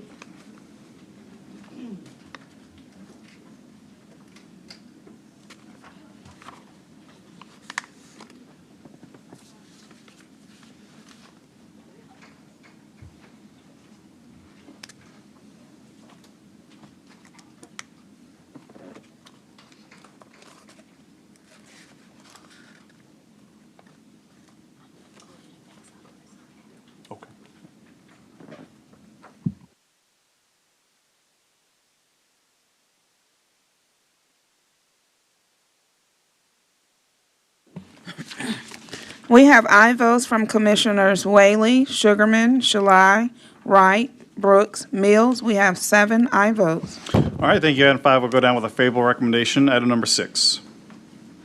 Item 6 is a resolution approving the appropriation and expenditure of capital improvement project funds from FY 2025 carry forward in the amount of $500,000 and FY 2026 funds in the amount of $297,566.21, and approving a contract with BIS Digital, Inc. for courtroom technology upgrades in an amount not to exceed $797,566.21, commencing upon execution through June 30th, 2026, with the option to renew for 2 additional one-year periods. Sponsored by Commissioner Michael Whaley. All right, thank you. Item 6, sponsored by, or moved by Commissioner Sugarman, seconded by Commissioner Wright. Chief Perry? Sandra Perry, CIO, Information Technology Services. This resolution is for the courtroom technology upgrade as part of the CJC renovation project.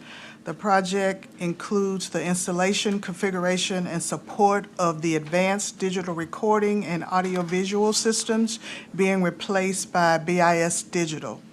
The proposed solution aligns with the technology that is administered by AOC for the state of Tennessee. So that is why this vendor has been chosen, BIS Digital. Our funding is identified in a carry forward CIP from FY25 and a FY26 CIP.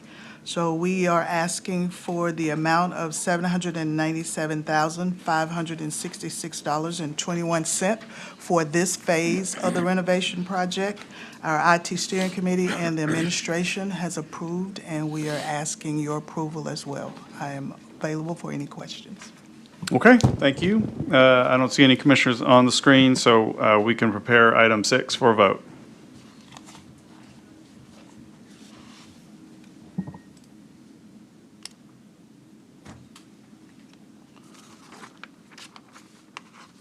All right, we can close the screen and record the vote.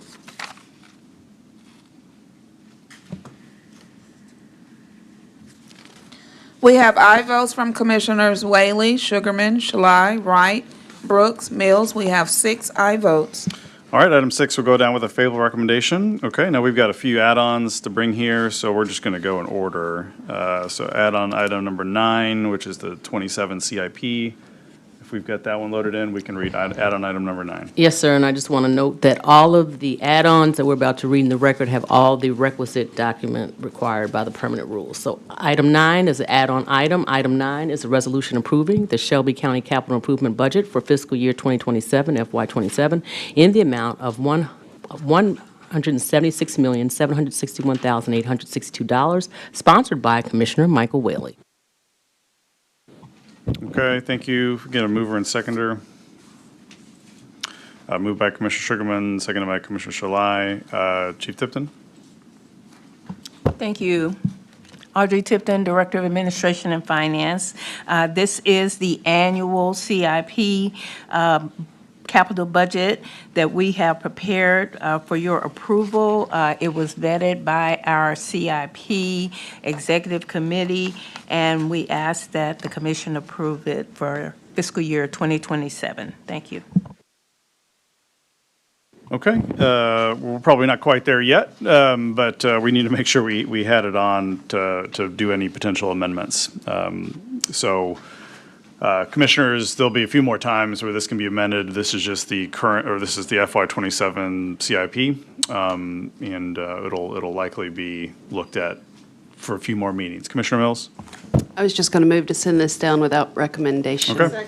All right, moved by Commissioner Mills, send down without recommendation, seconded by Commissioner Sugarman without objection. Add-on item 9 will go down without recommendation. All right, thank you. Now we can do item 10. Item 10 is an add-on item. Item 10 is a resolution approving the Shelby County 5-year capital improvement plan for fiscal years 2027 through 2031, sponsored by Commissioner Michael Whaley. All right, item 10, we need a mover and seconder. Moved by Commissioner Sugarman, seconded by Commissioner Shalai. Chief Tipton? Audrey Tipton, Director of Administration and Finance. What you have before you is the 5-year proposed CIP budget. As with the annual, we have reviewed this through the CIP committee, and we recommend approval of this plan. Okay.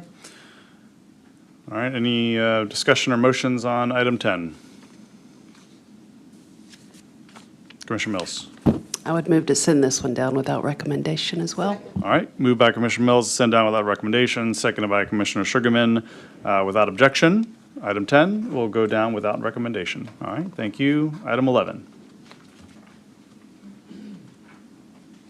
Item 11 is a resolution setting the certified recapture tax rate at $2.663814 for Shelby County, Tennessee for tax year 2026, fiscal year 2027, sponsored by Commissioner Michael Whaley. All right, item 11, moved by Commissioner Shalai, seconded by Commissioner Sugarman. Director Tipton, anything you want to add on this one? So this is just for us adopting the certified recapture rate. The good news is that we now have the ability to do all these decimal places. This is something this body has worked with over many, many years, that we now have the technology to do it to all of these, to maybe even more, but these are the ones we have today. Any motion or discussion on this item? This is the rate, the letter and exhibit is attached, so this is the one we have to accept. Okay, seeing no discussion, we compare the screen to vote on item number 11.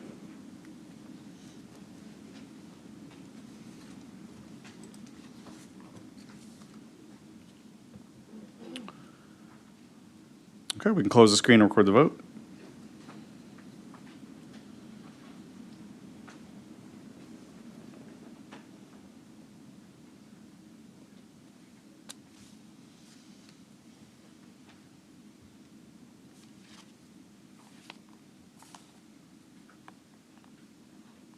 We have aye votes from Commissioners Whaley, Sugarman, Shalai, Wright, Brooks, Mills. We have 6 aye votes.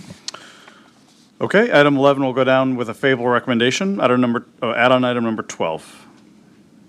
Item 12 is an add-on item. Item 12 is a resolution amending the fiscal year 2026 operating budget to reallocate $50,000 in funding to IBEW Johnny Dawson Charitable Foundation from the Memphis West Tennessee Central Labor Council, sponsored by Commissioner Brittany Thornton.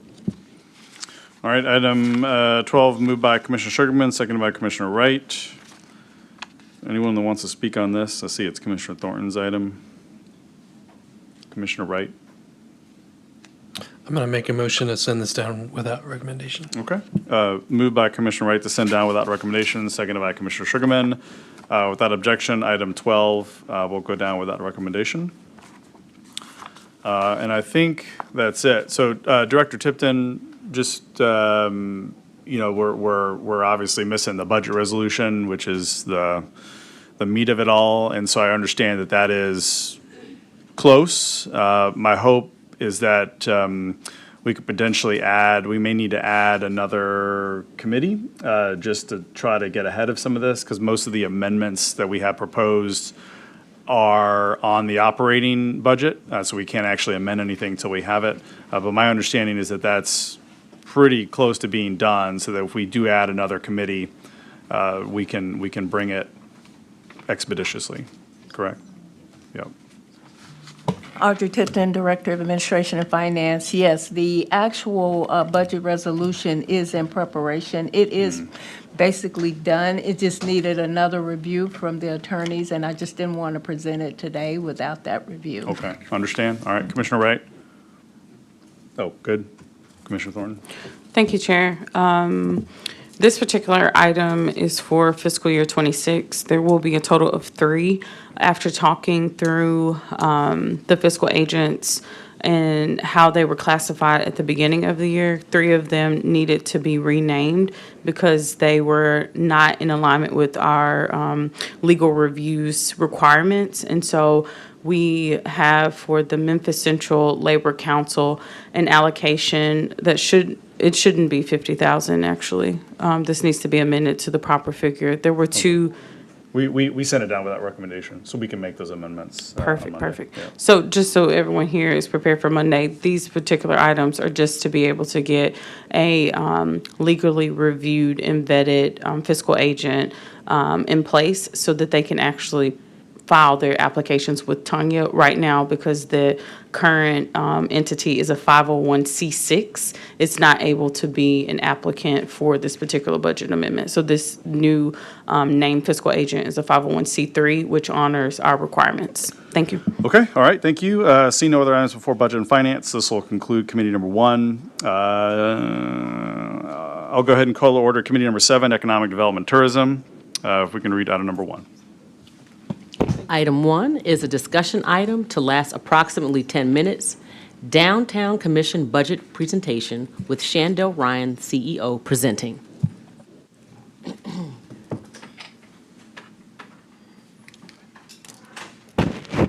All right, hey, good afternoon, Chief Ryan. Thanks for sticking with us. We've got a copy of your presentation. I think we've got it electronically as well. If you will just state your name and title, and then we'll set 10 minutes on the clock for you to go through your presentation. Is this the right button? Yes, okay. Thank you so much, Shandell Ryan, with Downtown Memphis Commission. Did I say everything I needed to say to get started? Okay, perfect. All right, I will move fastly. Thank you all for the opportunity to speak to you today about our operating budget. With me, I have our CFO, Penelope Rambin. In the audience, I have with us our Chief Operating Officer, Brett Roller, if you can wave, Milton Howery, our CMO, if you can wave, and Sam Caldwell with the finance team. What you'll see today is a funded execution strategy for downtown Memphis, grounded in community action plan that we have developed and delivered through our pillars of service. Next slide. We are a central business improvement district established to give downtown the focus and dedication that it needs. We are guided by our city council and board appointees, making this is a partnership between us and the local government. Next slide shows how our staff is situated. We are a mighty team of 17. The dotted line shows the connection to Bill Street, which is not in this budget, but I just wanted to give you a holistic picture of our entire staff. Next slide shows our board structures. We have several boards that we work through, but this budget is about the DMC board in particular. Next slide. Before we get into the budget numbers, we're talking about how we are growing and protecting downtown with 91,000 daytime population, 24,000 residents, 85% of pre-pandemic foot traffic we have retained. We're really happy about that, and we're working to do more. What's most important about this slide is that downtown generates $1.85 million in appraised value per acre, roughly 4.6 times the city average and 7.5 times the county average. So the CBID is a direct return on investment engine for this region. It is the face of the city, the county, the region, and it is our front porch. Next slide shows you our downtown action plan. It is a 3-year roadmap for how we're going to move downtown forward. We're really passionate about this plan and how it will take us to the next level. The full plan can be found at the QR code that you see there. With over 400 people participated in shaping our plan, we met with our boards. We engaged with downtown businesses and stakeholders. We hosted 4 community engagement sessions with downtowners and those who love downtown to shape this plan. There are 5 priorities guiding this plan, and every pillar is in our FY27 budget. The 5 priorities are make downtown safe and welcoming, reduce blight and fill vacancy, grow the tax base, build a bold downtown identity, and expand our capacity to deliver. Along with our 5 priorities on the next slide, we have 3 areas where we will focus our effort for maximum impact. If you look at the map on the right side, you'll see a pictorial of how how this will play out. The red dotted line is our main street. That is the spine for our downtown. It represents the place from where all connections will expand throughout downtown. It is our pedestrian mall, and it should be well manicured and special. So our cities, many cities today are working to create something that we have right now, so we need to protect it and lean into it. So make Main Street the main thing is not about only focusing on Main Street. It should be considered, though, as we think about the remainder of our focus. We will also target investment to connect assets by directing strategic investment to link catalytic anchor sites, including things like the Redbird Stadium, the new Memphis Arts Museum. Those are the yellow icons that you see. We will also maximize walkability by strengthening our pedestrian connectivity through downtown and to the riverfront, which is the arrows that you see on the map. Next slide. All right. So our FY27 budget is organized around 4 pillars, each which has a clear purpose. Public safety and hospitality is at 38%. Beautification and clean and green is at 19%. Community building is at 16%. And events and activations is around 27%. All right, our single largest is public safety. It is tied to our action plan number 1, make downtown safe, welcoming, and attractive. It is if it's not those 3 things, then it's dangerous, empty, and forgettable, and we do not want that. So with the next slide, I'll show you what we're focusing on with our ambassador program. Is how we serve downtown with our clean, our green, our safety, and our hospitality. And we have a dispatch inside of the downtown command center where they are watching cameras every day.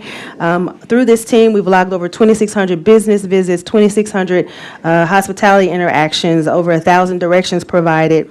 And this summer, we will launch a downtown safety network connecting key businesses by radio through our downtown command center.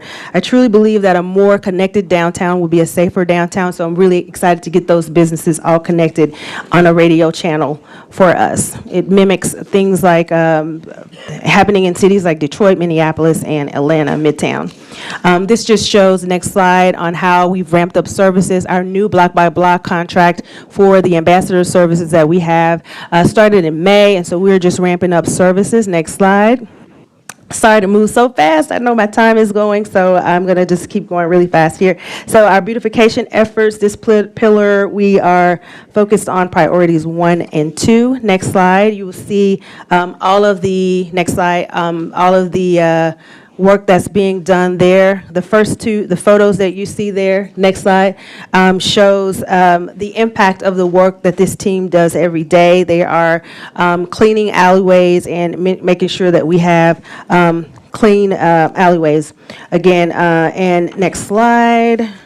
I am supposed to mention that we planted over 7,500 plants, and if you have time to go downtown and just walk around, it's beautiful. It would be a great experience for you. So looking at this slide with the next slide, it just shows you the intensity of the work, how we've ramped up services there. Next slide shows how we take care not only just to clean off the graffiti on the infrastructure, but also paint it so that it is a great presentation for everyone to enjoy.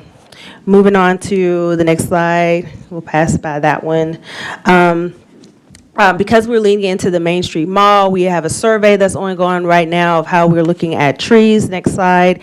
We have a downtown action team, which is made up of a partnership between the City of Memphis, MLGW, MATA, and us, where we're looking at infrastructure on our mall and in downtown in general, just to make sure that we have our maintenance of the infrastructure that's in place. Next slide.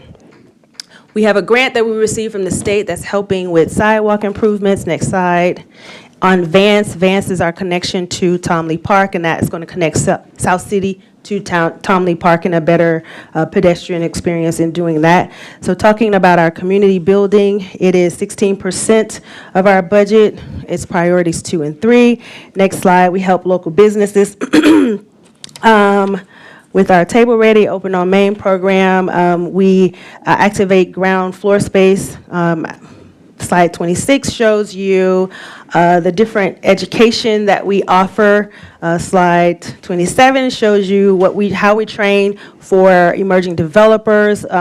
With those two programs, there are over 200 people who participate in it. This is just more about our on 28, more about our Open on Main and Table Ready programs. 29 just shows you how we do some of the help that we do with the businesses. On page 30, I'm going to skip to the budget page because my time.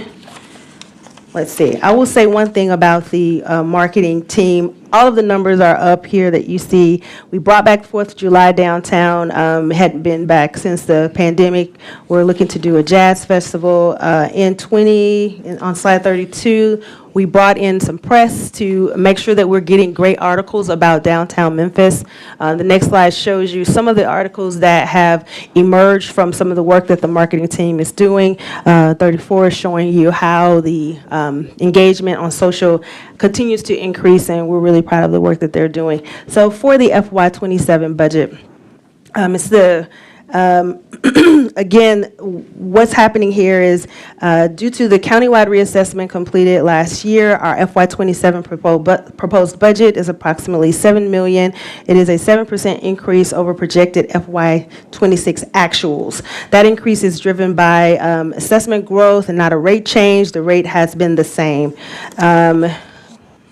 Some highlights for this budget: we are ensuring to add capacity in administration, marketing activations, and also operation support. As the demands on the organization grows, we need a team to meet that, and that supports our action plan priority 5. We're expanding our activations, which is consistent with Pillar 4, by 8%. We are enhancing our unhoused community strategies. We are expanding our Jeep outreach with Hospitality Hub, and we are adding an outreach coordinator to help with our coordination to help the unhoused community with the experience that we see and how to help them to connect with services. Bottom line, a 7% total increase is what will be for our budget for, and it's based on the assessments that we received. And that's pretty much is my budget presentation. I will welcome any questions. I thank you for your time. All right, thank you for that presentation. Commissioner, I'm gonna go to you, then I'll come back. Commissioner Brooks. Thank you, Mr. Chairman. Yeah, that was just,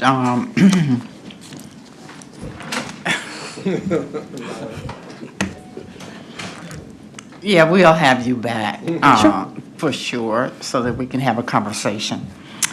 It's a lot in here, and I think the public financially deserve to have a clear, transparent presentation. And I know you were limited. Yes, ma'am. You didn't set your own time. We set your time. But let me run over here to go to your budget. Can you just, for the record, tell us what is CIBD? Central Business Improvement District. Okay. And so how much is the assessment? The assessment is, What's the formula and how much is it? sorry, and I gotta remember to keep saying my name, Shondell Ryan with DMC. The assessment is 65 cents on every $100 for commercial properties that are over 25,000 in value. Over 25,000? Yes, ma'am. Okay. Can I get a breakdown of those by name and owner? A breakdown of all of the property Yes, owners, ma'am. but we can give you a list of the 1,700 parcels. No, I want a list of everyone that's paying the 65 cent. We can. And their address and the owner's name. Can you give me that? We can request that. That is a tax roll. We actually received that from the tax assessor's office, so we can request that and make sure that we get that to you. Okay, well, maybe I'm not understanding, so you can help me. Sure. By answering this, because you make the assessment, right? No, ma'am, that assessment is made by ordinance. That was, so that has been in place since 1977. Okay, so that when the state legislature established the Central Business District, that's what it was called then that's when they set it at 65 cents, is that correct? The Central Business Improvement District is established. Okay, so that when you It is established, the ability to create central business districts is governed by the state. The local municipality and county then approve that through the vote after. I understand all that. Okay, yes, ma'am. But I'm saying the 65 cent, who collects that? The trustee? Yes. Okay.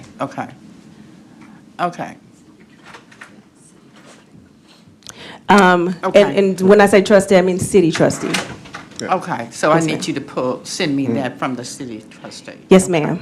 All right, one more thing, Mr. Chairman. Yes, ma'am. You mentioned an in-house, I'm sorry, unhoused, homeless, I guess that's what you're referring to, right? Yes, ma'am. Okay, you had some kind of strategy, or you were working on a plan, is that correct? Yes, Okay. ma'am. So when you finish that, could you send that to us? Yes, ma'am. Why did you hesitate? Well, we currently fund, we work with the Hospitality Hub for Jeep outreach service. And as a part of that, they ride around just trying to get individuals connected to service. It's really, that's what it is. It's something we currently do. We just expanded the program that, or the connection that we have with Hospitality Hub. We're adding a coordinator to help us to better coordinate with the Hospitality Hub through our block-by-block contract, where we are having someone on the ground from our part of our side of the staff to be there to connect individuals as well. So you're just adding a person to pick up homeless people and take them to the Hospitality Hub? Not pick up and take to Hospitality Hub. Really, they develop a relationship with individuals. They really are trying to get them into services. Sometimes they'll just feed them right where they sit. We also partner with Healthcare Alliance, where we are trying to also get them connected with those services as well. Okay, and I know I gotta go, but just one more thing, finish this. Homelessness is really dear to me, second to my children, but I need to understand what you're doing, because you said you have a strategic plan or community strategy. That's what I wrote. So I just need to know, I know about Hospitality Hub and what they do and don't do. So I need to know what you are doing in this space. Okay? And you can just send it to me Okay. later. Yes, ma'am. Thank you, Mr. Chairman. Thank you, Commissioner. Commissioner Thornton. Thank you, Chair. Thank you for the CBID explanation. So really, it's the central businesses that are, it's their investment into downtown that we're operating off of. So they're the primary stakeholder that is making all of this possible. So you're obligated through the implementation here locally to make these reports? That's correct. So you all also have approval of how we're spending the budget. And so with this particular budget, can we talk about your subcontractors that you use? Do you have a list of subcontractors that you use for, some of these vendor opportunities? If we could get an exhaustive list of your different expense categories, the subcontractors that you use, I think it would just be interesting. And do you have a figure in this presentation, I was trying to follow along, that actually states how much local spend you're using? There's nothing in here that shows that, but we can pull something together on local spend. Yeah, I want to know local spend, what percent of your budget is being expended with local vendors? And then if you could list out the subcontractors, and this information sent to the entire body. And just for future presentations, I would like for it to be added into the presentation, because we, in the absence of our MWBE program, we don't want to be presumptuous that, I don't know how many of the central businesses that are paying in this particular 75 cents are local, but assuming that their recommendations for vendors you use because they're creating the pool of funds. We just want to see what we're doing here. Are we supporting the businesses that we're incubating and giving opportunity to, or where are these dollars going out? $7 million, it's not a small amount. So I would like to see us be intentional to spend locally and build up capacity in downtown with the folks that we have.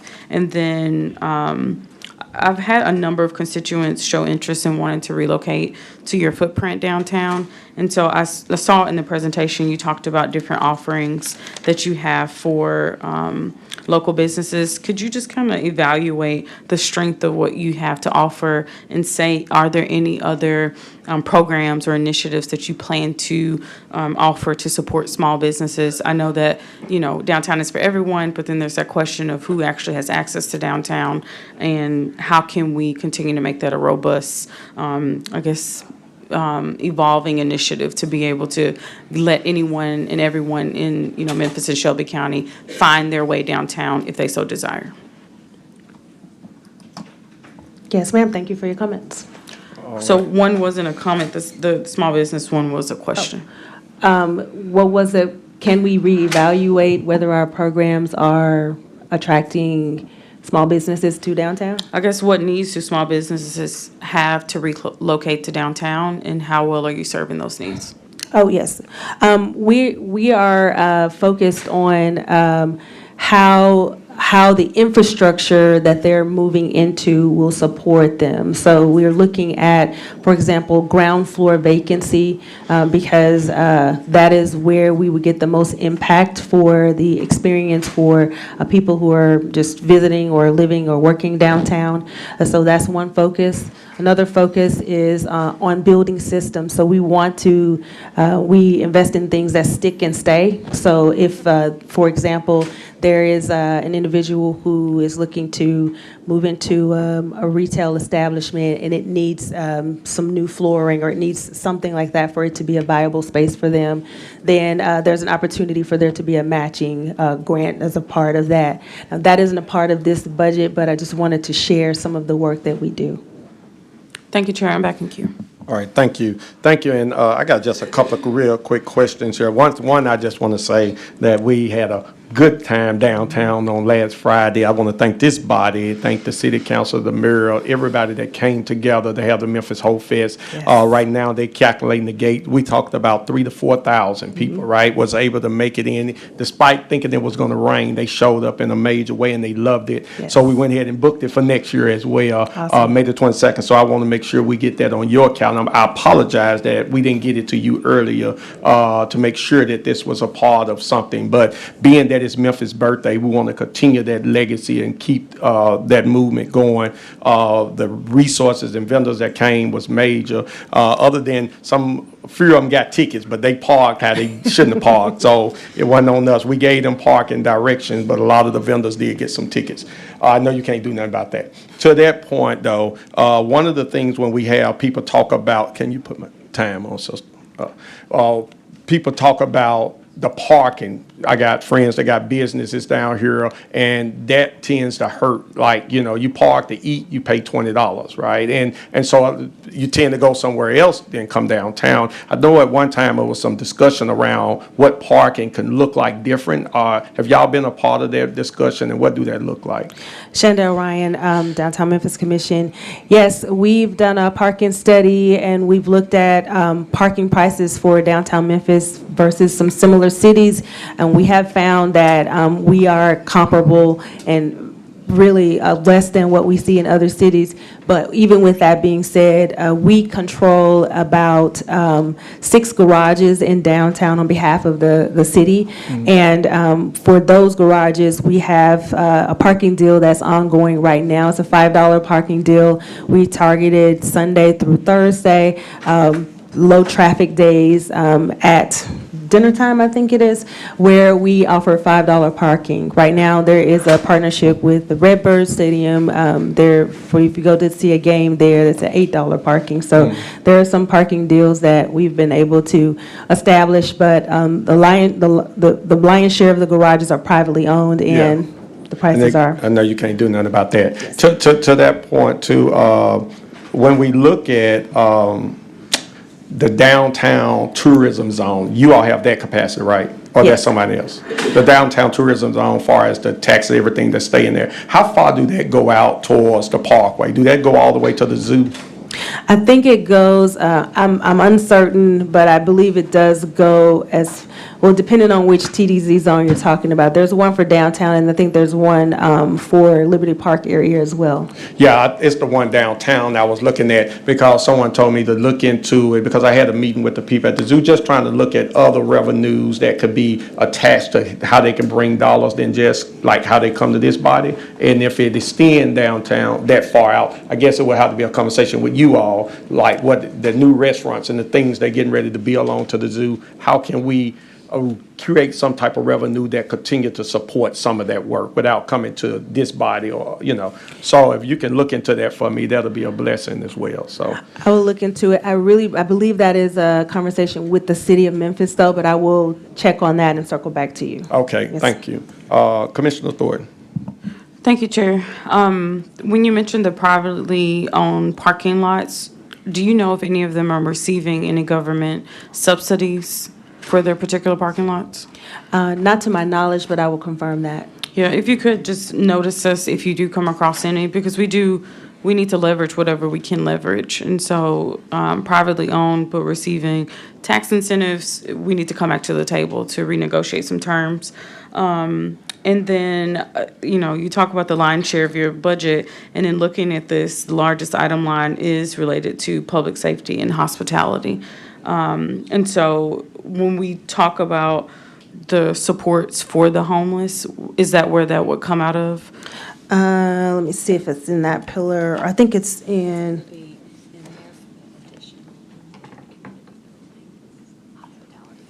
Okay.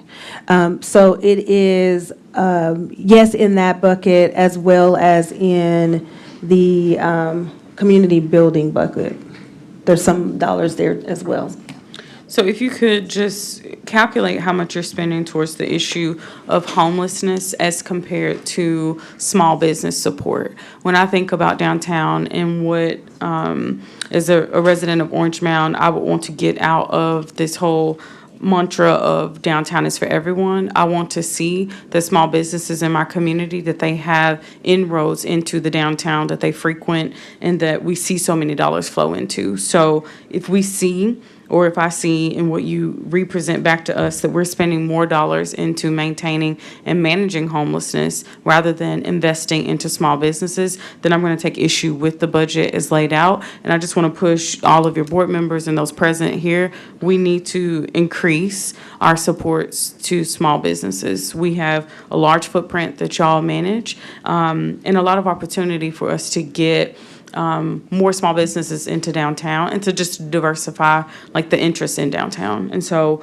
I want to fight today, as one of my colleagues has spoken candidly and passionately about homelessness, I want to fight today and advocate for our small businesses. And so just with that, just so I can see and understand your budget outline better, where would we find the small business expenditures in this particular budget? I'm looking at the categories. It's just not clear to me. Which one would it fall under? Right. So what I mentioned is that a lot of the programs that you see on, I'll find the slide in just a second, that is not in this budget. I just wanted you all to be aware of some of the things we do as a part of the organization overall. So you're not going to see a lot of dollars from this budget. This budget really is mainly about how we enhance the services of how downtown functions with cleanliness and all of that. So a lion's share of the budget is focused on that front. However, there are some programs for the Open on Main program and the Table Ready program that really does help small businesses. Just for clarity, Chair, can you just tighten up? It's not in this budget, but there's another budget. What other budget is that? And where are those funds, like, what makes up the funding source? Right. So if you look on page 4, we are a large organization with several different functions. The budget today is about the assessment that is received and that is used for this this budget. The other organization is a nonprofit organization, and that's where those grant dollars are used. Thank you. Mm-hmm. All right, thank you. And I'm gonna go back to Commissioner Brooks, but just to add, and for I won't have to come back out to Commissioner Brooks, just when I was thinking about your strategy too with the homeless piece, where the Blue Brigade, do they work together with reporting to Hospitality Hub or what have you about the homeless that they spot out there? Absolutely, and if you see any of our ambassadors, they normally know individuals by name and know how to help to calm down situations. It really does help for us to be involved so that law enforcement is not involved. So they do have a relationship with a lot of individuals, yes. Yeah, and I just think about the incident where the man hit the woman over the head by the Peabody that had mental illness, that was in jail like 40 times, and he had mental health issues. So really, how do your partnership with mental health providers and those who are out there, again, I don't want to go all into that strategy, but I think that is something to really look at, how we're partnering with Alliance and some of these other partners to make sure that they are also addressing individuals that's out there, because I know a lot of times homeless don't want to go into a facility, but they still need that care. So you're absolutely right. We do a walk twice a month with Healthcare Alliance, along with our Blue Suede Brigade and with Hospitality Hub, and we walk and we talk to individuals. Thank you. Commissioner Brooks. Thank you. Just a couple more questions.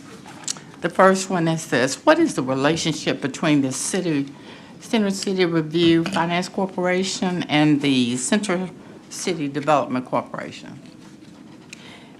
The Shandell Ryan, DMC, the relationship between the, let's see, let me make sure I say it right. Center City Review Finance Corporation, Center City Development Corporation.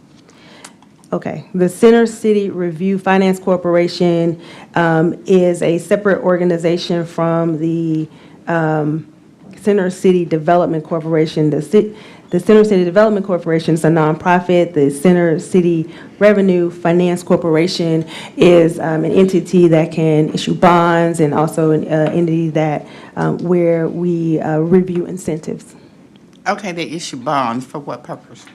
For the city of Memphis or for What for the city of Memphis? yes, What entity within the city of Memphis?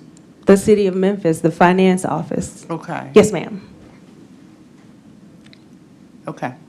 Go ahead. Yes, so sometimes the city will need to issue bonds for different projects.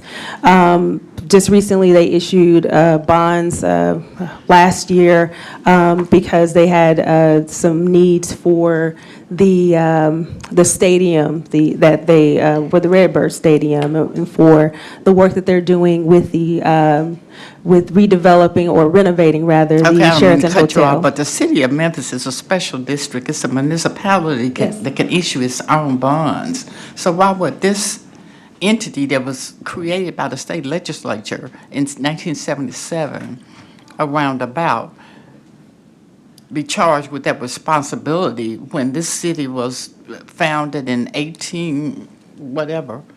So I don't understand why the city of Memphis would need your entity, your little organization, a commission to issue bonds. How did that come about, and for what purpose? For what purpose would you be given the responsibility of issuing bonds for the special district of Memphis? My understanding is that we are the city's bond issuer. We have been set up for that purpose on behalf of the city. Okay, who was issuing bonds before 1977? I'm sorry, ma'am, I do not know the answer. You weren't to that born, one. were you? Oh. I was born. I'm the only one that was born. Okay, well, we'll find that out. This is just problematic for me because I can't get past that. All right, so I guess I need to go do some research. Next question, Mr. Chairman, I thank you so much. I know I'm out of time. Do you have any plans for downtown youth activities? So our events are targeting families. So we do, when we produce our events, we're looking for things to do with families. So we've done some things with museums and some other places just to bring families downtown. And I understand that, and that's great. I'm glad you do that, encourage families and give families an outlet. Mr. Chairman, if you'll indulge me just one more minute. It's really important for children, youth, and I know you were younger. Well, I'm getting in trouble now. Yeah, your youth is more fresher in your mind than it would be in mine. And so children, young people, need to have outlets, entertainment outlets. They can't just have academics only. And a city of this size with so many folk that are between 1824 need to have specifically designed entertainment activities. Yeah. And those entertainment activities should, welcome them. And they need to know. You can go over to Charlie Speakeasy. It's for 18 to 24. And we need to brand it that way and market it that way. And those are the kinds of plans that I'm asking about and I'm looking for because they are absent when it comes to that age group. Yeah, go ahead. We sponsor a number of events that do that kind of work. Also, the Tomley Park, they have lots of great events for the youth as well. Yeah. But what we need, just one more thing. Now, I just want you to get this and I'll be done. Yes, ma'am. I don't mean to belabor the point, but what we need to have is we need to have brick and mortar buildings, if you will, or we need to have a place like a Brooks Museum, but it would be a youth activity facility. And they can go whenever they wanted to. It doesn't have to be created on the spot or created on the third Wednesday of the 4th July or whatever. Do you understand what I'm saying? We have nothing, zero for children, young people between the ages of 8 and 24, or those who are even in middle school. Thank you, Mr. Chair. Thank you. Thank you. And I just say to Commissioner Brooks, so growing up in Dixon Home right down the street, so right out here, we came down just for the water that was shooting out the ground, right? And so every weekend, this where we were, but they don't, so if y'all can get the water sprinkles back to going, that might help some. Commissioner Thornton.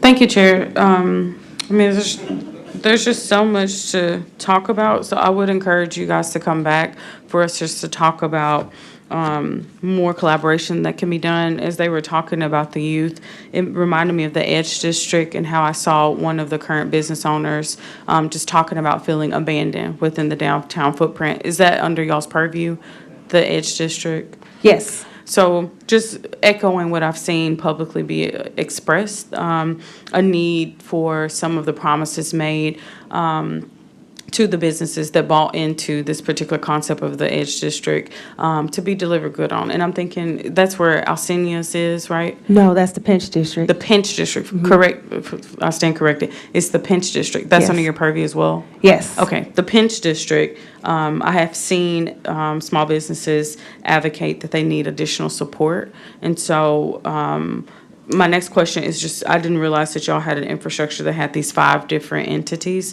So the Center City Revenue Finance Corporation, what is its classification? The CCRFC organization, I honestly don't, I'm not sure if it's not okay, yes, that's right. It is an industrial development board. So it's an IDB, which means that it's government. It's governed by the board itself. And the board is appointed Right, by but city council and commission. So government has a oversight there. Correct. And then the Downtown Mobility Authority, what? That is the city of Memphis. Well, it's actually a joint board as well.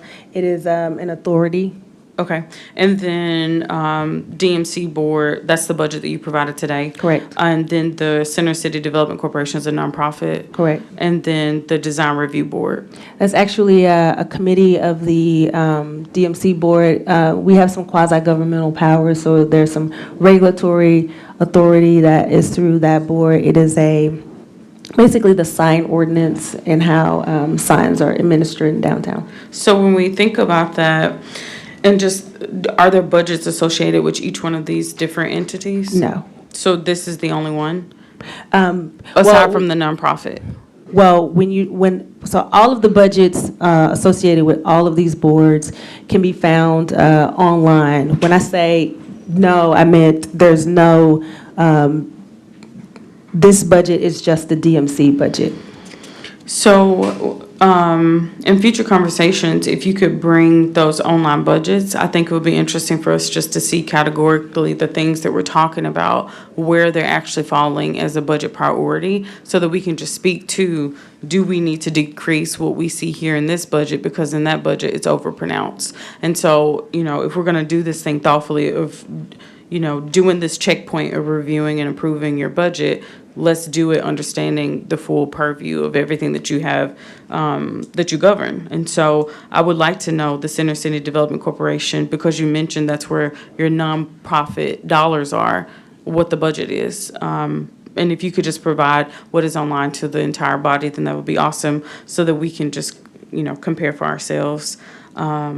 And just in closing, Chair, I know that we need to close this out, but the state mentioned the $80 million coming to downtown. It was related to crime and safety. Where is that? $74 million from the state of Tennessee, yes. And where is it going? It is going to the historic Bill Street area, so just the geography that's around Bill Street. If the public wants to know more about those dollars, where do they go? There, on our website is a page for the State Public Safety Grant. There's also a location there where you can sign up if you want to be notified and understand other things happening with the grant. So when do those dollars come through? That we already have those dollars. And which entity has the 74 million? It is through the, okay, it is a restricted fund shown under DMC. But it doesn't come up on our budget today? No, it does not. Why not? Because it's a restricted fund that is a separate fund specifically for a purpose. Can we get a legal opinion of why the restricted fund doesn't have to be disclosed to the public, though it falls under the DMC board? It is disclosed to the public. It's not discussed today. It's not in this budget, no. Right, so This is our operating budget, and I think that's the difference. It is not a part of our operating budget. I know this is a discussion, but I would like to know what is actually necessitating that they are before us today, and how is it that the restricted funds fall outside of that purview? Jordan Galtelli, County Attorney's Office. I will look into this and have an answer to you by Monday. Thank you. Thank you for answering our questions. All right, and I know we can get ready and close it out. I'm gonna let Commissioner Brooks, it's our third time, so we'll suspend the rules and we'll get this. Thank you, Mr. Chairman. Just a couple more questions. You mentioned grants. Can you tell me where your grants come from? And what kind of grants they are? If it is throughout, so if you If you are. need to send it back to us, that'll be fine. Okay, yes, ma'am. A list of all of your grants, okay? And then the last one, Mr. Chairman, I appreciate you, oh my goodness. When you get to be my age, you forget stuff. Oh, good grief. Okay, so all of your budget is funded by fees, right? Yes, And grants. assessments. Assessments and grants. Yes, ma'am. Okay, so do you get any kind of grants? And grants from Shelby County government? No grants from Shelby County government, no, ma'am. Okay, in addition to, so would be city and state, anything else? Nothing from the city, and from the state, the grant that we just talked about, the $75 million grant, and then the grant that we spoke about, the for the Vance sidewalk repair, was a state grant, a diabetes state grant that we received in our DMA, as part of our DMA services. Okay, and so lastly, your pilot fees, okay? What do you do with those? Pilot fees, so when you talk about pilot fees, there's something that is, the fee is paid to I already know Shelby what it County is. and, I need to know what you do with them. right, so there are fees that are paid to Shelby County and the city, and then there's a fee for the pilot that helps to support the grants in the CCDC nonprofit. Okay. Well, I look forward to seeing you come back. Thank you. Of course. All right, and I just say this, that I got a great experience when Mayor Young was the downtown. He took me on the tour and broke it down, all of these, so I kind of had a good preview of what they were broken down to. So thank you for taking on this role and your leadership down there, and look forward to continue to work with you all. Thank you. Thank you. All right, that ends committee number 7, and we're going to committee number 16. And as we go to committee number 16, Commissioner, since we got so many CEP, I appreciate my colleague Commissioner Sugarman allowing us to take 1 and 2 after we go through these grants. The grants first, and then we'll come back to the other items. Commissioner Mills, if that's okay with you, come back to 3. Are you convening this committee? Yeah, oh, no, you over there. I'm sorry, Commissioner. All right, calling to order committee number 16. So if I heard Commissioner Caswell, we're going to go through the grant recipients and put 1 and 2 at the heel of the agenda? And Okay. 3. 1, 2, and 3? Yeah. All right, I'm in alignment with that. So I'm going to call the organizations. If you're present, just wave your hand, and we'll give you time to speak today. And then if not, we will send everything down with recommendation. So here we go. Urban Promise 901. Anyone here? National Tourism. I know Mr. Ingram's here. Tennessee First Responders Foundation. Code Crew. One Accord International, Show Up Collective, Edge Education, Our Youth Memphis,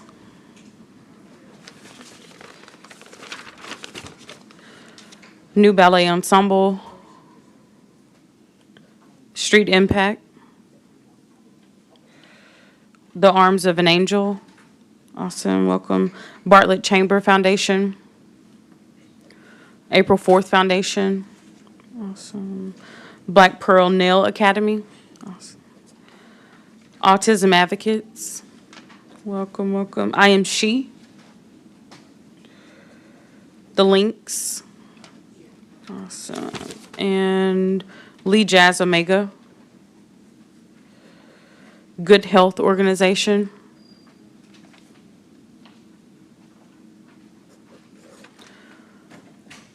Mindful in Memphis. Historic Archives of Rosemark. Awesome, welcome. Ladies in Need Can Survive. That's you. Did I see you raise your hand for another one? Are you representing both organizations? Okay, awesome. Okay, all right. So just to make sure that I have everyone acknowledged, so we have National Tourism here. We have the Arms of an Angel, April 4th, Black Pearl Nail Academy, Autism Advocates, Historic Archives of Rosemark, and Ladies in Need Can Survive. Is there anyone else in the audience that did not hear your organization named? Seeing none, Madam Parliamentarian. I think a couple commissioners may want to amend on a couple. If they could do that now, then they wouldn't have to do that on Monday. So can you include that in maybe the ones that we read individually? For sure. So any commissioner sitting or listening, if you could just communicate, are there any organizations that you would like to speak to?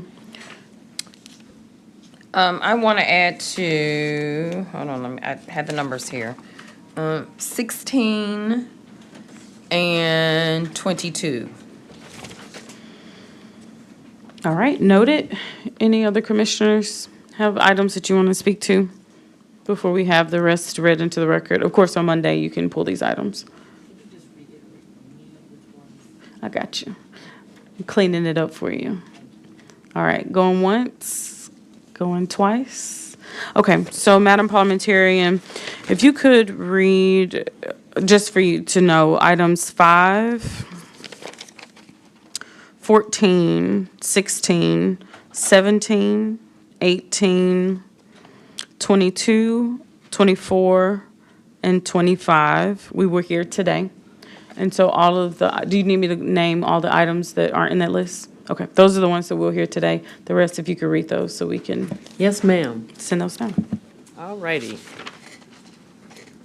So, item 4 is a resolution awarding county funds from the FY 2026 operating budget in the amount of $6,500 to Urban Promise 901, a charitable organization.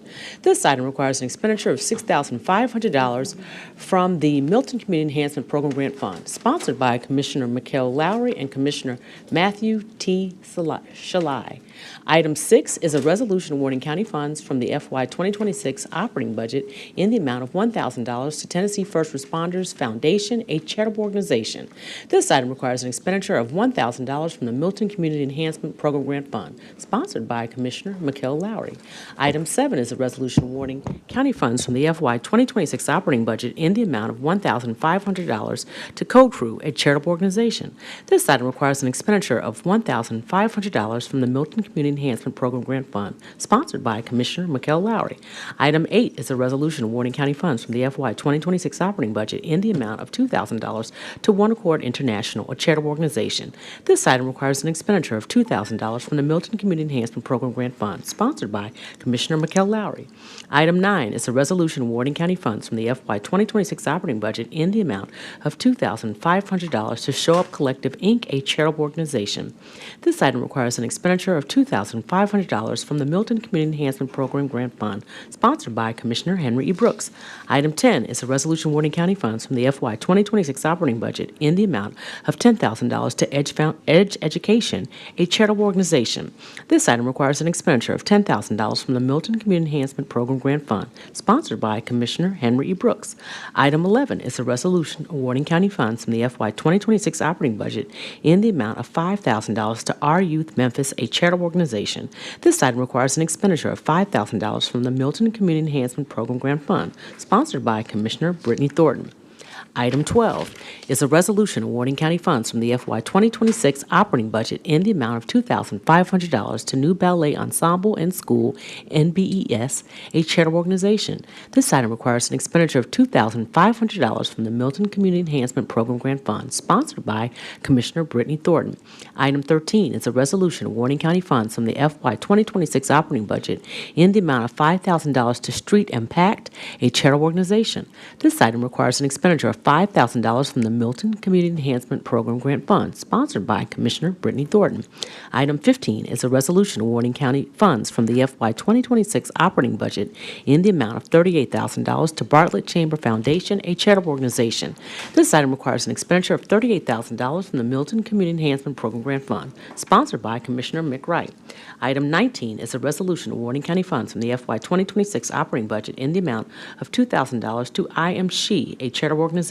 This item requires an expenditure of $2,000 from the Milton Community Enhancement Program Grant Fund, sponsored by Commissioner Mikkel Lowry. Item 20 is a resolution awarding county funds from the FY 2026 operating budget in the amount of $6,500 to the Links Incorporated, Shelby County, Tennessee chapter, a charitable organization.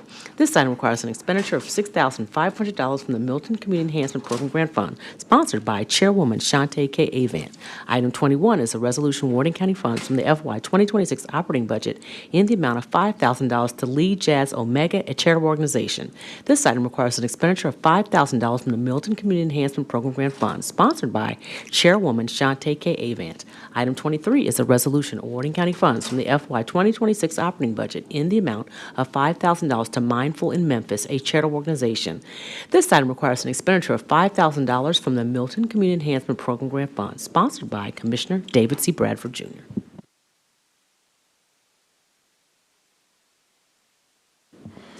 All right, this item has been moved by Commissioner Mills, second by Commissioner Thornton. Any commissioners want to speak on any of these items? All right, seeing none, can we prepare the screens for voting?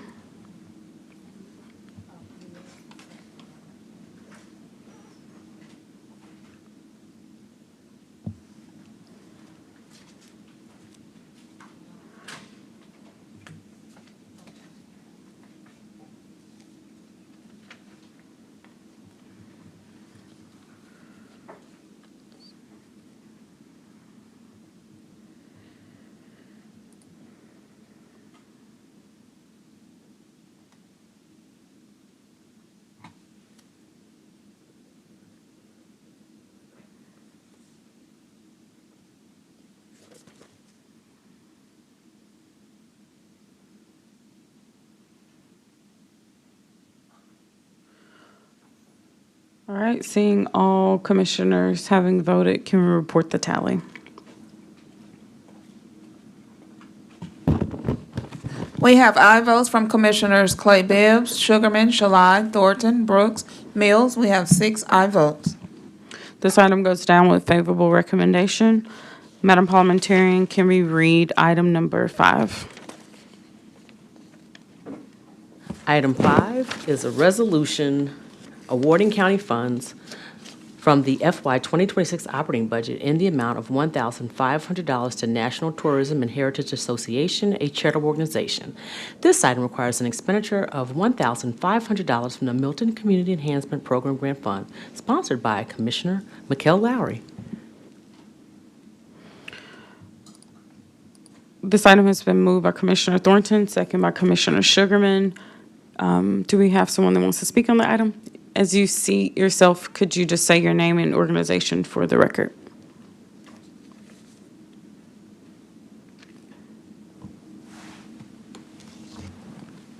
Good afternoon. Can you hear me? Yes, sir. Good afternoon. My name is Wayne Ingram. I am the president and CEO of the National Tourism and Heritage Association. We are a 501c3 organization. Commissioner Brooks, we have the answer to your youth question that you just asked in reference to hospitality and tourism. We are currently working right now for the last 5 years with Future Business Leaders of America in all your districts. All high schools have that club, Future Business Leaders of America. It comes up under CCTE with the Shelby County School System.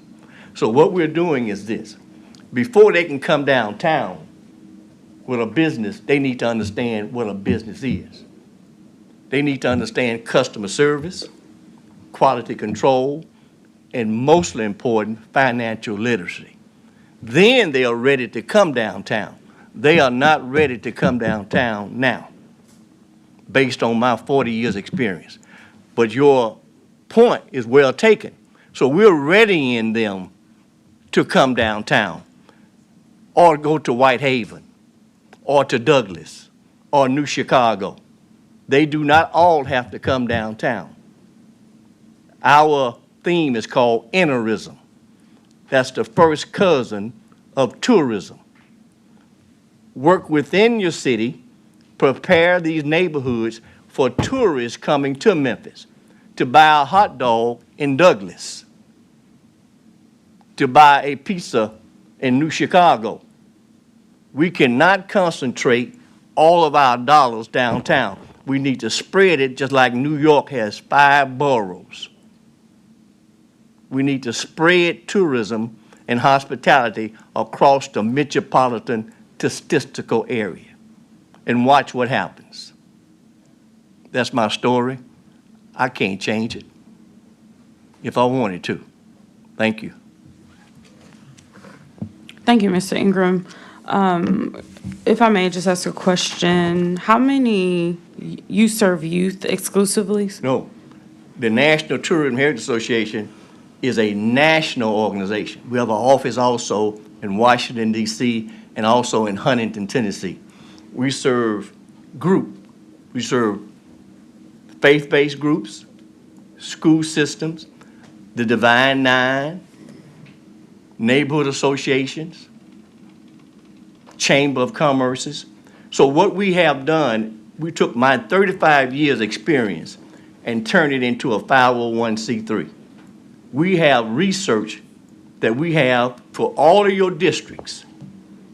I can say this here, you probably received emails from me from the national group. That's us.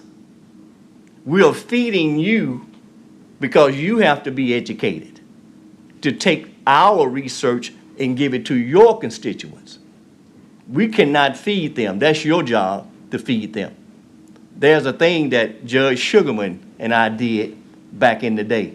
It's called kitchen cabinets. Lois DeBerry taught me how to do this. Every commissioner should have a kitchen cabinet that we can feed them with information that they can do it themselves. We call it helping them to help themselves, to build commerce. But the first thing you need to do is educate, educate, educate, and watch what happens. Not only will downtown prosper, but our whole metropolitan statistical area will prosper. And the tax dollars will go up because you're readying your community, setting a tone that when tourists come into Memphis, they are accepted, by these neighborhoods, selling their goods, gift shops, jazz concerts. You can have a jazz concert in Douglas. And especially Manassas, where all the jazz greats came from. So we must not limit our hospitality and tourism. So that's the reason why we're working with Future Business Leaders of America in these high schools, that they can come back to Memphis after they graduate from a four-year school. And also, we're in concert with Lemoyne Owen College right now to teach their kids entrepreneurship. So if I may, Mr. Ingram, in the time that I have left, just ask a question of just the scope of your operation. How many individuals are you currently serving? And I see the amount that you've requested. How many people do you have the capacity to serve? We don't serve individuals. We serve organizations. Okay. Like the Shelby County School System.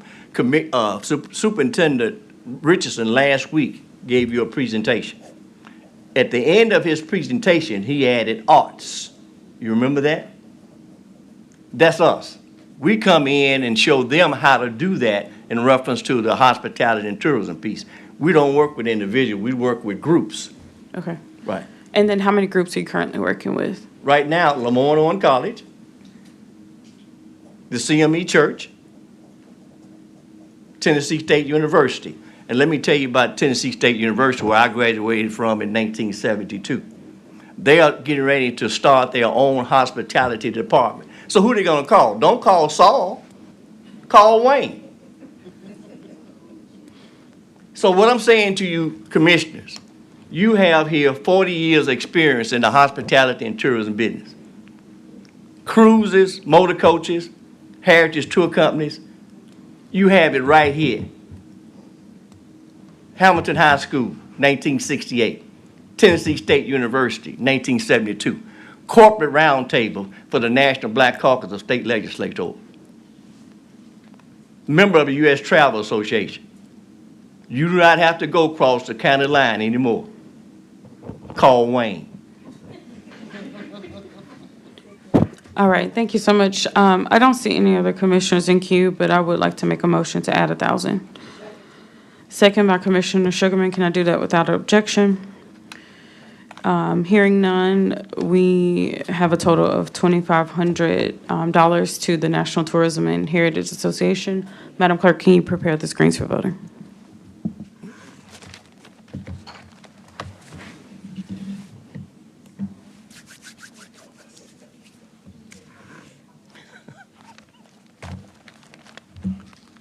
Thank you. When you get your emails, respond to them. Thank you.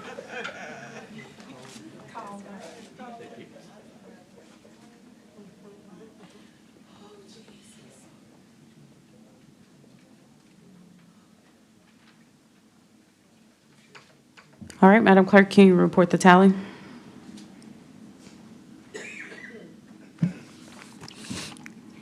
We have aye votes from Commissioners Clay Bibbs, Sugarman, Shalai, Thornton, Mills. We have 5 aye votes.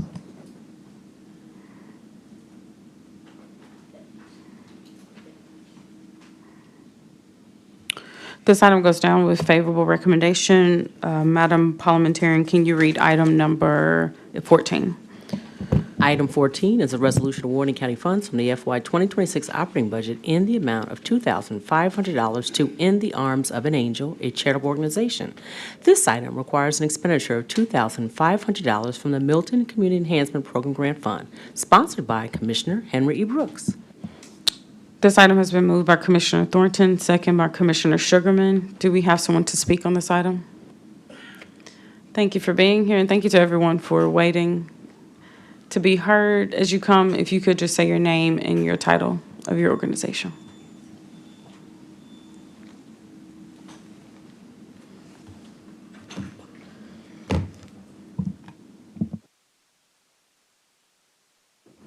Would you mind pressing the button on the far right? Okay, good. Good afternoon. My name is Grace Hilton Young, name of organization In the Arms of an Angel. My zip code is 38122. Thank you all for allowing me to be here today. I would like to just take a moment, take this opportunity to tell you a little about In the Arms of an Angel and who we serve and the impact it's having in that community. In the Arms of an Angel is a youth empowerment program. It is an organization created to empower our youth while educating our parents about the challenges and that our youth are facing every day. We address some of the critical issues such as human trafficking, substance abuse, peer influence, respect for authority, self-esteem, self-worth, and morals and values, as well as value for life. We also help the parent to understand and to not only know what their youth are going through, but to help them be more prepared with how to serve them as families. When a parent doesn't know what their child is getting into or the dangers of the things they're encountering, they can't properly, in my opinion, watch them the way they should or find the resources that they need to help them along the way.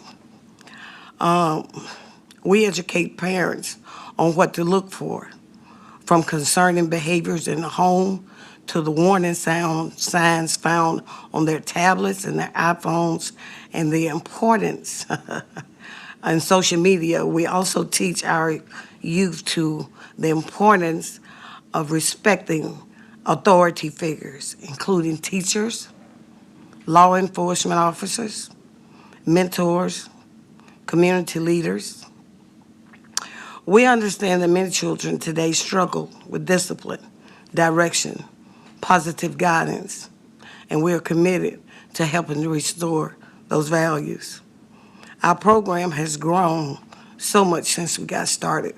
We started in 2008, working out of the back of my car and walking the streets, talking person to person, trying to find out what could we do to be impactful in the area in which we lived. We had children who would play in the streets and not be properly dressed. We knew that they were just coming from school. They didn't have the right kind of shoes on. They didn't have uniforms. They were dirty. Their hairs were nappy. And so in the Arms of an Angel, God tugged on my heart to visit the school. I then adopted, I'm gonna put this down because that trips me up. I then adopted Treadwell Elementary and Middle School. And once I got there, I found the need to be so much greater than I had anticipated. At that time of my visit, being honest, all I wanted to do was pass out a backpack like everybody else does. But the need was so great. The backpacks doesn't touch the need of the children. They need everything from a uniform to underwear to socks. They need all the bare essentials that my child would need to go to school. And they do not have them. So I had a talk with the principal, and he created a list for me of items that were needed. And so instead of me just working on backpacks, I started to beg in the community, trying to get enough funds together to be able to pack each backpack with what those children needed. We left the door of communication open to the principal, so when he ran into those special need kids, those kids who absolutely had nobody, mother and father incarcerated, grandmother's trying to raise the child, and she's doing the very best she can, but doesn't have enough to keep food on the table, let alone put clothes on their back. Give us a call and let us see what we can do to help them.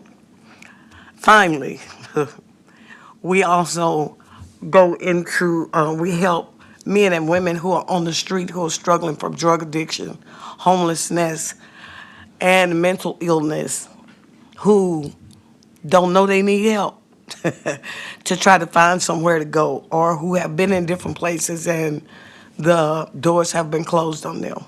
So we try to provide the resources that they need. We don't have a physical location. We don't have a physical building. We don't have anything that we really need to do the work other than hands and feet and mouth and resources that I've learned from other entities within the community. And whenever I find someone who fits that criteria or who needs that help, I connect them with the person who can provide the services. Commissioner Brooks, thank you on today for allowing me to come and to share a little bit, because we always talk about this program and that program, but we never know what people really do in our communities. It's when we see the change in our youth. I heard, I almost call you Minister Brooks. I heard Commissioner Brooks talk about our youth. Well, if we can begin to educate them at an early enough age, bring awareness, get back to the preventive measures that we used to teach, it's going to make a difference because they will hear you. They know what's going on in our communities. Not every child wants to become a product of what they see. And let me tell you something, they desire better. They just don't know how to get it. That's where we come in. Somebody's got to be the connecting piece to get them from point A to point B. So that's who I am. That's what I do. I do it with grace, I do it with dignity, and I do it with integrity. And above all, I do it with passion. Thank y'all. Thank you. It's Ms. Young, right? Yes. Okay, thank you, Ms. Young. We definitely feel your passion today, and thank you for sharing the work you do. Commissioner Brooks, you recognize. Thank you, Ms. Young. I just want to say that we didn't allow you to come. This is your house. This is your building. So you can come here whenever this building is open. This is the public's building. So you're not just, you were on the agenda today, and maybe you were informed of that, and your item was coming up. But this is your building. It's the public. You come anytime you want to. Okay? Thank you. Thank you for your work. Thank you, Commissioner Brooks. Ms. Young, I am pretty tight with the District $10, but your passionate plea today, it really has compelled me, and I just know that you do what you say that you do, and so I would like to amend this item to add $2,500. Second by Commissioner Brooks. I look forward to seeing what you do in the community, and thank you for your service to Shelby County. This item has a total of $5,000. Can we prepare the screens for voting?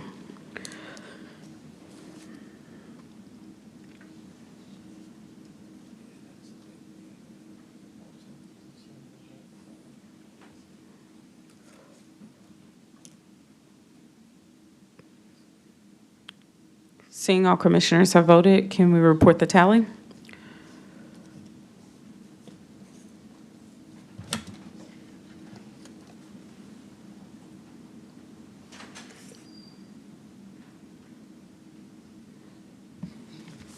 We have aye votes from Commissioner Clay Bibbs, Sugarman, Shalai, Thornton, Brooks, Mills. We have 6 aye votes. This item goes down with favorable recommendation. Madam Parliamentarian, can you read item number 16? Item 16 is a resolution awarding county funds from the FY 2026 operating budget in the amount of $10,000 to April 4th Foundation, Inc., a charitable organization. This item requires an expenditure of $10,000 from the Milton Community Enhancement Program Grant Fund, sponsored by Commissioner Matthew T. Shalai. Thank you. This item has been moved by Commissioner Thornton, second by Commissioner Sugarman. Thank you for being attentive today. We have 2 presenters.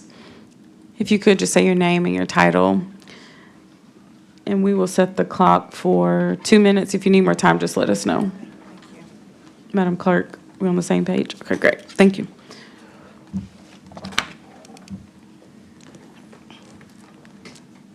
Good afternoon. My name is Barbara Farmer Tolbert. I am on the board member for the April 4th Foundation. And I'm going to tell you about Footsteps. It is a part of the April 4th Foundation. The Footsteps Youth Leadership Summit on Civil Rights was founded by the April 4th Foundation in 2006 to educate and train the youth on civil rights and human rights. The program embodies the Foundation's mantra, tell the story, pass it on, and is made possible through the support of our sponsors.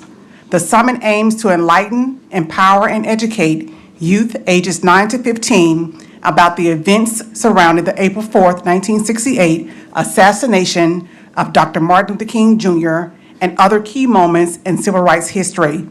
Since its beginning, Footsteps has inspired thousands of Memphians. The youth program workshops, visits to the historic civil rights sites, and lectures from civil rights icons and their families.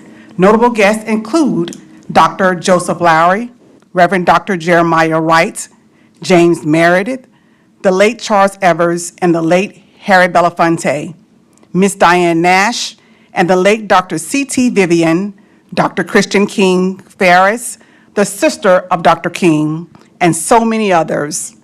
We are grateful to our participants who have had the opportunity to hear firsthand stories of these influential figures in civil rights history. Footsteps participants also have traveled to Georgia, Alabama, Mississippi, Louisiana, Virginia, and Washington, D.C. to visit historic landmarks and learn about pivotal events in the history of each location. The Footsteps program provides a valuable opportunity for youth, but in the same time, we also have the young people who benefit from this experience. Please visit our website if you want more about what we do at April 4th Foundation and Footsteps. Also with me, I have Johnson Salisbury, who is the founder of the April 4th Foundation Incorporated. Thank you for that presentation. Always good to see you, Ms. Tober. Good to see you. So we have a couple commissioners in queue. If you are fine with that, Mrs. Salisbury, we'll go to them. Commissioner Sugarman, you're recognized. Yes, as a social studies teacher in Memphis Shelby County Schools, we see the whitewashing, book banning, all these things are going on. And in fact, at the state level, they passed a law. If you talk about race, discrimination, slavery, things of that nature, not only can you be fired as a teacher, but the school district can lose money. And so we need to make sure that our children are told the truth. And that is something that I'm very passionate about in my classroom, because I'm waiting for one day they're going to come in and arrest me, because I will not lie to my students. I'm going to tell them the truth. As you probably know, I'm the daughter of a civil rights activist, the late Judge Sugarman. And so I love what you're doing. I just have a couple questions, and I'm going to give you some funds to support what you're doing, your work. So how many children do you serve?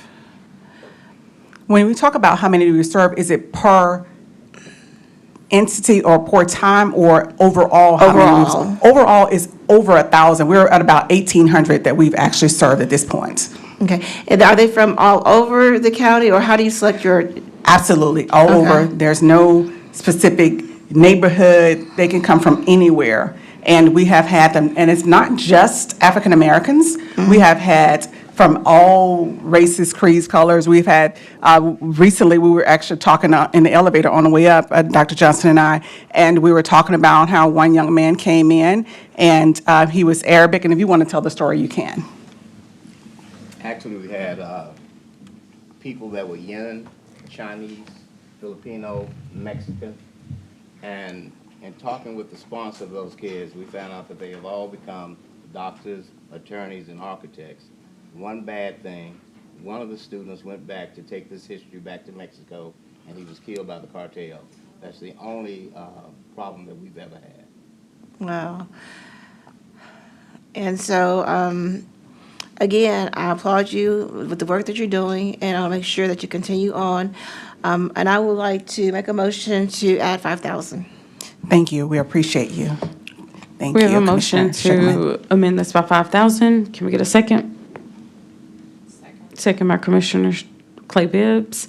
That brings the total to 15,000. Commissioner Clay Bibbs, you recognize. Thank you, Madam Chair. Mr. Salisbury, I'm not sure if your microphone was on, so I don't think everyone heard the story. And I want you to say it again for record, because, you know, we do have a listening audience. And for those who, we want to put it on record, what you said, how valuable your program has been for those. The program has been very valuable. It's showing, but it's It's not. showing, the program has been very valuable over the past 21 years. Is this better? Yeah. The people that we have introduced our students to have been 5 presidential Medal Honor winners: John Lewis, Diane Nash, Ambassador Andrew Young, C.T. Vivian, and Joseph Lowry. 90% of the Americans have never been in these people's presence, and we have put them in the presence of these people over the years. One interesting story, we took them to New Orleans last year. I happened to didn't go out the day that they went out to do tourism with plantations and museums, and they came back and said, we discovered the lady that integrated the New Orleans school system. And I said, oh, Miss Ruby Bridges? They said, no. I said, Ruby Bridges integrated into your school system. I mean, the New Orleans school system. And they said, no, Dr. Leona Tate. I never heard of Dr. Leona Tate. She's not in any history book. And let me tell you a story that happened with her. The school that she integrated was on the same day, November the 14th, 1960, the same day that Ruby Bridges integrated the schools. And having a conversation with her last month, and Andrew Young said, I have a picture of you by some famous artist. And she said, Norman Rockwell? He said, yeah. She said, that's not me. He said, must be Ruby Bridges. She said, it's not Ruby. It's just a black girl in the back of a car that he sold pictures to. Now, we brought her here and we honored her in April as being a I Am a Man award recipient because no one's heard of her. Her documentary is coming out. So those are the things that we try to do with our children, introduce them to those type of people. Thank you for that. I just wanted to make sure we captured that for, just on record, because I know how great your program has impacted students across Shelby County. So thank you for all of the work you do. And may I offer this? We're going to take them by train to New Orleans this year. And we're also going to take them by van to Mobile, Alabama, to visit Africatown, something I just learned about in the past 2 years, which has been there since 1860, and their community is still there. So I'm more excited than the students to go to Africatown. I really am. Absolutely. I'd like to amend this item by 2,500. All right, we have a motion Thank you, to Commissioner Bibbs. amend this item by 2,500, bringing the total to 17,500, with a second from Commissioner Sugarman. Can we do that without objection? Hearing none, so moved. I am just curious, how do students and, I guess more importantly, parents that are listening, get their students signed up for your programming? Absolutely. I can give you the phone number, 901-849-3364, and you would get Johnson Salisbury directly. Or you can also contact us at johnson@april4thfoundation.org, and that's 4TH, not the word, johnson@april4thfoundation.org. Okay, thank you for that information. Thank you. I also want to just give a shout out and thank you to Commissioner Matthew Salah for sponsoring this. Thank you. Awesome, thank you. I would like to amend this by 2,500. Thank you, Commissioner. Second by Commissioner Sugarman, and I believe that brings you up to a total of 20,000. Thank you. We appreciate you all so much, and I'm sure the youth would really appreciate you. Thank you. So if we can do that without objection, then we will prepare the screens for voting.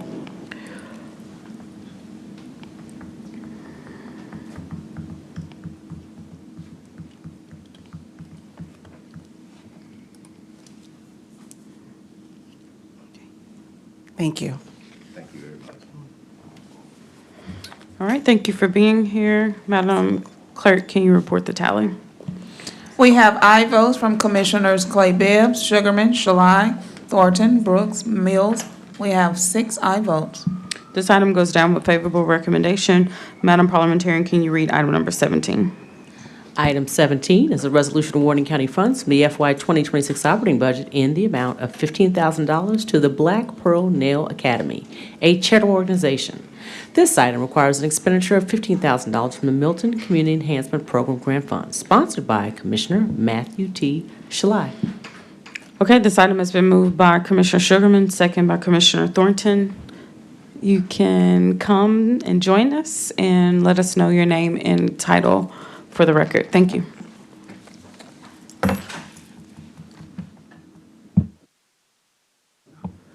Did I turn it on? Okay. Greetings, Commission. My name is Dariah Caldwell. I am the Executive Director of the Black Pearl Nail Academy located in 38116. 38116 is one of the strongest Black economic corridors in our city. And your support of small Black-owned businesses and Black-led nonprofits is imperative during these challenging times.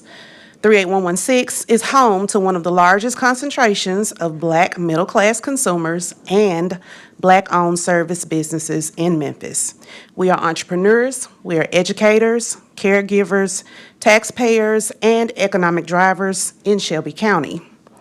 I am the founder of the Black Pearl Nail Academy. The Black Pearl Nail Academy is the first full-service manicure school in the state of Tennessee. And currently, it is the only strictly 501c3 nonprofit manicure school in the state. The nonprofit structure was very intentional. I wanted to build a school that exists to serve the community, not exploit it. Because unfortunately, we have all seen schools charge outrageous tuition, consume students' federal funding, and leave them with debt instead of direction. The Black Pearl was created to do the opposite. We provide adult learners with specialized training that leads to real careers, entrepreneurship, and economic independence. Our students gain foundational skills, financial literacy, customer service skills, and stackable credentials necessary to become licensed nail techs, advanced medical pedicurists, and certified medical pedicurists. But we do more than teach nails. We teach professionalism, we teach ownership, we teach confidence, we teach our students how to become fiscally responsible entrepreneurs who can successfully operate businesses right here in Shelby County. And our numbers speak for themselves. In just 8 years, the Black Pearl has helped license more than 250 individuals across Tennessee, Mississippi, and Arkansas. Now, let me lighten the room for just a second. When was the last time some of you actually looked at the bottom of your feet and in between your toes? Exactly. Because nails, they are not just about luxury. This industry is often reduced to long stiletto nails, crystals, and French manicures, but the reality is much deeper. The feet are often one of the first places the body shows signs of distress, illness, diabetes, poor circulation, and infection. This is healthcare. This is wellness. This is serious business, and it is a respectable career that nearly everyone will need at some point in their lives. With assistance from this council, the Black Pearl plans to expand programming to youth ages 16 to 19.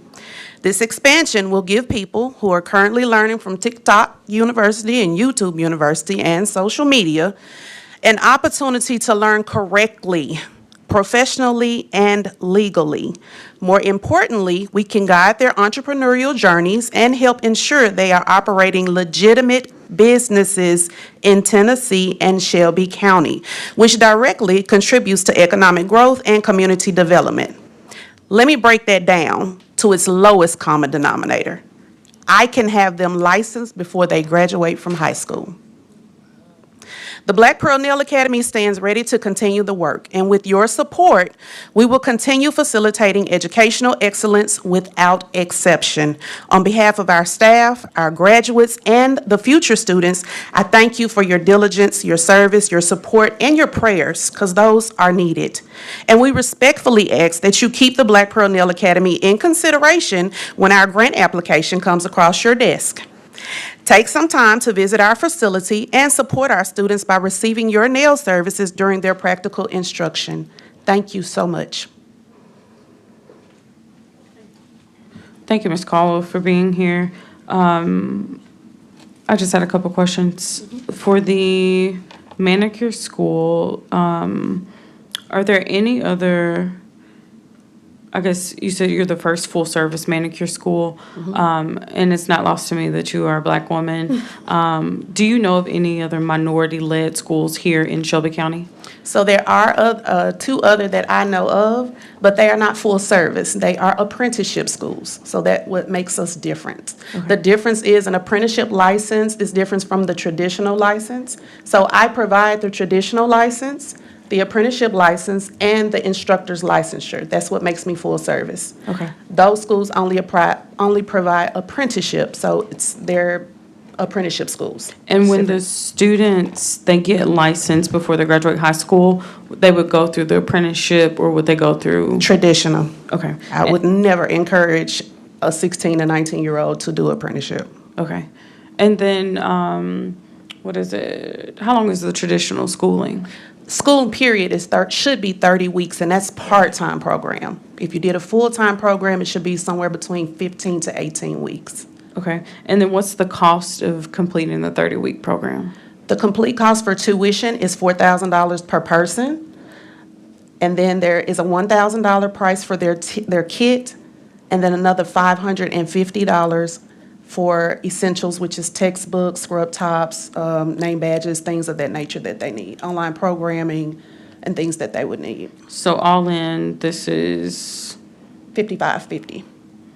And what was the $550 for? The essential programs, essential package is $450.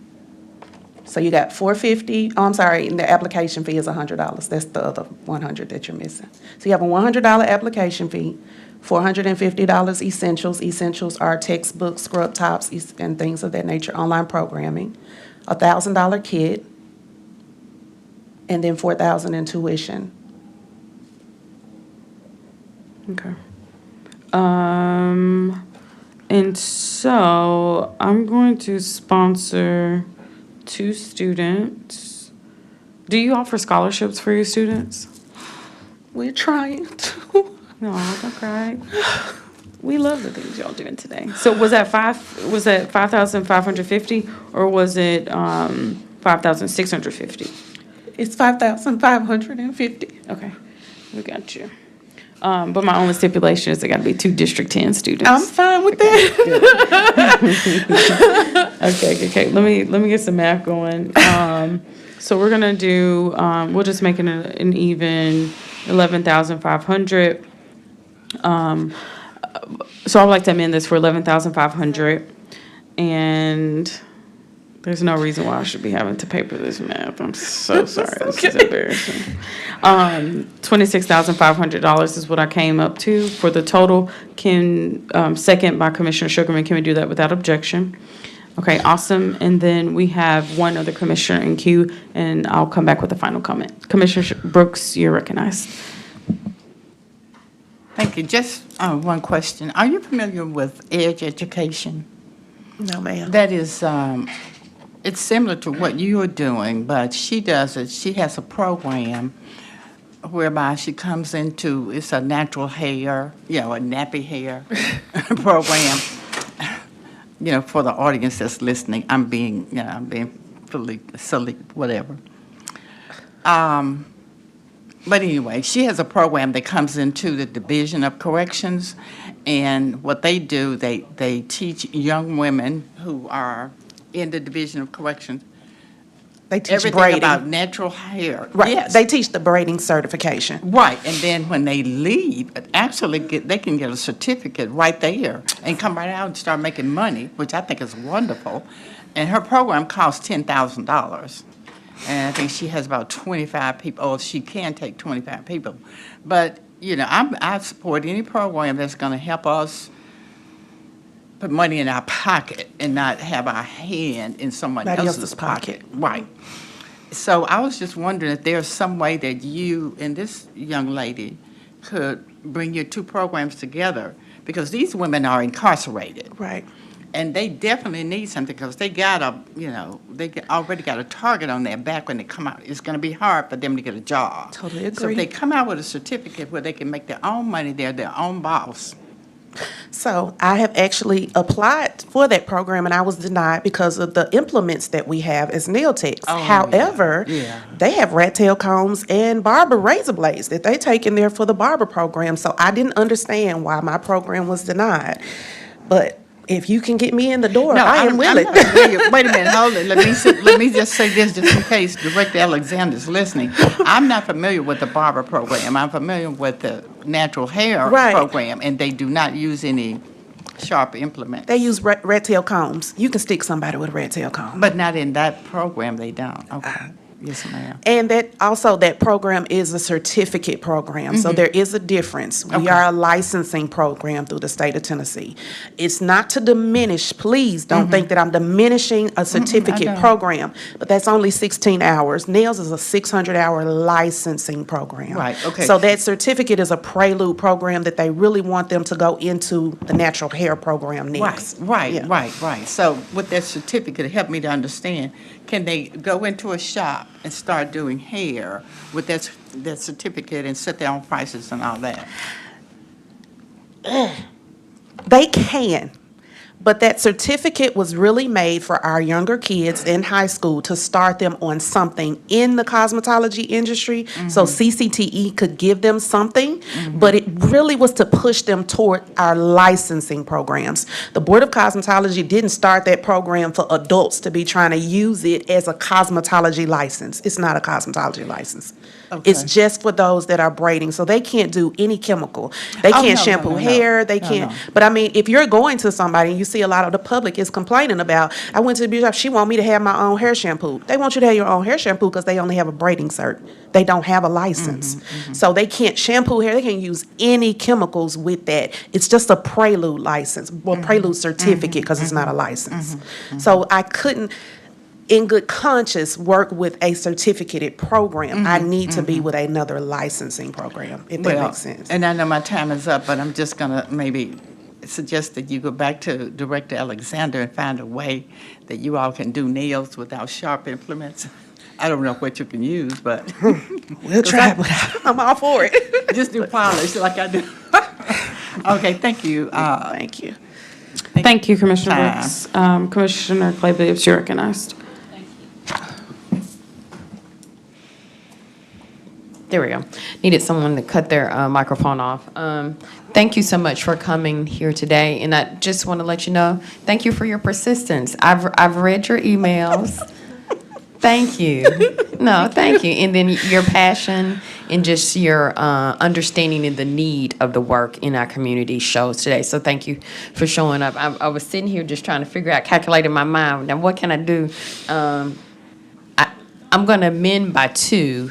And for now, I got to go back and recalculate, figure out what else is going on. If not, I would definitely keep you in mind for next fiscal year. And I want to come visit you as well. Please, please. It's so encouraging to my students when I tell them, that I'm not doing this by myself, and I don't have enough students to make tuition to keep a facility running. It comes from grant funding, and that's the reason why I chose to be a nonprofit, because the day y'all stop committing to us is the day y'all say you don't need my school anymore, and I will close my doors. But until then, I need your help. Thank you for everything that you do. Yes, thank you, Commissioner Clay Bibbs. So we have a motion to amend by 2,000. So that is second by Commissioner Sugarman. That brings it up to $28,500 today. I encourage you, the commissioners that you don't see seated, come on Monday. Try to see if you can pull them aside, because we can pull this item on the floor on Monday. And then if you can catch some of our numbers in between today and Monday, you can possibly increase that figure. So I will be coming to visit, and I would want to just make it clear that I have a young adult agenda. So 18 to 35-year-olds from District 10 is what I'm sponsoring, and I'll get with you because we have a pipeline of young adults that are looking, and so if we could just work together to be able to get them in there, that'll be awesome. I've been doing a lot for young men, and I've left for the young ladies on the table. We take men's too. I figured that you would say that. Yes, I have 2 young men in my class now. I believe it. I believe it. The young ladies in District 10, particularly young adults, they need some more offerings. Yes. So I hope to see some young men or young ladies step up for this. Okay, so we are going to prepare the screens for voting, and thank you again for being here. Thank you.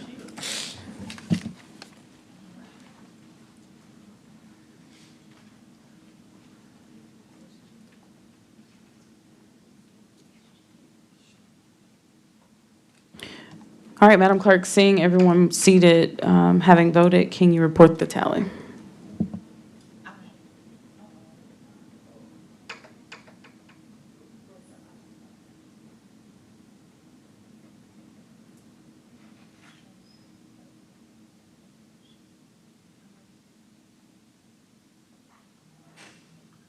We have aye votes from Commissioner Clay Bibbs, Sugarman, Shalai, Thornton, Brooks, Mills. We have 6 aye votes. This item goes down with favorable recommendation. Madam Parliamentarian, can you read item number 18? Item 18 is a resolution awarding county funds from the FY 2026 operating budget in the amount of $20,000 to Autism Advocates, a charitable organization. This item requires an expenditure of $20,000 from the Milton Community Enhancement Program Grant Fund, sponsored by Commissioner Matthew T. Shalai. Thank you. This item has been moved by Commissioner Thornton, second by Commissioner Shalai. If we can have you just say your name and title for the record. Hello, I'm Alicia Coleman. We are Autism Advocates, 501c3 nonprofit. I am the executive director and founder. This is my husband, Keishawn Coleman. He's the president, and we together are also profound autism parents. We've been married for 20 years. We have 4 children. We've been married 21 years. We've been together 24 years. 24, if you want to be Before you go into your spiel here, I want to just say this. I've said it today, and I got a chance to watch what you guys do here. And as you got, most of y'all, some of y'all maybe not know, but I am a Grammy-nominated diamond songwriter and television actor, and I do my thing for the city. But I got a chance to watch what you guys do for the city. And I got to tell you, man, what y'all do is incredible.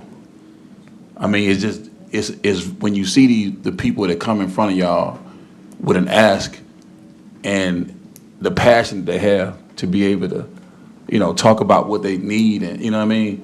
It's just it's really incredible. And then for y'all to be able to help these individuals, so I just want to commend y'all for what y'all do first and foremost, because it's incredible. I've learned a whole lot sitting here today. I've been here for a long time. I think somebody should give me a little, I should clock in or something. I'm going to add to that a disclaimer that I some tears may come from me, but I'm going to go ahead and, I'm going to get through this. Now, you go ahead and break down what we do. Okay. I'm sorry. So currently, we have been working with Shelby County Schools. We do autism awareness assemblies. Yes. We replenish the classrooms with sensory items. Yes. We give we almost every classroom that has special needs or autism children in this throughout city. Shelby County. We go there with our mascot, with our Ace the Advocate. Some of you may have seen him on the news and what we do. The but kids love him. All of them. We come in, we see all these kids and their teachers and their parents. So we touch children, so the children in the autism classrooms, also the neurotypical traditional children, talking to them about what autism is. Also, if you are unfamiliar with what autism is, it is a developmental difference, normally affecting communication, social communication, and our son is non-speaking, he's 15.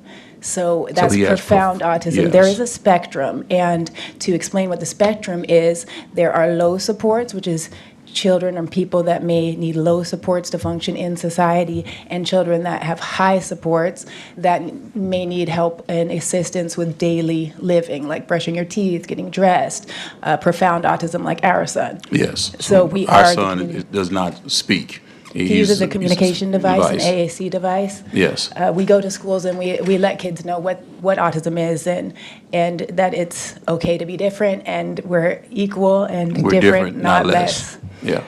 So we do that. We also have partnered with Memphis Grizzlies and BA team, obviously, and we have got such an outpouring from the county, from the city, that is amazing, because 1 in 31 children now are It's okay. 1 in 31 children are not diagnosed with autism. Okay, so this is a dead serious matter, and I think we what we do is we do awareness. We push safety, awareness, inclusion.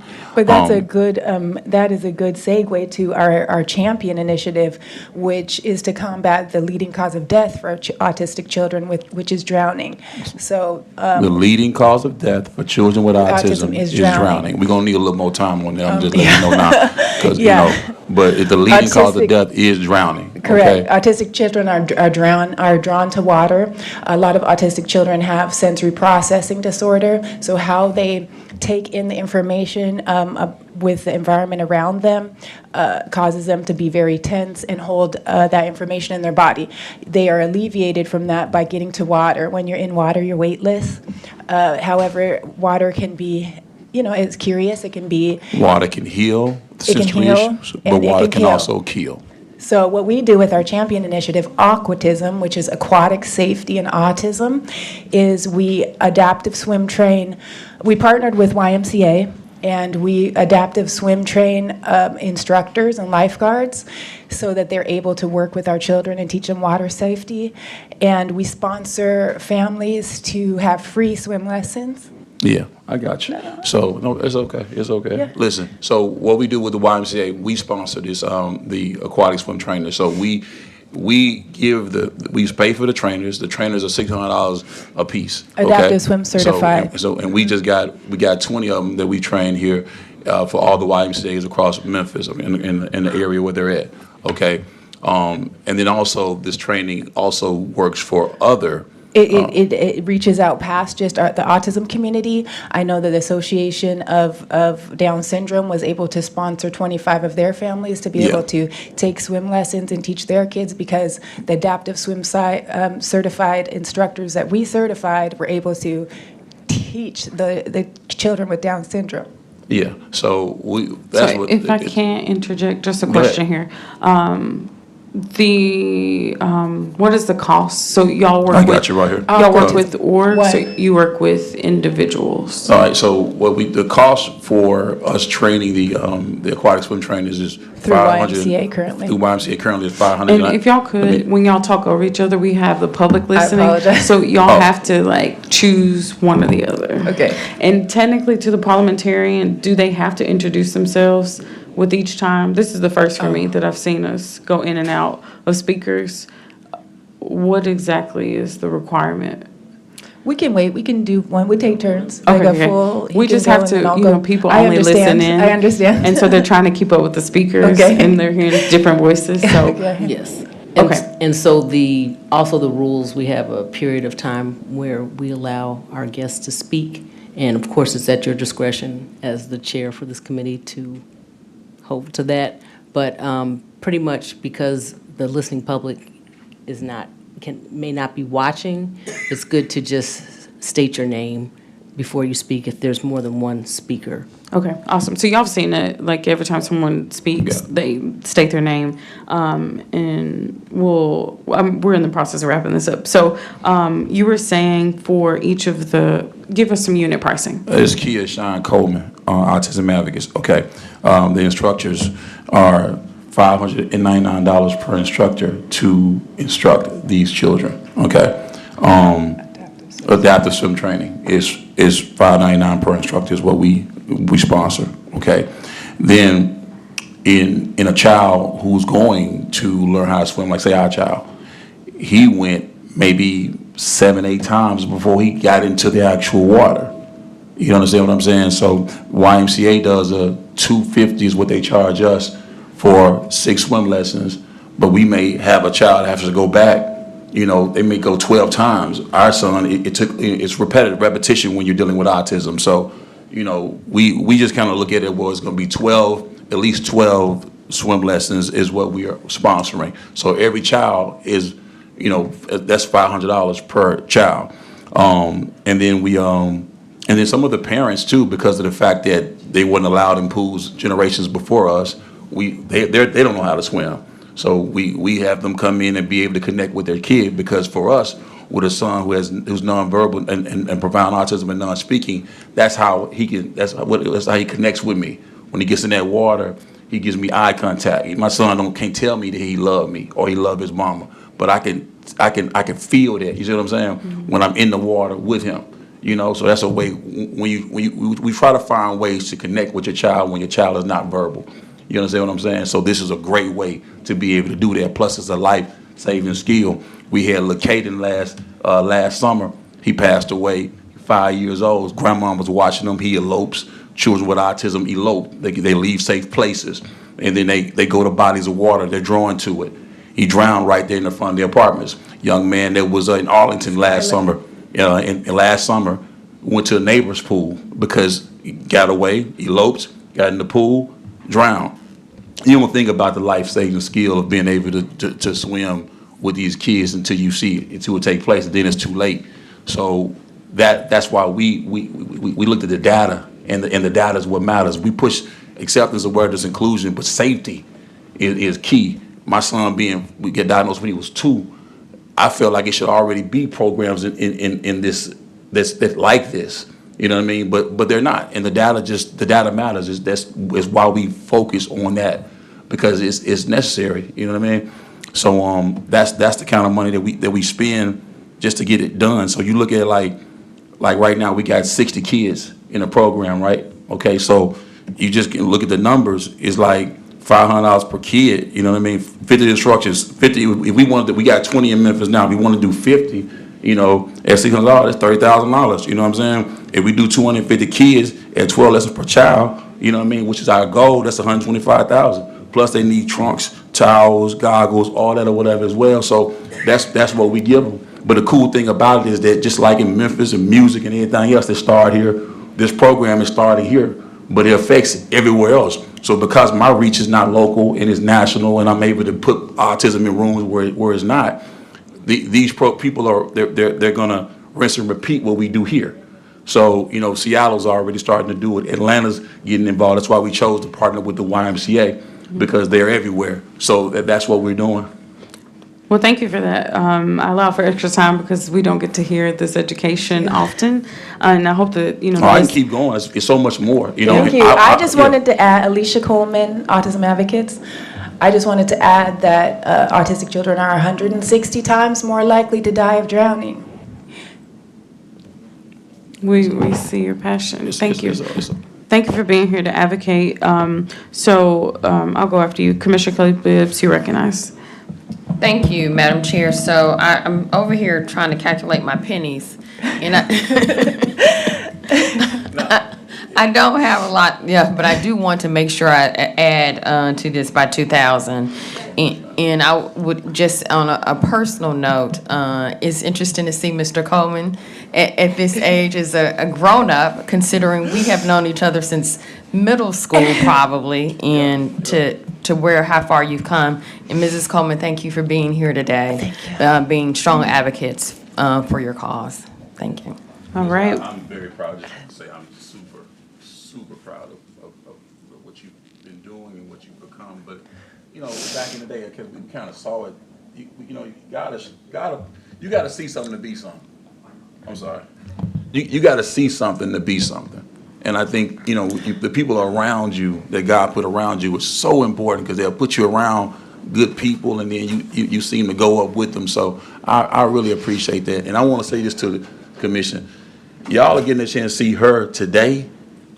This is my primary caregiver to my son. We don't, it's hard when you have a son who don't speak. So you can't trust him with everybody. You gotta have, cameras gotta be in place when he's being schooled. We're so she being here right now, and at 3 o'clock in the morning, we get a phone call, alarm's going off in our house. Okay, police, they're calling, what's going on? Our oldest boy just graduated, going to Tuskegee. We was asleep.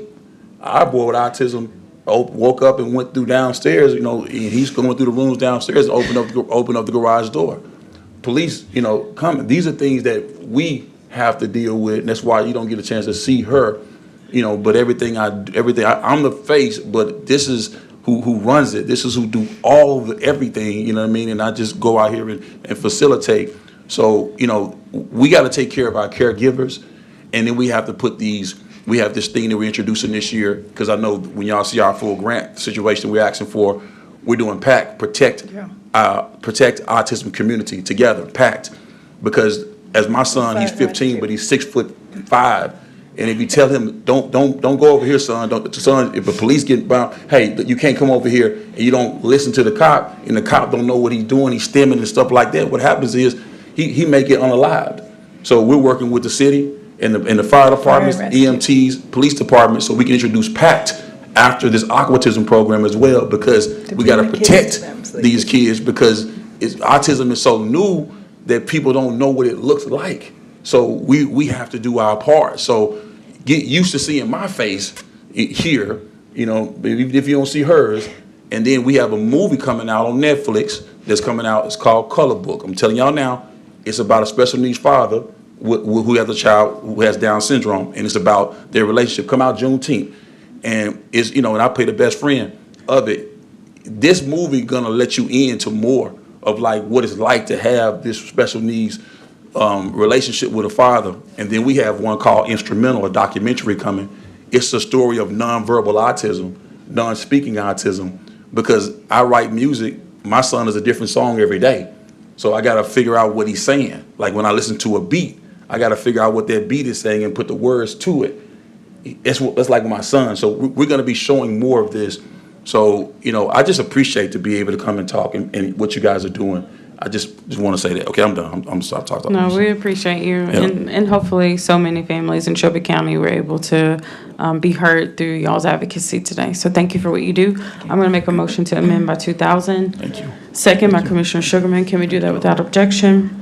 And I believe that brings the total today to 24,000. Of course, anyone that you don't see seated, reach out to them before Monday, and there's an opportunity to get even additional dollars. I'm gonna definitely do that, because I can show y'all, and I'll email this to y'all. We have a waiting list of 500 families that are just like, so it's kind of, it puts us in that situation. I want y'all just to see it for yourselves, and I'll show it to you so you can see. I appreciate y'all time today. Thank y'all so much for what y'all doing for Memphis, man. I appreciate y'all, man. For sure. Thank you for your service. And Madam Clerk, can you prepare the screens for voting?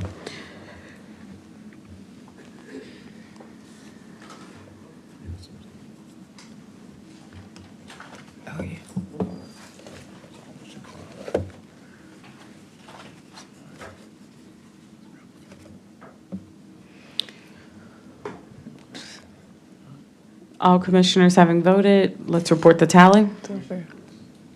Commissioner Brooks. Commissioner Brooks would like to be reported as an aye. Commissioner Brooks, be reminded, you have to be in your seat to vote.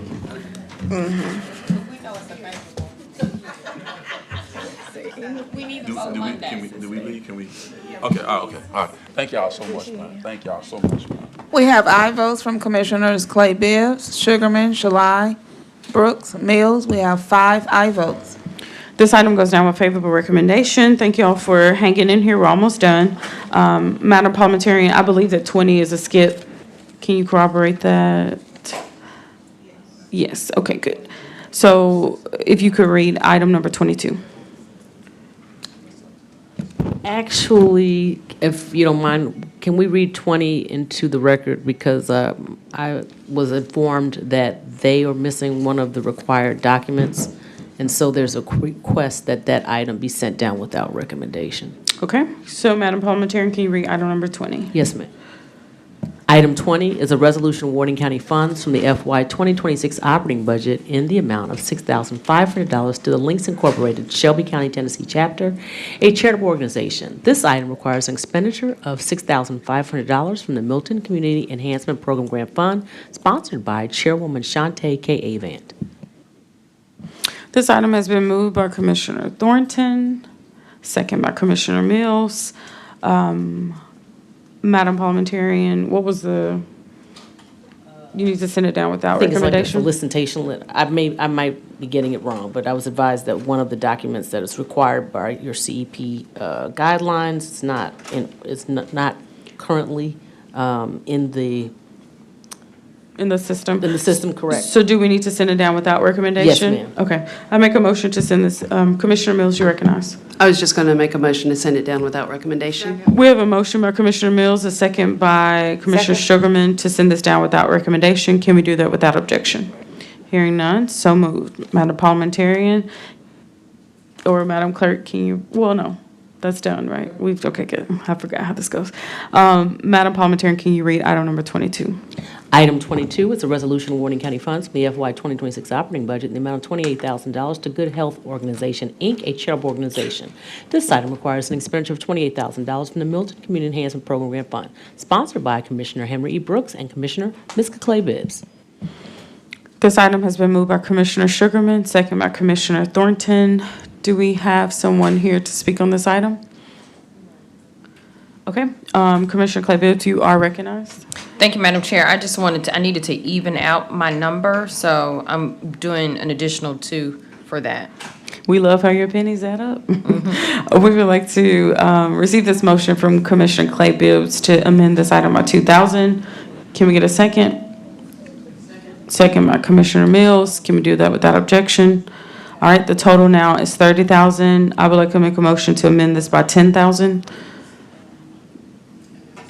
Second by Commissioner Mills. Can we do that without objection? Bringing this total to $40,000. Anyone else would like to get in queue? Seeing none, Madam Clerk, can you prepare the screens for voting?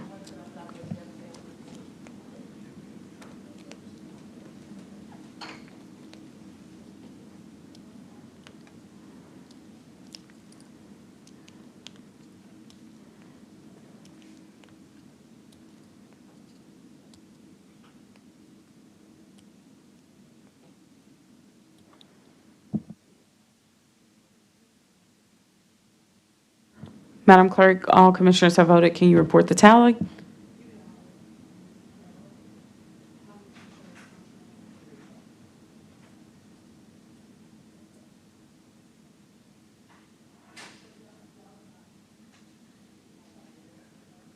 We have aye votes from Commissioners Clay Bibbs, Thornton, Brooks, Mills. We have 4 aye votes. This item goes down with favorable recommendation. Madam Parliamentarian, can you read item 24? Item 24 is a resolution awarding county funds from the FY 2026 operating budget in the amount of $50,000 to Historic Archives of Rosemark and Environs, Hair, LLC, a charitable organization. This item requires an expenditure of $50,000 from the Milton Community Enhancement Program Grant Fund, sponsored by Commissioner Amber Mills. This item has been moved by Commissioner Thornton, second by Commissioner Mills. Thank you all so much for being here.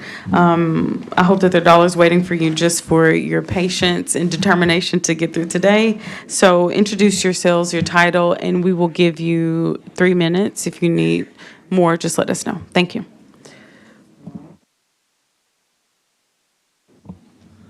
Is that okay? All right, well, thank you so much. I'm Trip Jones. I'm the Vice President of the group known as Historic Archives of Rosemark and Environs. And with me here today is Dale Turner. He's a member of our Community Development Committee. We've been in existence since around 2009.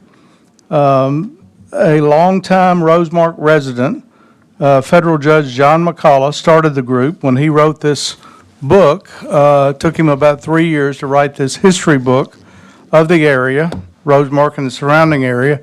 And for those of you that don't know, Rosemark is a very small rural community about 5 miles northeast of Millington, only about a mile from the county line as you go up Highway 14.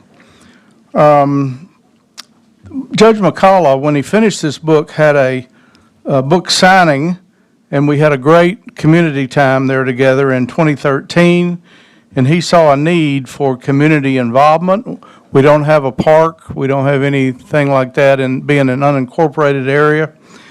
So from there grew the Rosemark Country Fair. We've been doing that every year since 2014. We've undertaken things like historical markers to Greenwood AME Church, Richland Presbyterian Church. We've placed a total of about 6 historical markers in the area. We have Bobby Blue Bland Day in Barrettville. And we were fortunate enough to acquire some property in downtown Rosemark at the corner of Mudville and Rosemark Road, named after Dr. Peter J. Flippin, who delivered thousands of babies in the area over about a 40 or 50-year career. So we had that property, and we've been working on it since about 2020 in stages. We're ready for phase 3. We had to go in phase 1 and 2 and do roofs and plumbing and things like that. It's a house and a garage and an old barn, and we use it for our headquarters for the fair. We're trying to make some final improvements to it that would allow us to have a walking and a fitness trail, that will allow us to protect the barn. We have some large trees that are threatening the barn, and repair that and make this walking and fitness trail, and repair of some final exterior wood on these structures. So I'll sort of sum up my remarks by saying that John McCullough died on May the 9th, and his wife preceded him on April the 9th. And so big loss to the community. But we've got a lot of activities going. We appreciate you considering our grant request for phase 3 of the restoration of the Flippin Center. And I'm going to turn the remaining time over to Dale Turner. Thank you. Thank you. My name is Dale Turner. I live at 9195 Donnell Road in Millington, Tennessee, Rosemark community. Appreciate all I've moved there after I retired from United States Navy, as well as working for the federal government for quite a while. And I appreciate the community that I moved into in Rosemark area. There's a lot going on. We're trying to keep the legacy going on what Rosemark is about, helping others, providing Northeast Shelby County and South Tipton County with the history of all that's going on. We promise to grant this as the grant that we've applied for. We will be good stewards of that. And we want to thank Commissioner Mills and the entire body here for considering our funding requests. As you mentioned earlier about Bobby Blue Bland Day, there's also, he mentioned about Greenwood AME Church there, one of the oldest standing African Methodist Episcopal church in the area. They have a program called HYPE, Helping Young People Excel. And this organization does cooperate and work with the Helping Young People Excel. And this body here has donated to us as well for that, to help students as they graduate and go into college with different supplies. Everything from computers, not only just the computers, but the software that goes along with it and the support system. So again, we will be good stewards of this funding request, and we thank you all for hearing our request today. Thank you, Mr. Turner. Commissioner Mills, you are recognized. Thank you, and Mr. Turner and Mr. Jones, thank you for sticking with us all day today, and thank you for the work you do on the historic preservation. This is kind of the anchor area of Rosemark, and it's going to be different this year, going to the country fair and not seeing Judge McCullough and his wife there. HYPE is on my list. They should be maybe the next meeting for them, but keep up the good work, and I look forward to seeing the finished product. Thank you. Thank you. Thank you so much. Any other commissioners desiring to get in queue? Seeing none, let's prepare the screens for voting.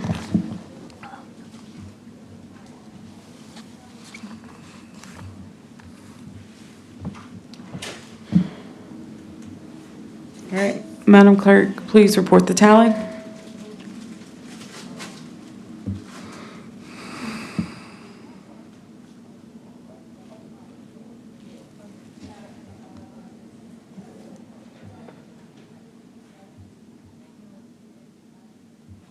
We have aye votes from Commissioners Thornton, Brooks, Mills. We have 3 aye votes. This item goes down with favorable recommendation. Thank you so much again for being here. We appreciate the work that you do. Shout out to North Shelby County.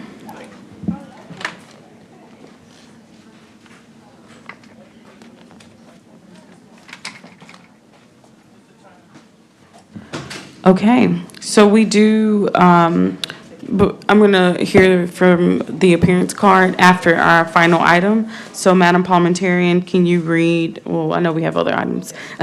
Will you read item number 25? Item 25 is a resolution awarding county funds from the FY 2026 operating budget in the amount of $3,000 to Ladies in Need Can Survive, Inc., a charitable organization. This item requires an expenditure of $3,000 from the Milton Community Enhancement Program Grant Fund, sponsored by Commissioner Charlie Caswell Jr. All right, this item has been moved by Commissioner Thornton, second by Commissioner Caswell. As you come to the microphone, prepare yourself to say your name and your title. And I'm going to ask Commissioner Caswell, would you like to hear from the presenter first? You got the floor. So the clerk is going to give you 3 minutes. If you need more, just let us know. Yes, ma'am. My name is Wanda Taylor. I'm the president and CEO of Ladies in Need Can Survive, Inc. I have a video that I would like for you all to see, and then after that, I will elaborate. Restoration and new beginnings. Ladies in Need Can Survive Incorporated has served our community for over a decade, helping women and families transition from crisis to stability. Now we are developing Links Estate on 1.06 acres of land to create a structured, purpose-built campus designed for scalable community impact. Links Estate is not just housing, it is a community of hope. As you view the renderings, you will see thoughtfully designed one-story building that provides safety, accessibility, and dignity. Each space is designed to feel like home, not an institution. This campus will include transitional living residences, structured program spaces, and areas dedicated to supportive services such as case management, life skills, trainings, financial literacy, and workforce development. The Women's House will accommodate 10 to 12 women at a time. The Men's House will provide the same capacity. Our 4 Family Matter duplex homes will serve a total of 8 families, up to 36 individuals combined. The Girls Dream Center will serve 15 girls per quarter, impacting approximately 60 young women annually through prevention, empowerment, and mentorship programming. In total, Links Estate has the capacity to serve approximately 132 individuals at a time, creating measurable, scalable community impact. But we didn't stop there. At the heart of Links Estate, it is a meditative walking pond, a peaceful place where residents can reflect, pray, process, and heal. Trauma recovery requires more than shelter. It requires space to breathe. The recreational and outdoor amenities create opportunities for community engagement, wellness activities, and positive social connections, essential elements for long-term success and self-sufficiency. Every detail of Links has been designed with purpose, safety, structure, support, and sustainability. Our goal is not just temporary relief, but a more permanent transformation. Women and families who enter this campus will receive comprehensive case management and structured programming that empowers them to obtain employment, secure permanent housing, and rebuild their lives with confidence. Links Estate is more than expansion. It is a movement toward breaking cycles of homelessness, domestic violence, and poverty in the city of Memphis. This is where stability is restored. This is where futures are rebuilt. This is where miracles happen and dreams become a reality. Welcome to Links Estate. I just wanted to present that before the board on today, primarily because we currently house 4 women at our facility now, and our program is 1 year long, and within our duration of being in existence, we have housed almost 100 women, and of course, and combined with the community as a whole with outreach community services, approximately about 30,000 individuals collectively. And we are in the process of expanding our program so we can be able to help more individuals than the amount of people that we're helping now. But what we have been able to do within these last 13 years, we've been able to help women become stable, get off of drugs, help them to purchase homes, purchase their first transportation. We help them to go back to school and get their high school diploma. Many of them have graduated with their college degrees. Many of them have left the program debt-free, and just the list goes on and on. But I think mainly what I love the most about my program is that we are able to help reunite families. The last time I was here, I was able to show you a video about Miss Henry that was 62 years old that graduated our program, Sam Kulani from college. She became debt-free, reunited with her kids, purchased a home for the very first time, bought a new car, and got her driver's license after not driving after 10 years being under the influence and arrested here in the city of Memphis because of her addiction. But because of our organization and the work that we do, we change the narrative. We give this community what they're looking for in terms of turning homeless people's lives around.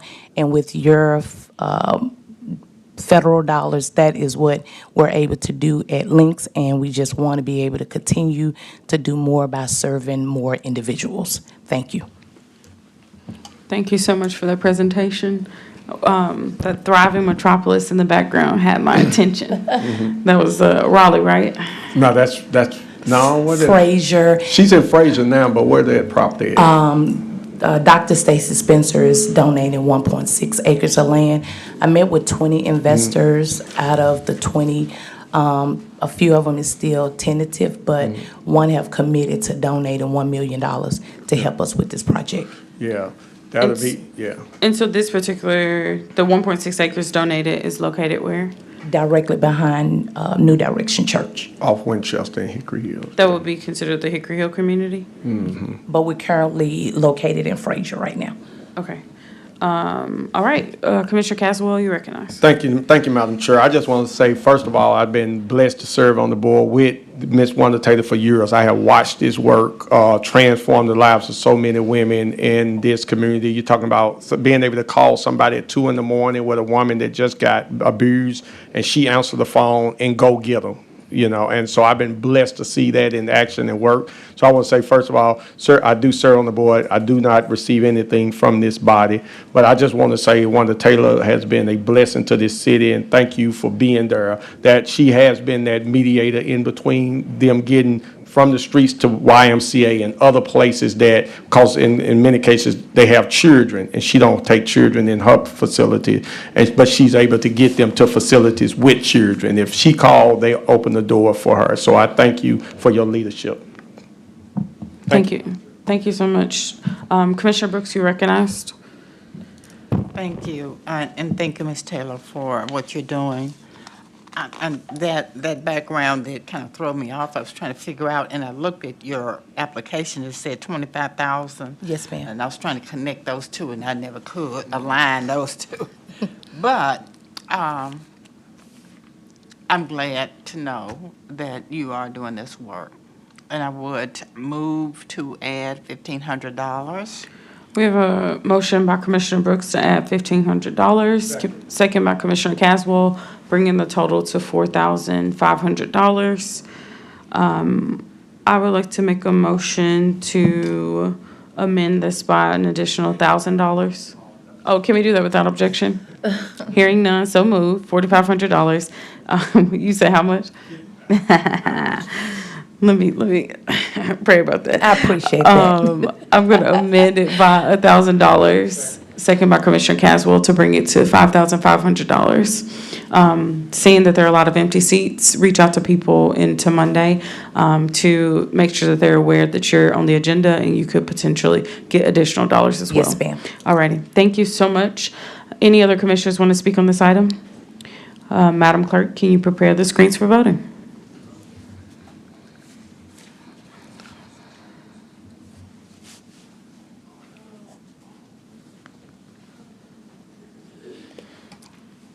All commissioners seated having voted, Madam Clerk, can you report the tally?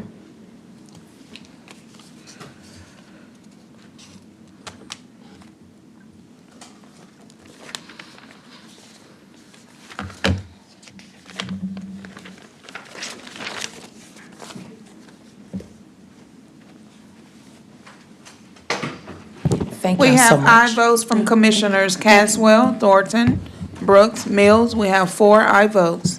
This item goes down with favorable recommendation. Don't leave yet, because we do have just 3 more items. Madam Clerk, or Madam Parliamentarian, can you read item number 1? Item 1 is a resolution of the Board of Commissioners of Shelby County, Tennessee, amending Resolution Number 18, adopted August 25th, 2025, to establish additional accountability, reporting, and eligibility requirements for the Community Enhancement Program, CEP, as administered by the Shelby County Board of Commissioners, sponsored by Commissioner Erica Sugarman. This item was amended and referred back to committee in May 18th, 2026 Commission meeting. This item has been moved by Commissioner Thornton, second by Commissioner Mills. Commissioner Sugarman, you're recognized. Yes, I'd like to make a motion to withdraw this resolution. We have a motion to withdraw the resolution. Does that require a second, Madam Parliamentarian? You can just state it. Can that be done without objection? Can this be done without objection? Hearing none, so moved, unless Commissioner Gov. Hearing none, so moved. Madam Parliamentarian, can you read item number 2? Item 2 is an ordinance, first reading, ordinance by the Board of Commissioners of Shelby County, Tennessee, to establish additional accountability, reporting, and eligibility requirements for grants as approved by the Shelby County Board of Commissioners, sponsored by Commissioner Erica Sugarman, Commissioner Mick Wright, Commissioner Brittany Thornton, and Commissioner Amber Mills. This item has been moved by Commissioner Sugarman, second by Commissioner Thornton. Do we have any discussion? We have 3 more opportunities, so we can just move this down without, let's move it down. So moved. Without what? Recommendation, thank you. My mind just went. We've been here for a minute. So we have a motion by Commissioner Sugarman to move this item down without recommendation. Can we get a second? Second by Commissioner Thornton. Can we do this without objection? All right, this item goes down without recommendation. And last but not least, Madam Parliamentarian, can you read item number 3? Yes, ma'am. Item 3 is a resolution amending Resolution Number 18, adopted on August 25th, 2025, and the Milton Community Enhancement Program guidelines to include a requirement that resolutions approving funding, grants, or other financial support to nonprofit organizations shall include Veteran Services Office's information for all recipients to disseminate, sponsored by Commissioner Amber Mills.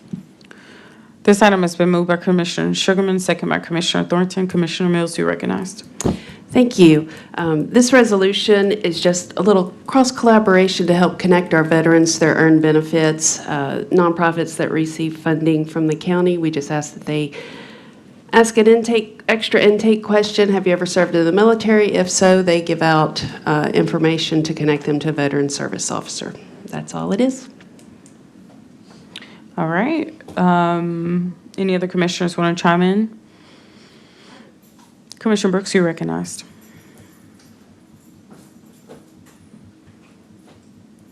Thank you. As we know, most of these nonprofits receive county funding, and Shelby County is an indirect recipient or a subrecipient of the federal government by way of grants and, just public money that we receive. So we are also required to comply with Title VI of the 1964 Civil Rights Act, the non-discriminatory part of that 64 Civil Rights Act, which is called Title VI. So what I'd like to do is amend this to ensure that these organizations are including non-discrimination language and when they do their veteran services or what have, not veteran services, but include non-discriminatory language in their guidelines. Okay, that motion has been received. I'm going to refer to legal. Commissioner Brooks is asking for an amendment to this particular resolution to ensure that Title VI. Chair, let me clarify this. I'd like to ask the sponsor if she will accept a friendly amendment.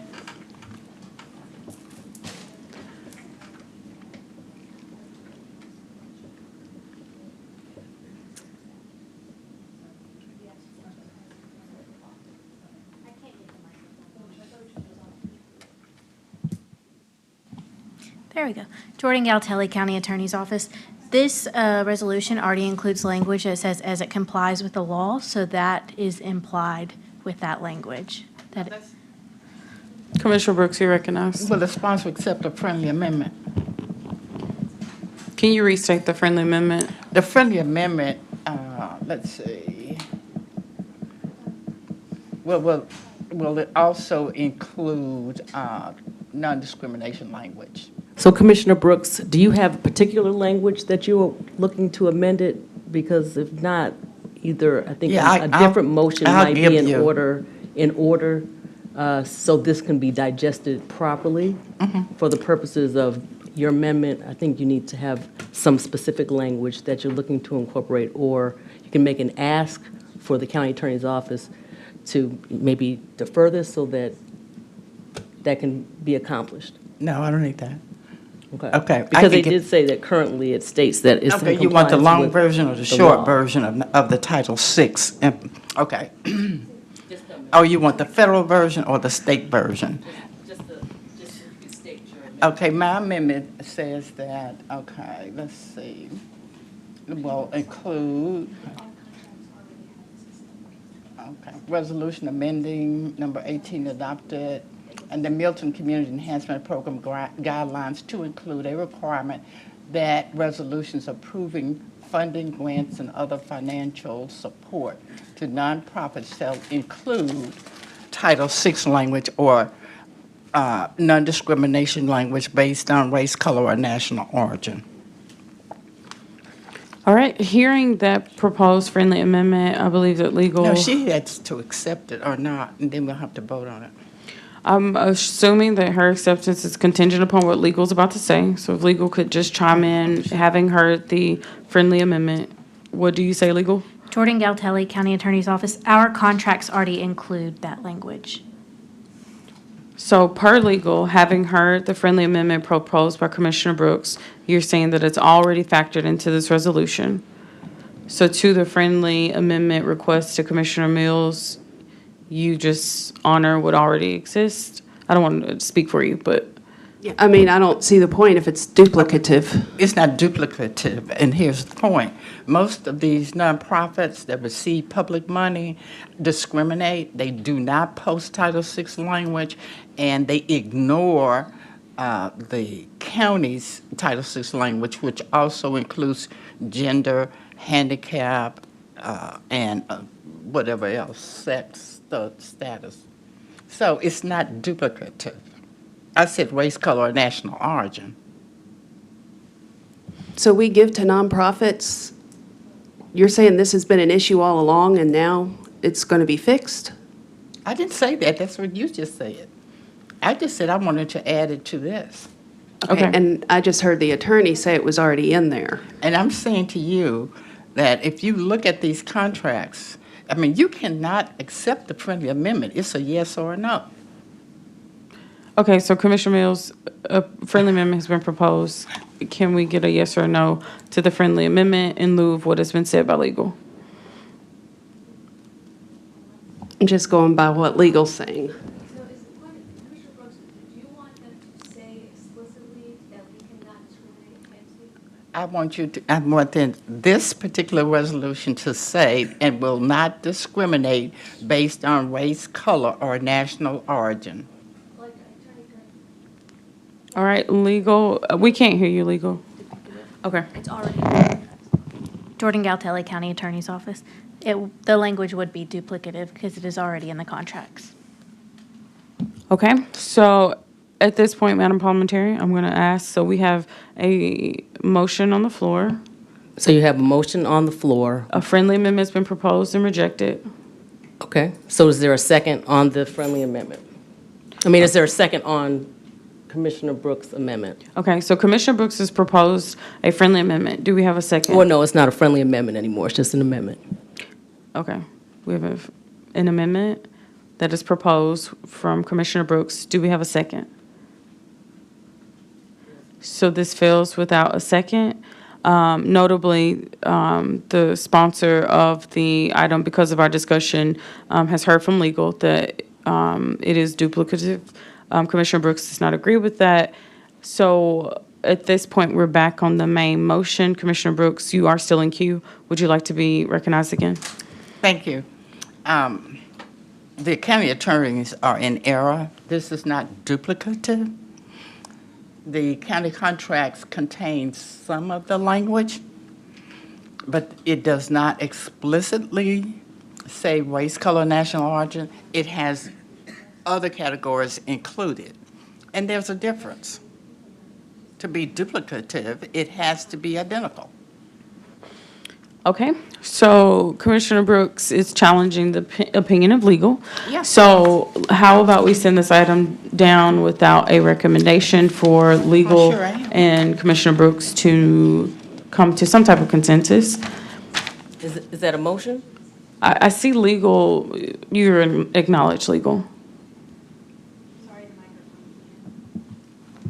There we go. Sorry. Jordan Galtelli, County Attorney's Office. The contracts administrator is on her way down here if you would like to wait on her for an opinion before we send it down without a recommendation.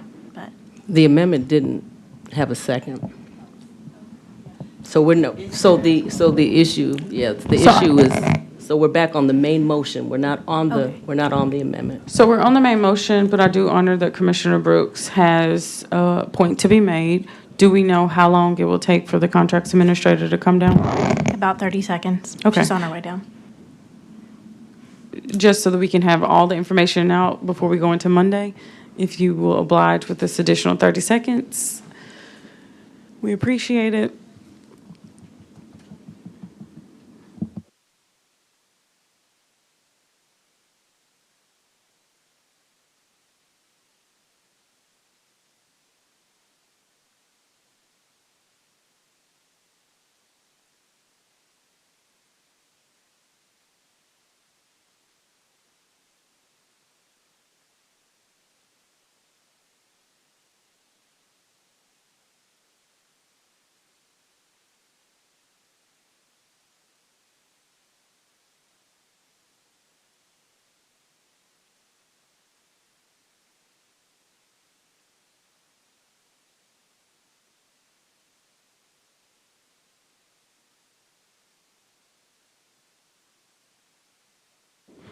All right, she's coming in hot.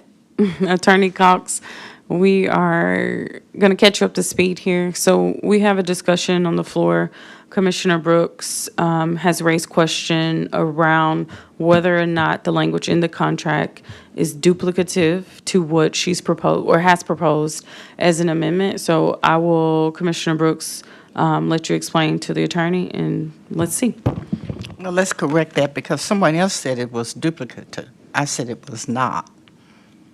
Okay, so what I'm saying is that I wanted to amend this item, it's resolution number, the item number 3, and I wanted to amend it to include specific Title VI language, Title VI of the 1964 Civil Rights Act, which prohibits discrimination based on race, color, or national origin, period. None of the customs that includes sex and all these disability and what have you. That's all I wanted to do. And that is not duplicative. So what you have in your contracts include not just Title VI, but all the customs. I don't want those. Lisa Cox, Contracts Administrator. I would state that our contracts typically have a non-discrimination clause and a Title VI clause that prohibits discriminations on a number of bases. So I understand that you want to pull out certain distinctions. I'm not pulling out a distinction, ma'am. There is a federal statute in the 1964 Civil Rights Act. It's called Title VI. Right. It is in the Civil Rights Act of 1964, and it prohibits discrimination based on race, color, or national origin. And all those other things that you all have added to it are cousins of, well, not cousins, let me just say, it's just been added. Sex, disability, military status, and a bunch of other things. But I'm going to limit this to race, color, or national origin. You can pull up the law.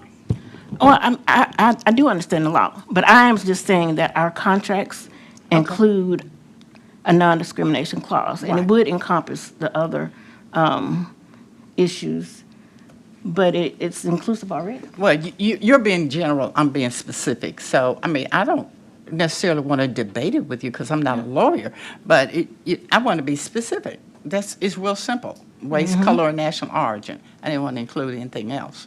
So it's a yes or a no, object or not. Felice Cox, I understand. Thank you, Commissioner. So it's just up to the body whether or not they want to have a very specific phrase included into the And the amendment died Into for this lack of a amendment. second, so we're talking about it. And All right, it's not before so us. I believe that we're on the same page. Commissioner Brooks, I'll let you legislate around this particular item if you want to pick it up. We have made a motion. It fell for lack of second. Legal has come down to chime. We have all bases covered in what is the standard language of what we use. So we're going to prepare the screens for voting if no one else has any other comments on this item. On the main motion. Madam Clerk, please prepare the screens for voting.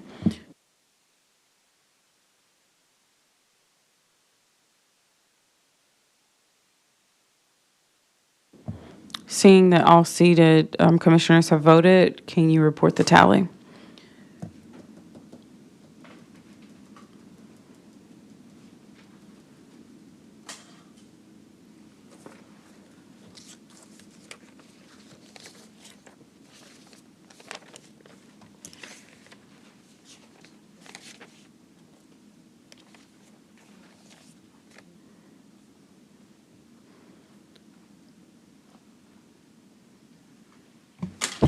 We have aye votes from Commissioner Sugarman, Thornton, Mills.